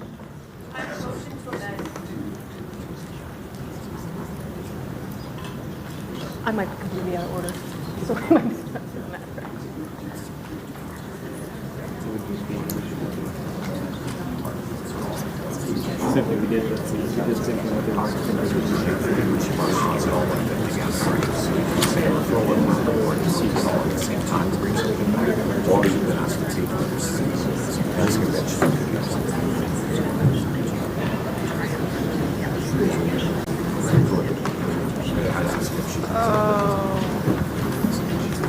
Okay, would you be amenable to continue the referral as is, and I will commit, and our officers will commit to bringing it back as a package to the next convention? We have 200 plus people here, and that is acceptable. I think yes, we're on the record. So if that's okay, because we will have to do the study anyway, and it will be part of the work that we need to do. So if you're amenable to that, I think if that's acceptable. On mic 3. I would like to... Please identify yourself. My name is Nina Lam, Area 7, Social Sciences, Local 47. I'd like to speak in favor of rejecting the motion to refer it to the Board of Directors, because I want to put forward an amendment, which can be done if it's not on a motion to refer. And then afterwards, we can maybe go back and then refer it again with the amendment. You're at the will of the floor, so we'll see how that goes. But thank you for stepping up and speaking. We're talking about the referral to the board. 2 seconds. Okay, hello, Manomo Jean, Clerical, Area 7, Local 7. Okay, so my question is, what is this $150,000? Like, why is it so expensive for a caucus versus the committee? It just depends how many members attend, and because there would be eligible for one from every local, and if every member that was elected, it's the worst case scenario, or best, worst, whatever way you want to look at it. If there's a member from every local elected to go to that caucus, and they all had to work whenever it was, the wage recovery and everything else. So the likelihood, it's likely to be an evening, so the likelihood of being that cost is probably not there, but it's a real possibility. It's just not a large possibility. I see. So the caucus is kind of like a mini convention for that particular It would group? be a virtual meeting. I wouldn't call it like a mini convention. It's just it would be like similar to a couple hours in an evening, virtual meeting of like-minded members. It's just, if they all had to be out, if they're all on wage recovery and all these things, we have to factor that in case that happens. Okay, that makes sense. And so what are we trying to get out of the caucus? Is it just a meeting where people get together and they interact, or is it a meeting where they come together and bring forward recommendations and there's some sort of interaction with the union? Hopefully both, but that'll be up to the chair's discretion if it passes or if it comes to. It's being referred to the board, so it's 2 years out, right? Okay, perfect, thanks. Yeah, hope that helps. Go ahead. Oh, Pro 1 is next, sorry. Hi, Go ahead, Pro 1. Marley Slack, Area 3, Local 11, first-time speaker. I'd like to call the question, please. Do you have a seconder for calling the question? I see a couple, yeah. Calling the question has been moved and seconded. Dotsky, please get the ballot. Do you have a point? Yeah, actually it's a point of order because the last discussion that you had with the delegate was not actually regarding the referral process. You were actually having discussion regarding the motion. So just a comment that what we were discussing was referral to the board. I'll take that under advisement. Thanks, Brian. You didn't identify yourself, just a reminder.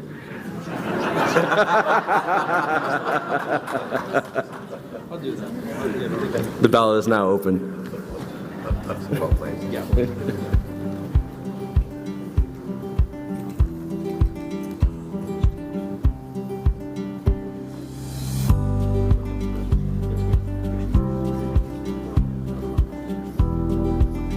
I'd like to remind Membership Education Committee to come up to the front. They're the next group to come up present their resolutions. So if you guys can make your way to the front once you've voted, it'd be appreciated.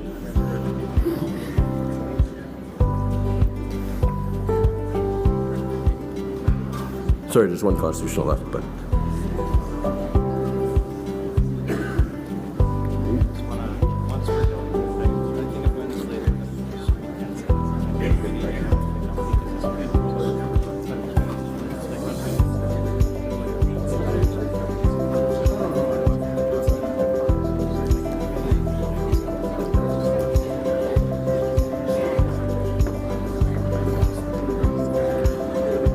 Ballot is now closed.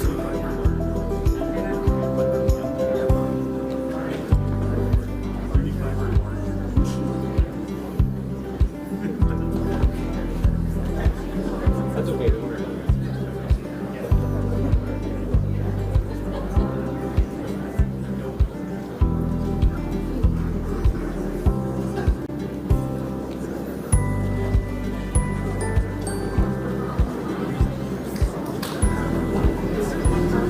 The question has been called, it's carried, so now we'll move on to the referral. So the ballot will be open shortly.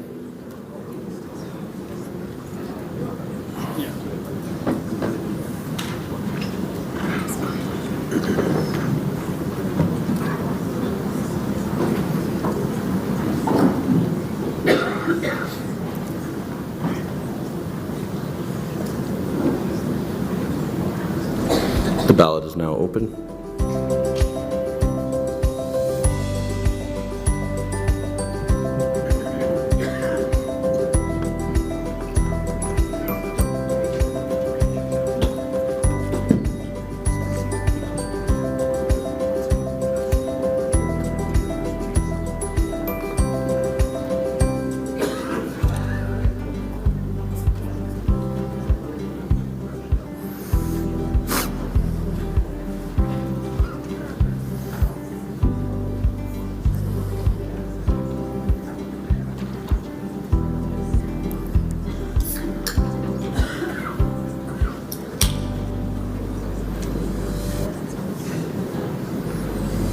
Fifteen seconds remaining.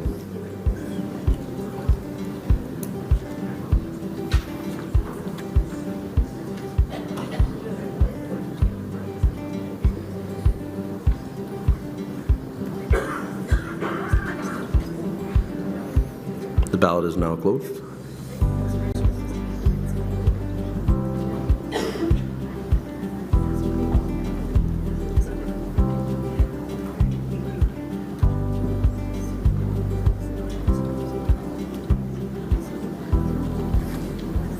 The referral is now carried.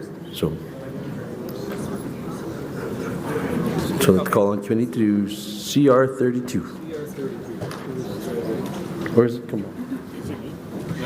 Okay, the very last one for CRs. Good.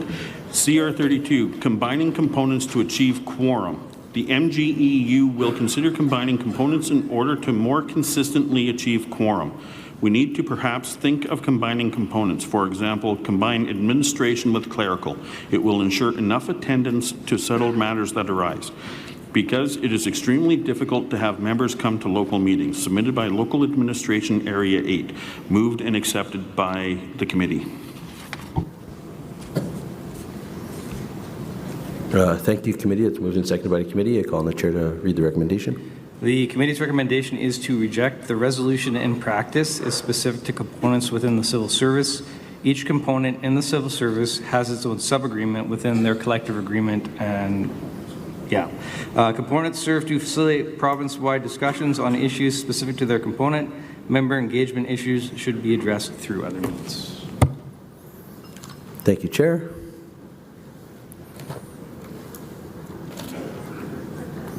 Not seeing any speakers. I'm not sure where Dots is at, but Dots will have to raise the question too. The ballot is open.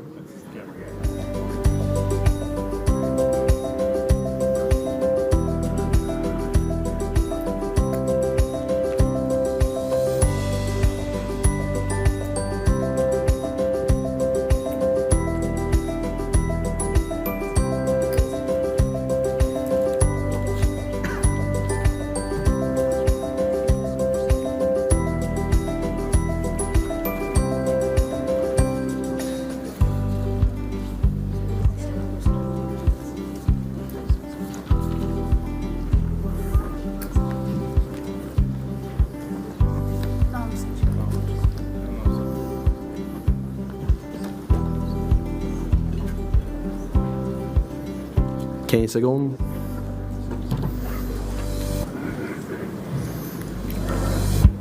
What's in that bottle, Darcel? I see you choking there a little.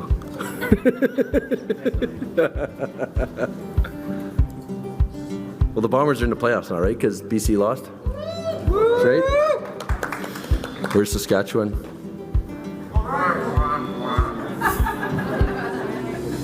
Ballot is closed. For Saskatchewan or for Sing? Oh, it has been rejected. Thank you, delegates. I would like to thank the committee for all their hard work on this, and I'd like encourage Scott to want to say some words, so go ahead.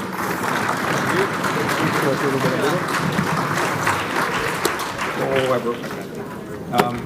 We were just back at the conventions and delegates one last time. You probably heard us say this at a previous convention. I happened to notice that in the Observer section online is Umberto Wilner.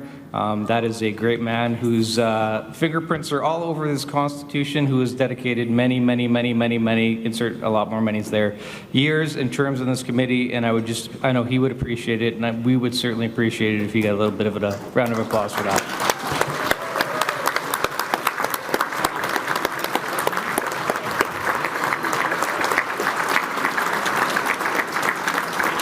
Thank you, Constitution Committee.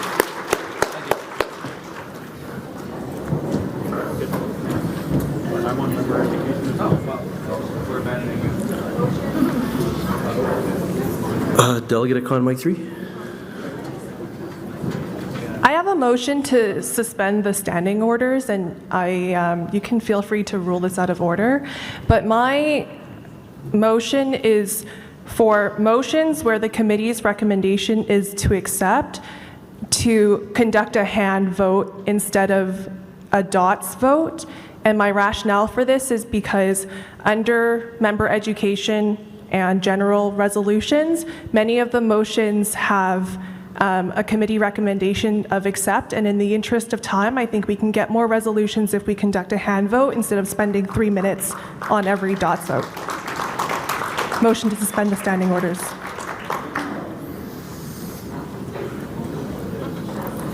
It makes it very hard for our online delegates to participate if we switch to hand votes and make it challenging. I not gonna lie to you, I actually proposed that before this convention.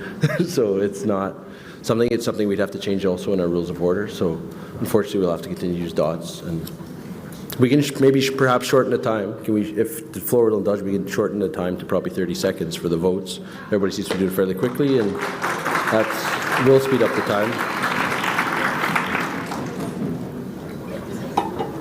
Must have right from here. 30 now. And I'm going to pass the chair to Stephanie.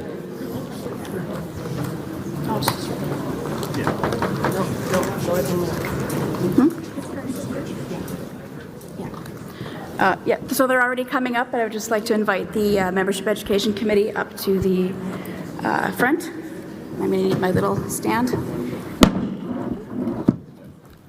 All good.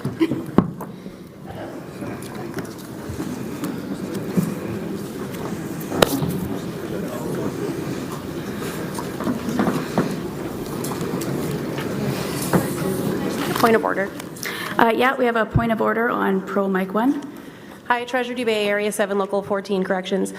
I just wanted to state that these committees put in a lot of work over their 2-year terms, and this is their opportunity to sit up here in front of the delegates and be proud of that work and to speak to their work, and to want to take that from them, I find offensive. Thank you.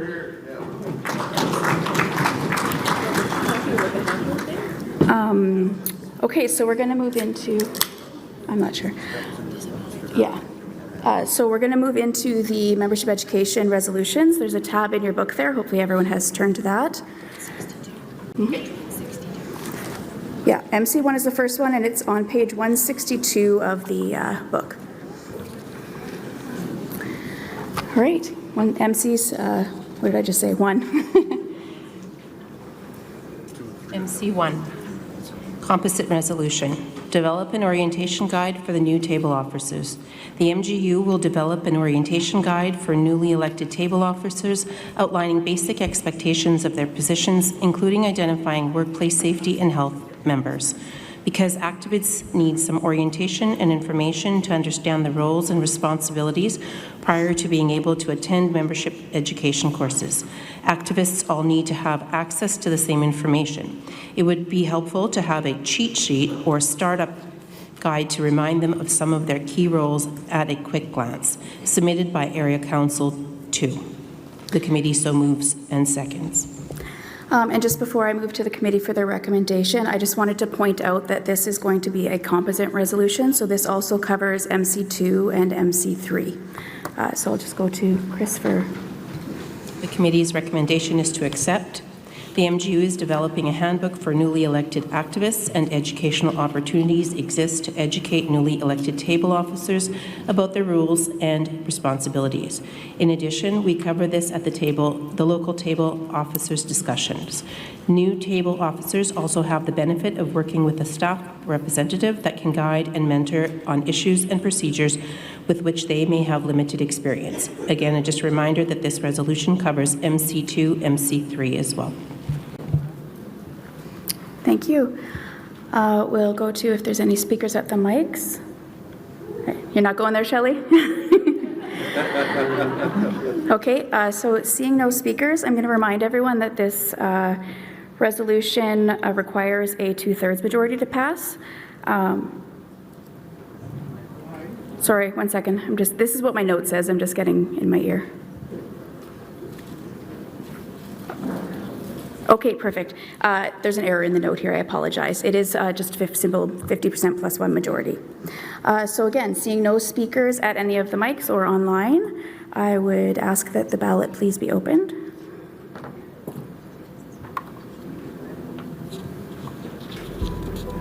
Okay, the ballot is now open, and just a reminder, it will now only be 30 seconds.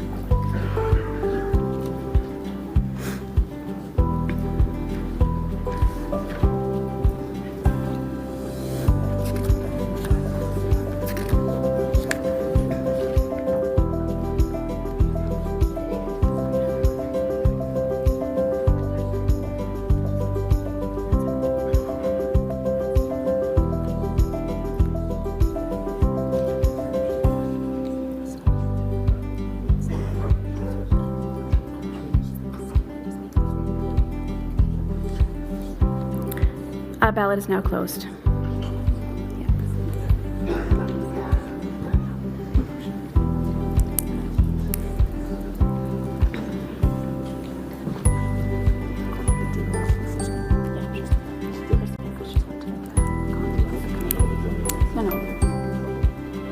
And that has been accepted. Thank you, everyone. And as that was a composite resolution, that is all that we have for the Membership Education Committee, but I believe Chris just wanted to make a quick comment. Just wanted to thank the members on this committee for the work that they've done throughout the term, as well really pointing out the staff that assist us. There are so many people behind the scenes that sometimes don't get the accolades that they deserve, from the graphic design to printing. Lori is a rock star, so everyone deserves a piece of this appreciation, and I just want to say thank you to all of them. Thank you so much, committee, for your hard work this term, and you're free to step down. While they're stepping down, I would ask if the General Resolutions Committee could make their way to the stage, please. We're going to move on to General Resolutions next. Did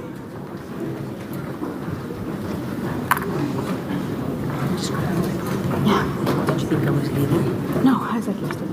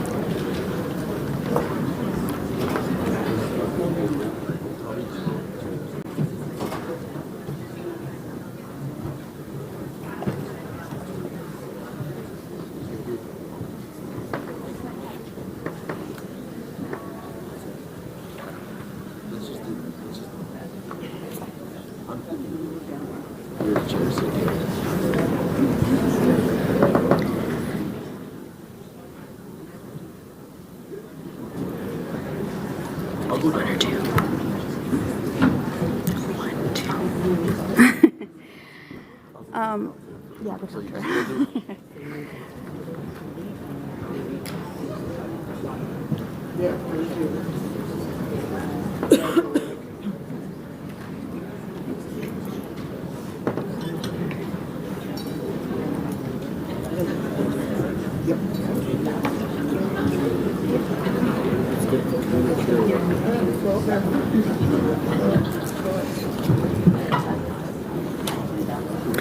Okay, welcome to the General Resolutions Committee. Just to let everyone know, we're going to try and get through a couple, but we do have to, at some point shortly, move on to finance because we still have to bring the budget back to look at. So we're going to try and get through a couple first, but just to be prepared for that. So we're going to first look at GR1. GR1, Composite Resolution.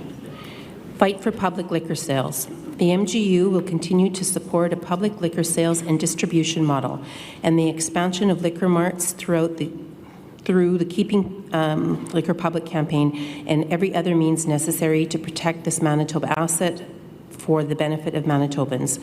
Because Liquor Mart customers are satisfied with existing services, it is better for the community and promotes safety and funding for important public services. Because the profits from the sale of beverage alcohol should go to fund programs that benefit all Manitobans. Because Liquor Marts support living wage jobs. Because Express Liquor Mart locations have proven that safety and security, convenience, and profits for public services can be achieved under a public model, and because Liquor Mart locations can be expanded to more rural communities as communities grow, or as current business may wish to stop selling liquor to focus on their traditional goods and services. Submitted by Local Golico Area 3. The committee so moves and seconds. Okay, the resolution has been moved and seconded by committee, so we'll just now go to the chair for their recommendation and rationale. The committee recommends acceptance. The MGEU has been engaged in a major public advocacy campaign to push back against privatization attempts by the current government. Manitobans know that privatization of beverage alcohol sales will result in less revenue to government to pay for public services, less security from violent crime in stores, less social responsibility, and safe sales. Those who stand to benefit from privatization have said our current system isn't convenient enough and suggest sales in grocery stores or convenience stores like 7-Eleven are the way forward. Proponents of public liquor sales know we can deliver more convenience to customers in a public system through measures like opening more express liquor mark locations in grocery stores or other places. Again, a reminder, this resolution covers GR2, GR3, GR4, and GR5. Thank you. Okay, thank you. I'm going to go to the delegate at Pro Mic 4 first, please. Hello, my name is Kevin Kotick from Local 58 Area 3. I stand in support of this resolution as it came from our local. Liquor marts is a great asset to Manitoba. Liquor marts generate billions in revenue for government services, and they provide a safe, responsible, and modern shopping experience for our customers. And thanks to the MGEU, Liquor Marts provides good jobs to their employees. Manitobans voted to protect this priceless public asset, and I ask the delegates to support this resolution. Thank you. Thank you. We do have someone at Pro Mic 1, but there's also someone at Con Mic now, and just for the sake of alternating, I'm going to go to the Con Mic 3 first. Virginia McKee, Local 47, Area 7. I motion that we call the question. Do you have a seconder? Seconded. Okay, the question has been called. If we could have that ballot brought up.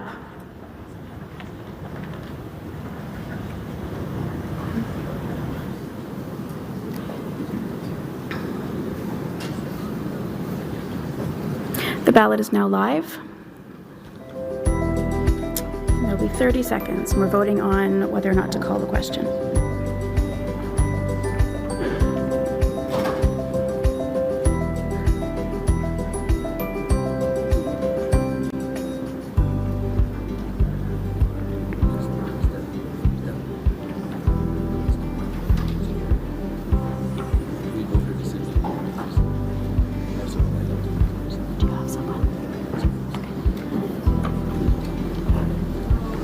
The ballot is now closed. We'll just wait for the results.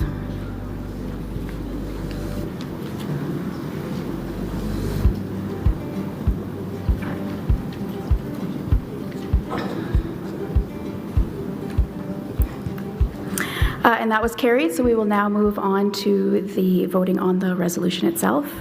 So just a moment, and they will bring up that ballot.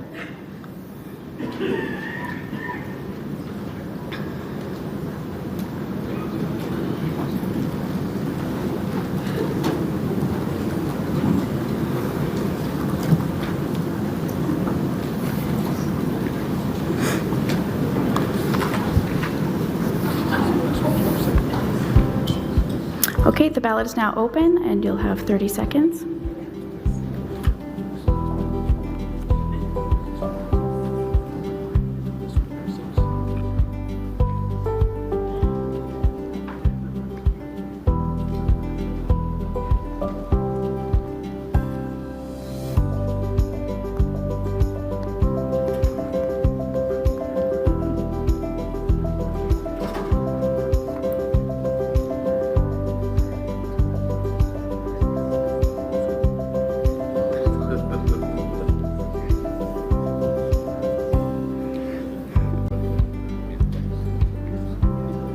The ballot is now closed, so we'll have the results in just a moment.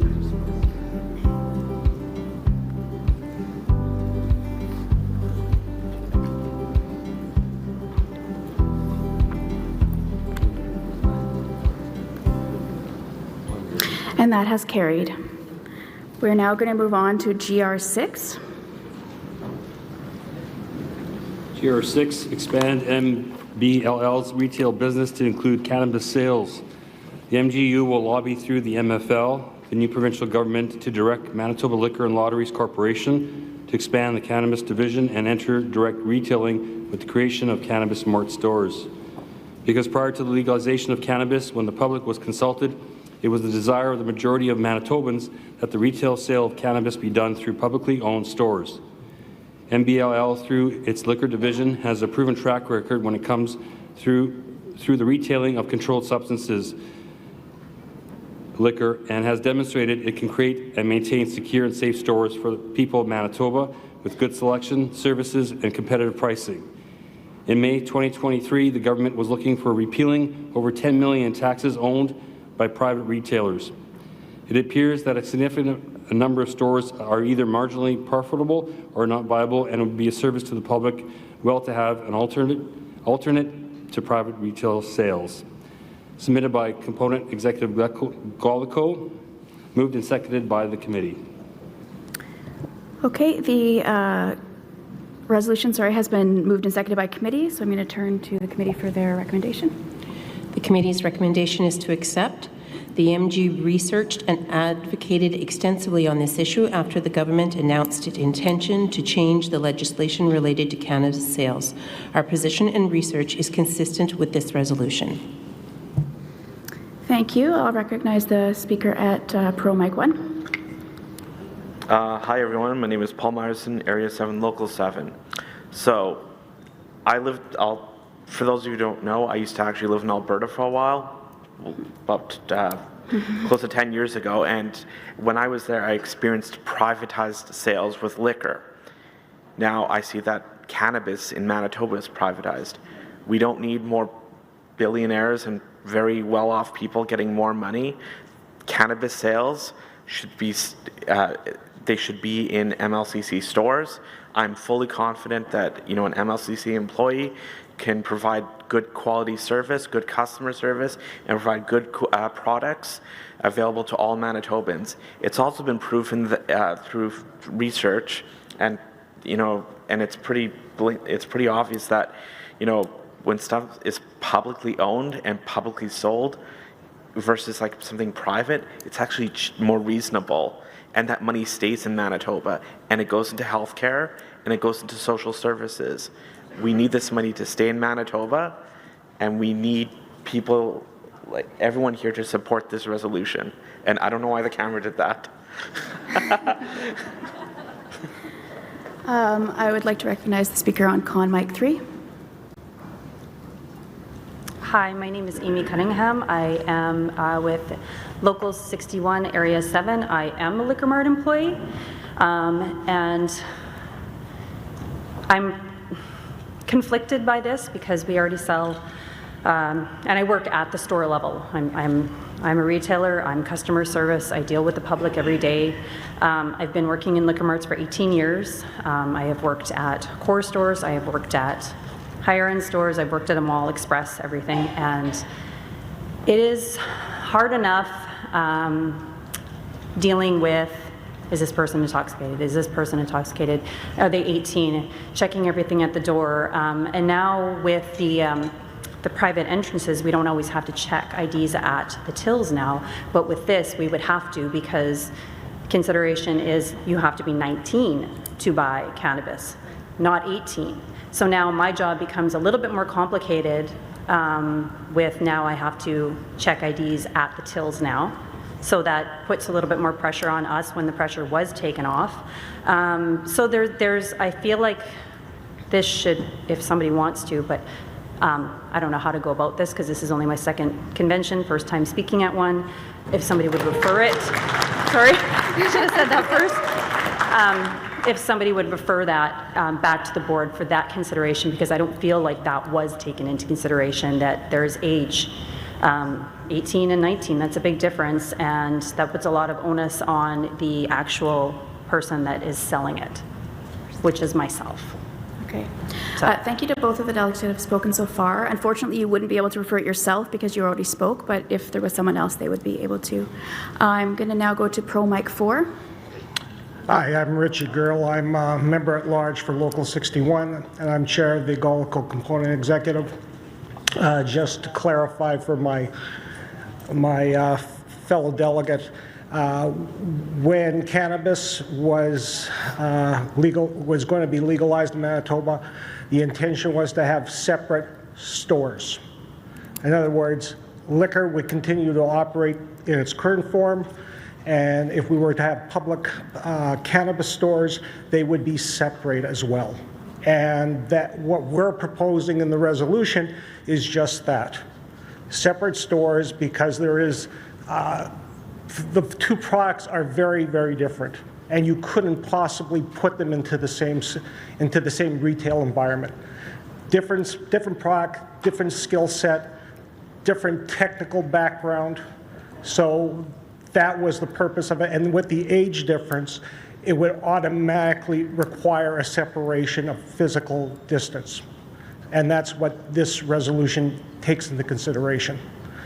And as a liquor worker, I'd like to thank everybody in this room for supporting us when we went out, because not only did we go out, and not only did we have the threat of privatization when we made the decision to go, but we definitely appreciate everybody from every local, from every component that supported us. And today we have a future for great liquor distribution in Manitoba, and we'd like to have the opportunity to go and be the public's choice for distribution at retail cannabis. So thank you. Thank you, Delegate.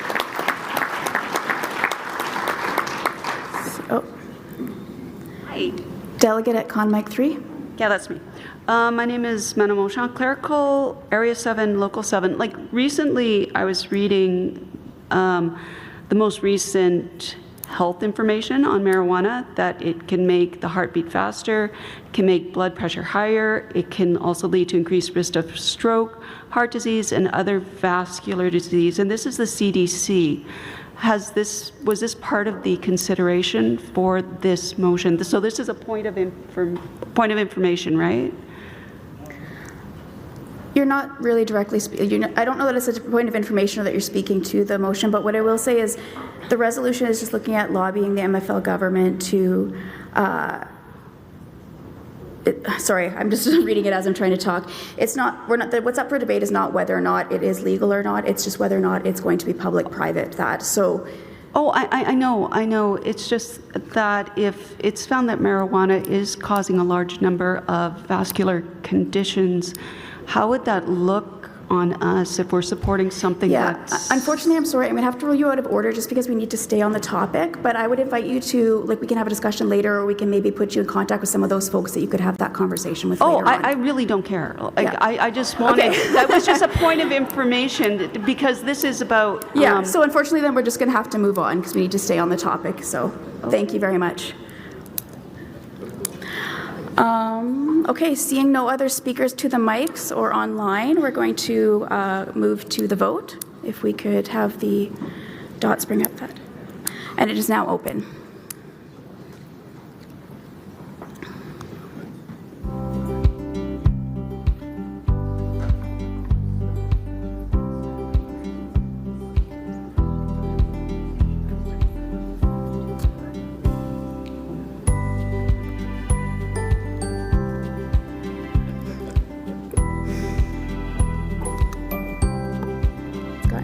Catchier as we've gone on.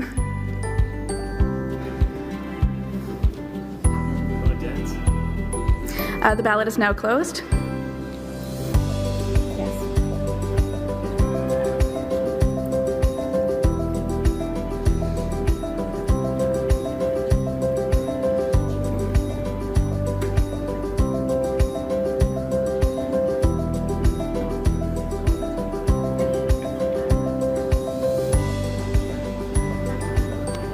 And that resolution has carried. I'll recognize the delegate at Con Mic 3. Shelley Wiggins, Area 2 Director, Local 43 Social Sciences. I would like to make a motion that GR7 to GR73 be referred to the Board of Directors with decisions to be provided to the submitting groups, and also with a full report back to the convention at the next convention. I just wanted to clarify, because I believe they go up to 75. Was it your intention for the rest of them, or was it only for those I thought ones I only saw it to specifically? 73, so maybe if it's... Yeah, it's 75. Sorry, Was I that your missed the last intention one. to? No, yeah, to Okay, 75. was there a Sorry, I'll seconder clarify for that motion? Lots of people?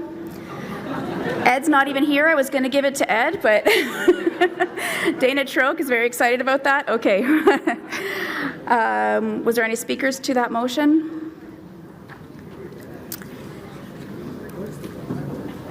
Oh, sorry, it's a motion to refer, so my apologies. Great, we will move into the vote then. The ballot is now open.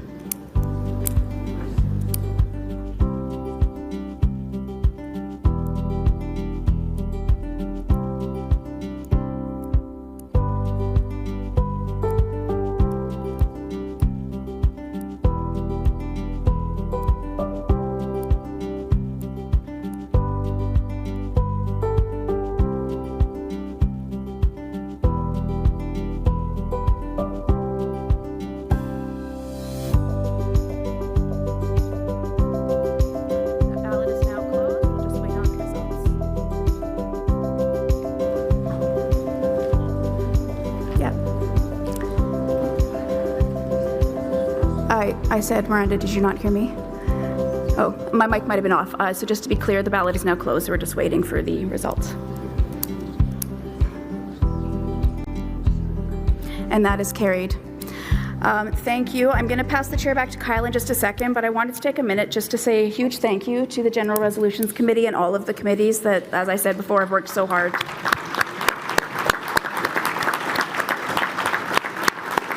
And I just lost my pen. So I'm going to pass the chair back to Kyle now.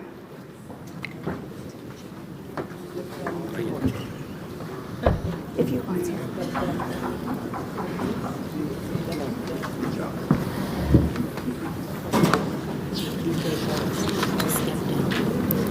I'd like to ask the General Resolutions Committee to step down and call upon the Finance Committee to come back to the table, to front.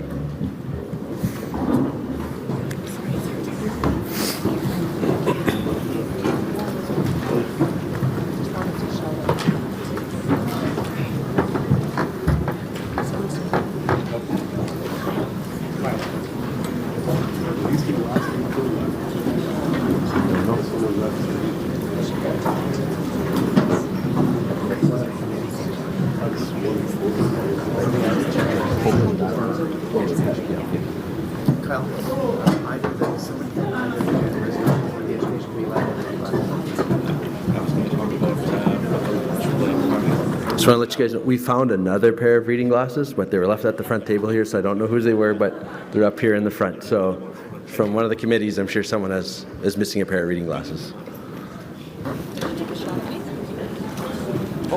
Okay, I missed it. Oh, someone left reading glasses.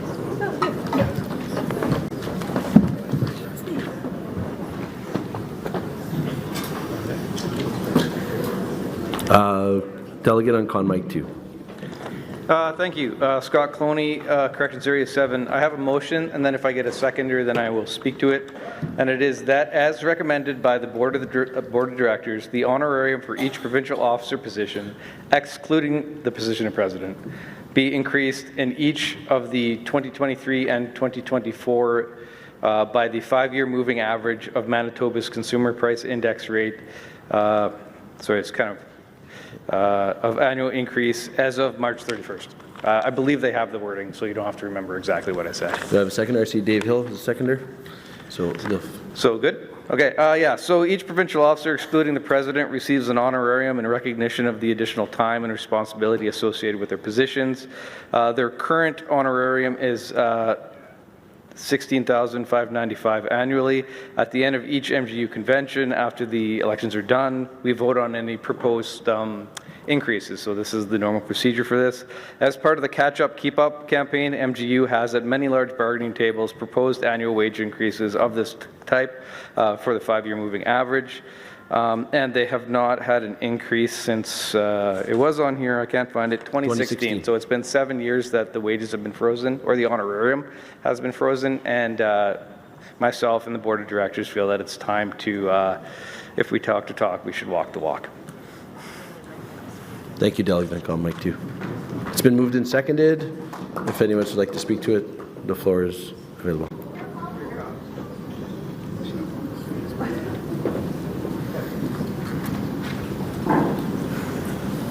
Con mic 2. Michelle Skabinski, Component Director for Administration and Board. I rise in rejection of this motion. The reason being, it's not that our PTOs don't work hard, but we all work hard. Again, it's honoraria, and I appreciate that it has been frozen for a number of years, but look around the room. We have MPI currently on strike, and we're asking for an increase. That honoraria is almost $17,000. We also have a lot of lower wage earning members here in our union. And so, again, no disrespect to the current board provincial table officers, but I truly believe it's not a wage. You already have a wage as an employee working and being part of the union, and this is a top-up on that. And I know it has not been increased for a number of years, but so are a lot of our workers here on the floor. So I would ask to reject. Thank you, Delegate. I have a delegate on Con mic 3. Hi, Diana Schultz, Component Director for Technical Professional for just a few more minutes, President for Local 410.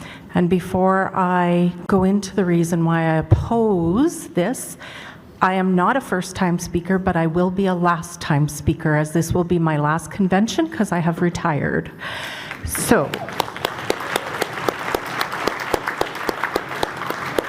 I also pointed out to the photographer that his pictures of me 20 years ago were much better than they are now. And I'm sure it's the fault of the camera, and it's not because I've aged. I do oppose this, as my sister just said. $17,000 is a lot of money. And yes, it is an honoraria. It is not meant to be a wage. We have folks within this province who struggle to meet a $17,000 wage. Everybody in this room volunteers their time, as do these PTOs, which I very much appreciate and recognize, but I think we must bear that in mind. We have also been very stringent in the monies that we are allotting to various committees, etc. And further to that, if you all recall, yesterday, there was a PTO that spoke and said, I don't need a wage. This is not a wage for me. I do this for the love of representing my members. So I struggle to have the PTOs receive an increase, particularly at this point in time. We've just been through a pandemic. There are people, and yes, I agree, catch up, keep up. I don't disagree with that sent,iment, but I don't think this is the time to be doing it. Let's make sure that we look at this equitably. And again, they're already receiving almost $17,000 annually. That's a top up to their wage. This is not a replacement. This is not meant to be a replacement. So please take that into consideration when you go to mark your ballot. Thank you so much.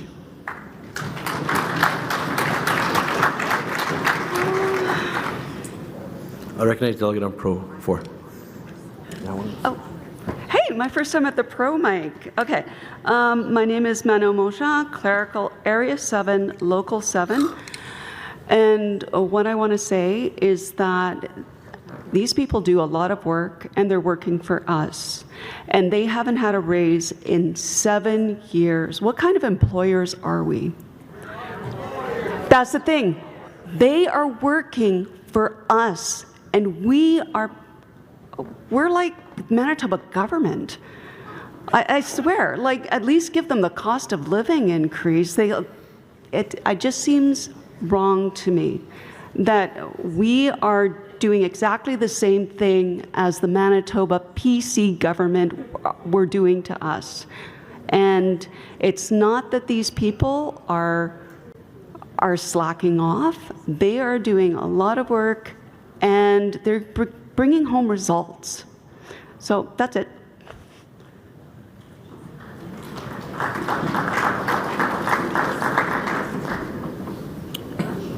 Recognizing speaker on Con 3. Angela Janice, Local 256, local president. I'm against this. Yeah, they may not have had a raise in 6-7 years. I haven't had a raise in 4 years. So does that mean like I deserve to get a bigger raise from the government when we figure out our collective government agreement? So why should they get one when they still have their job and they're still getting a good paycheck on top of the $17,000? I don't even make that in 1 year. Never mind on top of it. Thank you, Speaker. Recognizing speaker on Pro Mic 1. Kyle Ross, MGEU president. I ain't getting caught on that. So I rise in favor of this. It's not $17,000. It's $800 a month times 12. So that's not $17,000 for one. We just finished raising our strike pay from $300 to $500 in recognition that times have changed, that things are more expensive, things are harder. Our provincial officers give up their time, their most valuable asset. They're out in the evenings. They're not always on time on wage recovery when we do things. There's a lot of evening events. There's a lot of other things they do. It's just a small amount to show that they're valued in their own. I think it's really important that we should move this forward. We've shown in other ways that we know times are hard, and I think just leaving it stagnant for the last 7 years since 2016, I think that's a really difficult thing for me to accept. I think as a union, we should be leaders. We should show our employers what we expect. We treat our staff that way. We should treat our officers the same way. I think the previous member, you have deserved a raise in the last 4 years. When you spoke, you deserve a raise. You should bargain a raise. We're with you, and if you're not bargaining, let's go, let's get it done. Because you have earned a raise and you deserve a raise, so don't sell yourself short. Thank you. Recognizing speaker on Con 3. Kasali Akili, Local 7, Area 47. I might have said it backwards. First of all, I've got to respect all the work our table officers do. It takes a lot of time. But in good conscience, I don't think voting for any raises until the rest of us get paid first is in good faith. So I'll just be blunt, show us the money and we'll come back and show you guys the money. Thank you. I have delegate on Pro Mic 1. Reno Fleury, Area 3, Local 11. I call a question. Do you have a seconder? Yep. Siobhan McLeod, seconder. We'll have the ballots coming to call the question.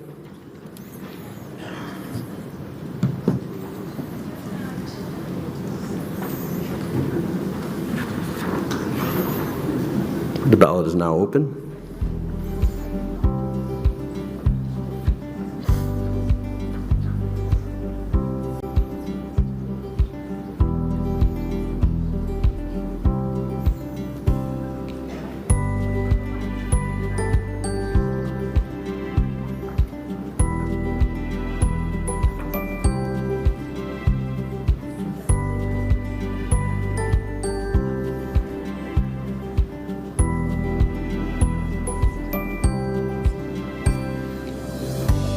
The ballot is now closed.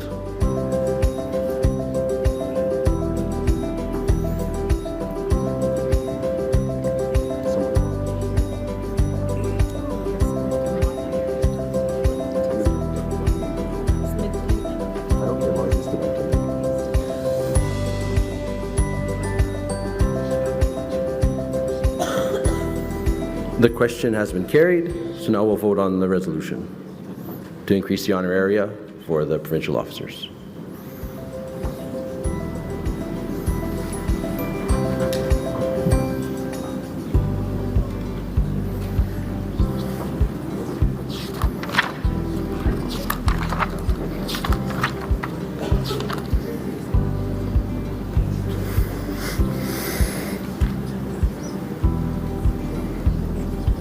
ballot is now open.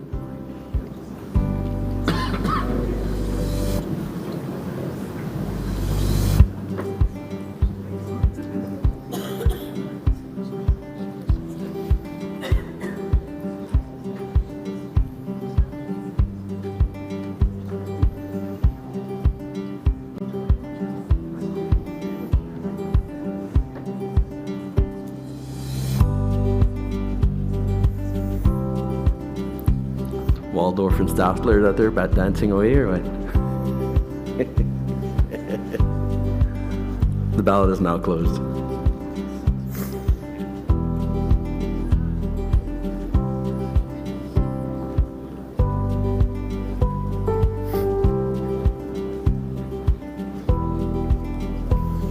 And it's carried.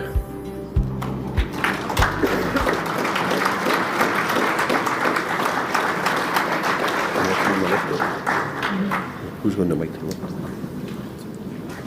No. Who's going to lift the budget? Oh, I am. Okay. Thank you, everyone. Kim? On behalf of the Finance Committee, I'd like to move and second by committee that we lift the budget from the table. That's been moved and seconded. We need a vote to lift the budget, so to open debate.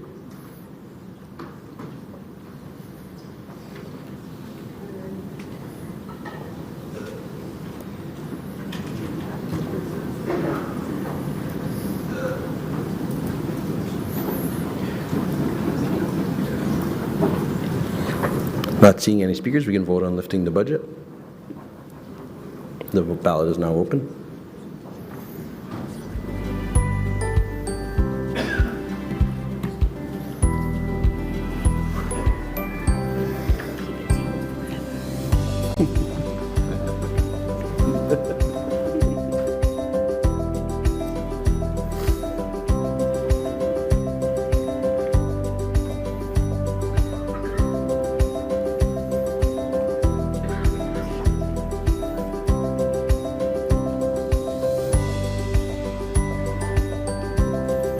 The ballot is now closed.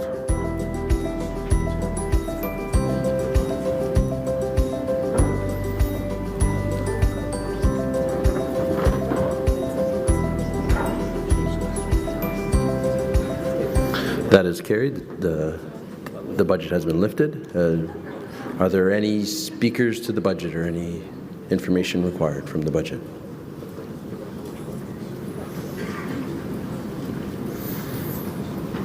Not seeing any, I guess we'll vote on the budget.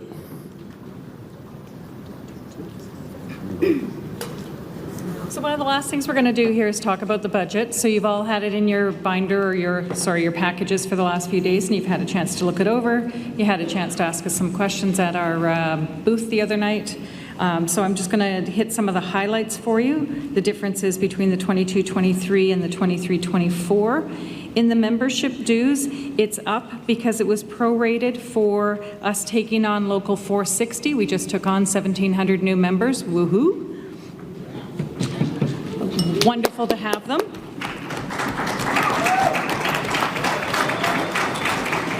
And in the expenses side, we're doing very well. It's more of a normal year this year. Really, truly, since COVID, we haven't had a real normal yet, and we're almost there. I think that we're looking at maybe, fingers crossed, this will be our normal year that we can start looking at a baseline for things going forward.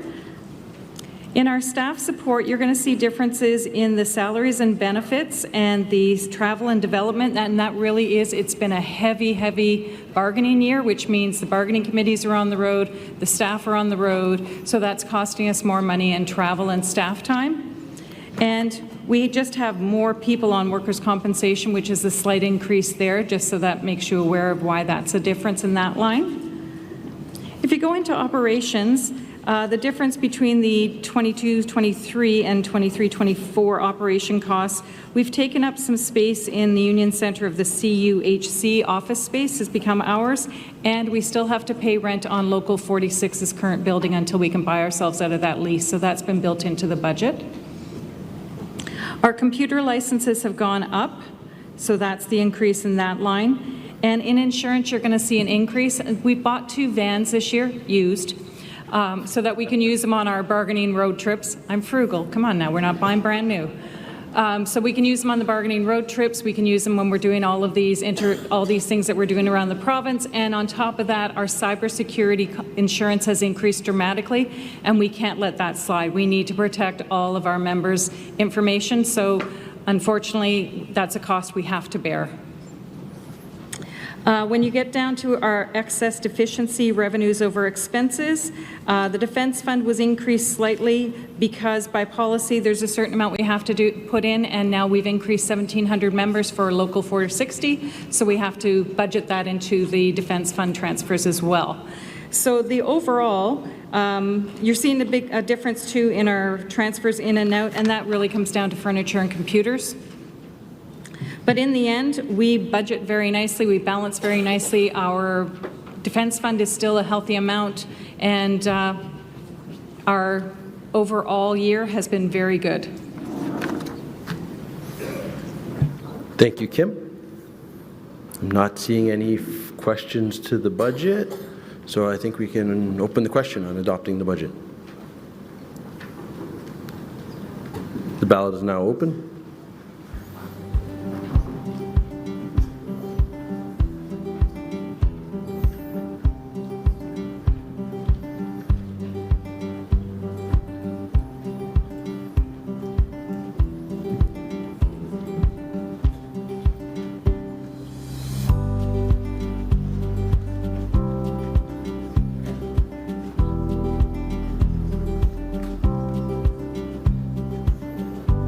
The ballot is now closed.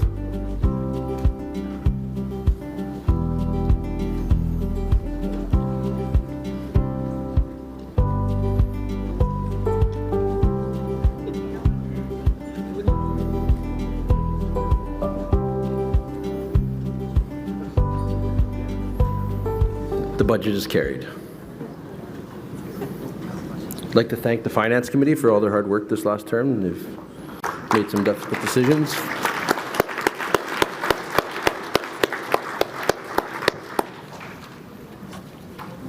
You guys are off the hook. You can stand down.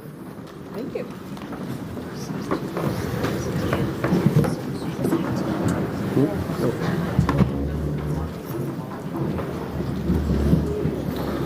Well, that brings us to the closing of our convention. I'd like to thank our tech team in the back. I think they've done a great job.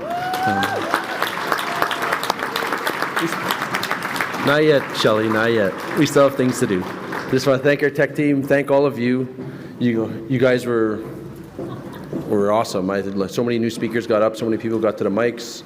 I'd like to call the provincial officers up, though, for Solidarity Forever. We'll play our anthem, and I will recognize the delegates at the mic. Just give me a minute. Joe, I don't know if you're allowed on the floor. But we miss you, Joe. It's all good. But I just want to say thank you. And all those first-time speakers, I think we got to do the draw for the speakers, too. So where's my helper, James? He's supposed to bring me the ballot boxes. You ninja'd up here, eh? Good. I'll do a newspaper. Yeah. Kyle.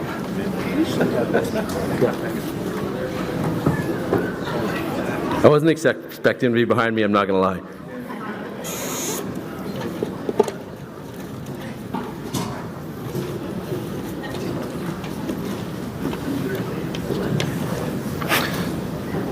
These are the first-time speakers, and I'm probably not going to... It's Enoch Alea.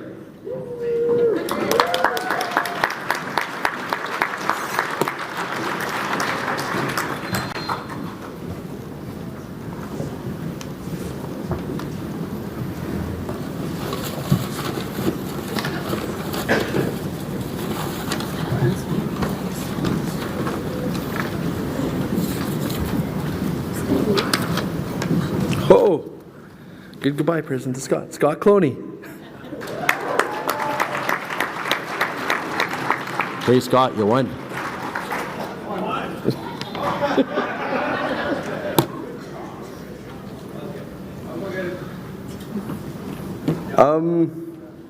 Now I'd like to call upon Thomas Beaudry.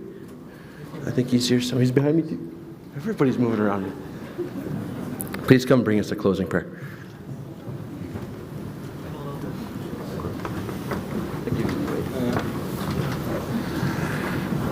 Bonjour, honey. Hello, everyone. I'm very humbled and honored to be asked to close with a prayer because we started in a good way with Elder Nepanak with an opening prayer. It's important that we close with that prayer because it stops the break in the circle of unity. We start, we finish, and there's no beginning, no end. So I come up as an observer. I was asked to observe and reflect. One of the things that I really liked is that we're showing how if we stand together, we can go forward stronger. And it's time to be comfortable being uncomfortable in our discussions in order to go forward. But when you do feel uncomfortable in our discussions, look inside and ask, why are you feeling that uncomfortable? It's not the person who is speaking or sharing their words. Their intent is not to make you feel uncomfortable. It's to make you listen, to make you see, and to be able to speak as one. I'm wearing this shirt. It was just something I had in my bag, but then I realized it's so important for what are we doing. It's the 4 colors of who we are. It's a circle that creates all of us to become one. No one's above, no one's below. So if when we work together as humans, human beings, we will become stronger. As we were listening to the presenters in the last 2 days, I started reflecting on some of the things. It's like they're talking about human rights, basic rights, about wars, what's happening in the wars. We have our own little battles. And as an Indigenous person, we need your help too. How many of you know that at least half of our communities in Manitoba do not have access to clean water? But we talk about that in other countries. How many of you know that we are missing and murdered Indigenous women and children, and there's nothing being done in our own homelands? So we ask you not to have more than you. We're asking you to bring us up to equality. We want the same as what you have. We don't want more, but we don't want less. And through unity and working with the union, I can see your voices of support if you understand and listen to what we're trying to ask for. So when we pray does not mean that we have a denomination. We're all spiritual. And by being all spiritual, it creates a connection of who we are. We're not trying to say or take anything away from that, but we're looking at how we can come together. And if you really think about it as Indigenous people, that's our goal. But if you think about it even further, that's what the idea of a union is how we come together and work together and support one another. But we must take it out of this union realm and apply it to every day as we go forward. This feather is the hardest word to say, and it represents. It's a 4-letter word. But we don't use it enough amongst our family, amongst our friends, amongst ourselves. And that 4-letter word is love. And it starts with yourself. Love yourself. Because if you can't love yourself, how do you share that love outside of yourself? So this is our symbol. When it was given to me by an elder, I had a hard time. I had a hard time holding this. But now, as I've aged, I'm 62, I'm going to be 63. I see how hope and I see change happening. Just like in here, we were able to talk. And we were able not all to agree on the same thing, but able to go forward. And so if we can do that, we can all grow. Because we have something that's different than anywhere in Canada. I have a fellow brother that is leading this province. It's something different. But it also gives me hope that we need to support him, all of us within here. He is going to make mistakes just like everybody else. We are all human. We make mistakes, but if we have people behind us to pick us up, dust us off, and help us go forward, we become stronger. His words have already said, we are in this together. And that's, I see hope. So, as I close, I lost my language, so I will say it within the language that I use, which is my settler, it was English. Please have safe travels. I asked the Creator already that before I came up. Please share your love with everybody beside you, left and right. Please share your love with your family, with your children, and your grandchildren to be. Also, remember, love everybody that is around you because you become stronger. I ask the Creator to guide us as we go forward on our journey we call life. I ask the Creator to also look after all of you and your future. As we go on this journey together, it's going to be hard, and it's okay. As one of our sisters shared her tears, does not mean that we are weak when we share our tears. It means she is crying for all. As I went up to her after, I hugged her. I let her know it's not for her to carry, but it's for her to share. So, brothers, sisters, fellow human beings, as me, we call it in our language Anishinaabe, meaning we are human.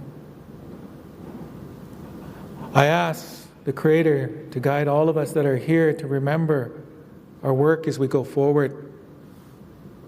I ask the Creator to look after you, your family, and to have safe travels home or wherever you may be going. So, miigwech for listening, and I will tell you, that's the hardest word to say, I love you. I love you all. Miigwech.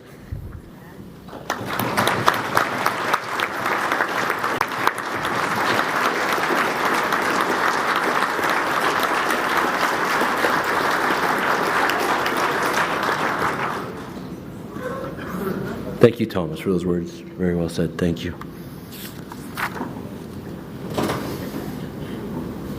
And now we'll play Solidarity Fair. So I ask you to rise for the Union Anthem. So please stand.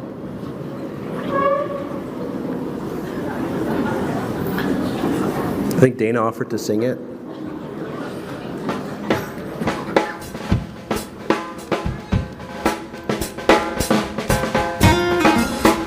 When the union's inspiration through the workers' blood shall run, there can be no power greater anywhere beneath the sun. Yet what force on earth is weaker than the feeble strength of one? But the union makes us strong. Solidarity forever. Solidarity forever. Solidarity forever. For the union makes us strong. Oh, the women of the union, they have just begun to fight. They have learned of women's issues. They have learned of women's rights. They're prepared to fight for freedom. They're prepared to stand their ground. Women make the union strong. Solidarity forever. Solidarity forever. Solidarity forever. For the union makes us strong. Is that on purpose or not?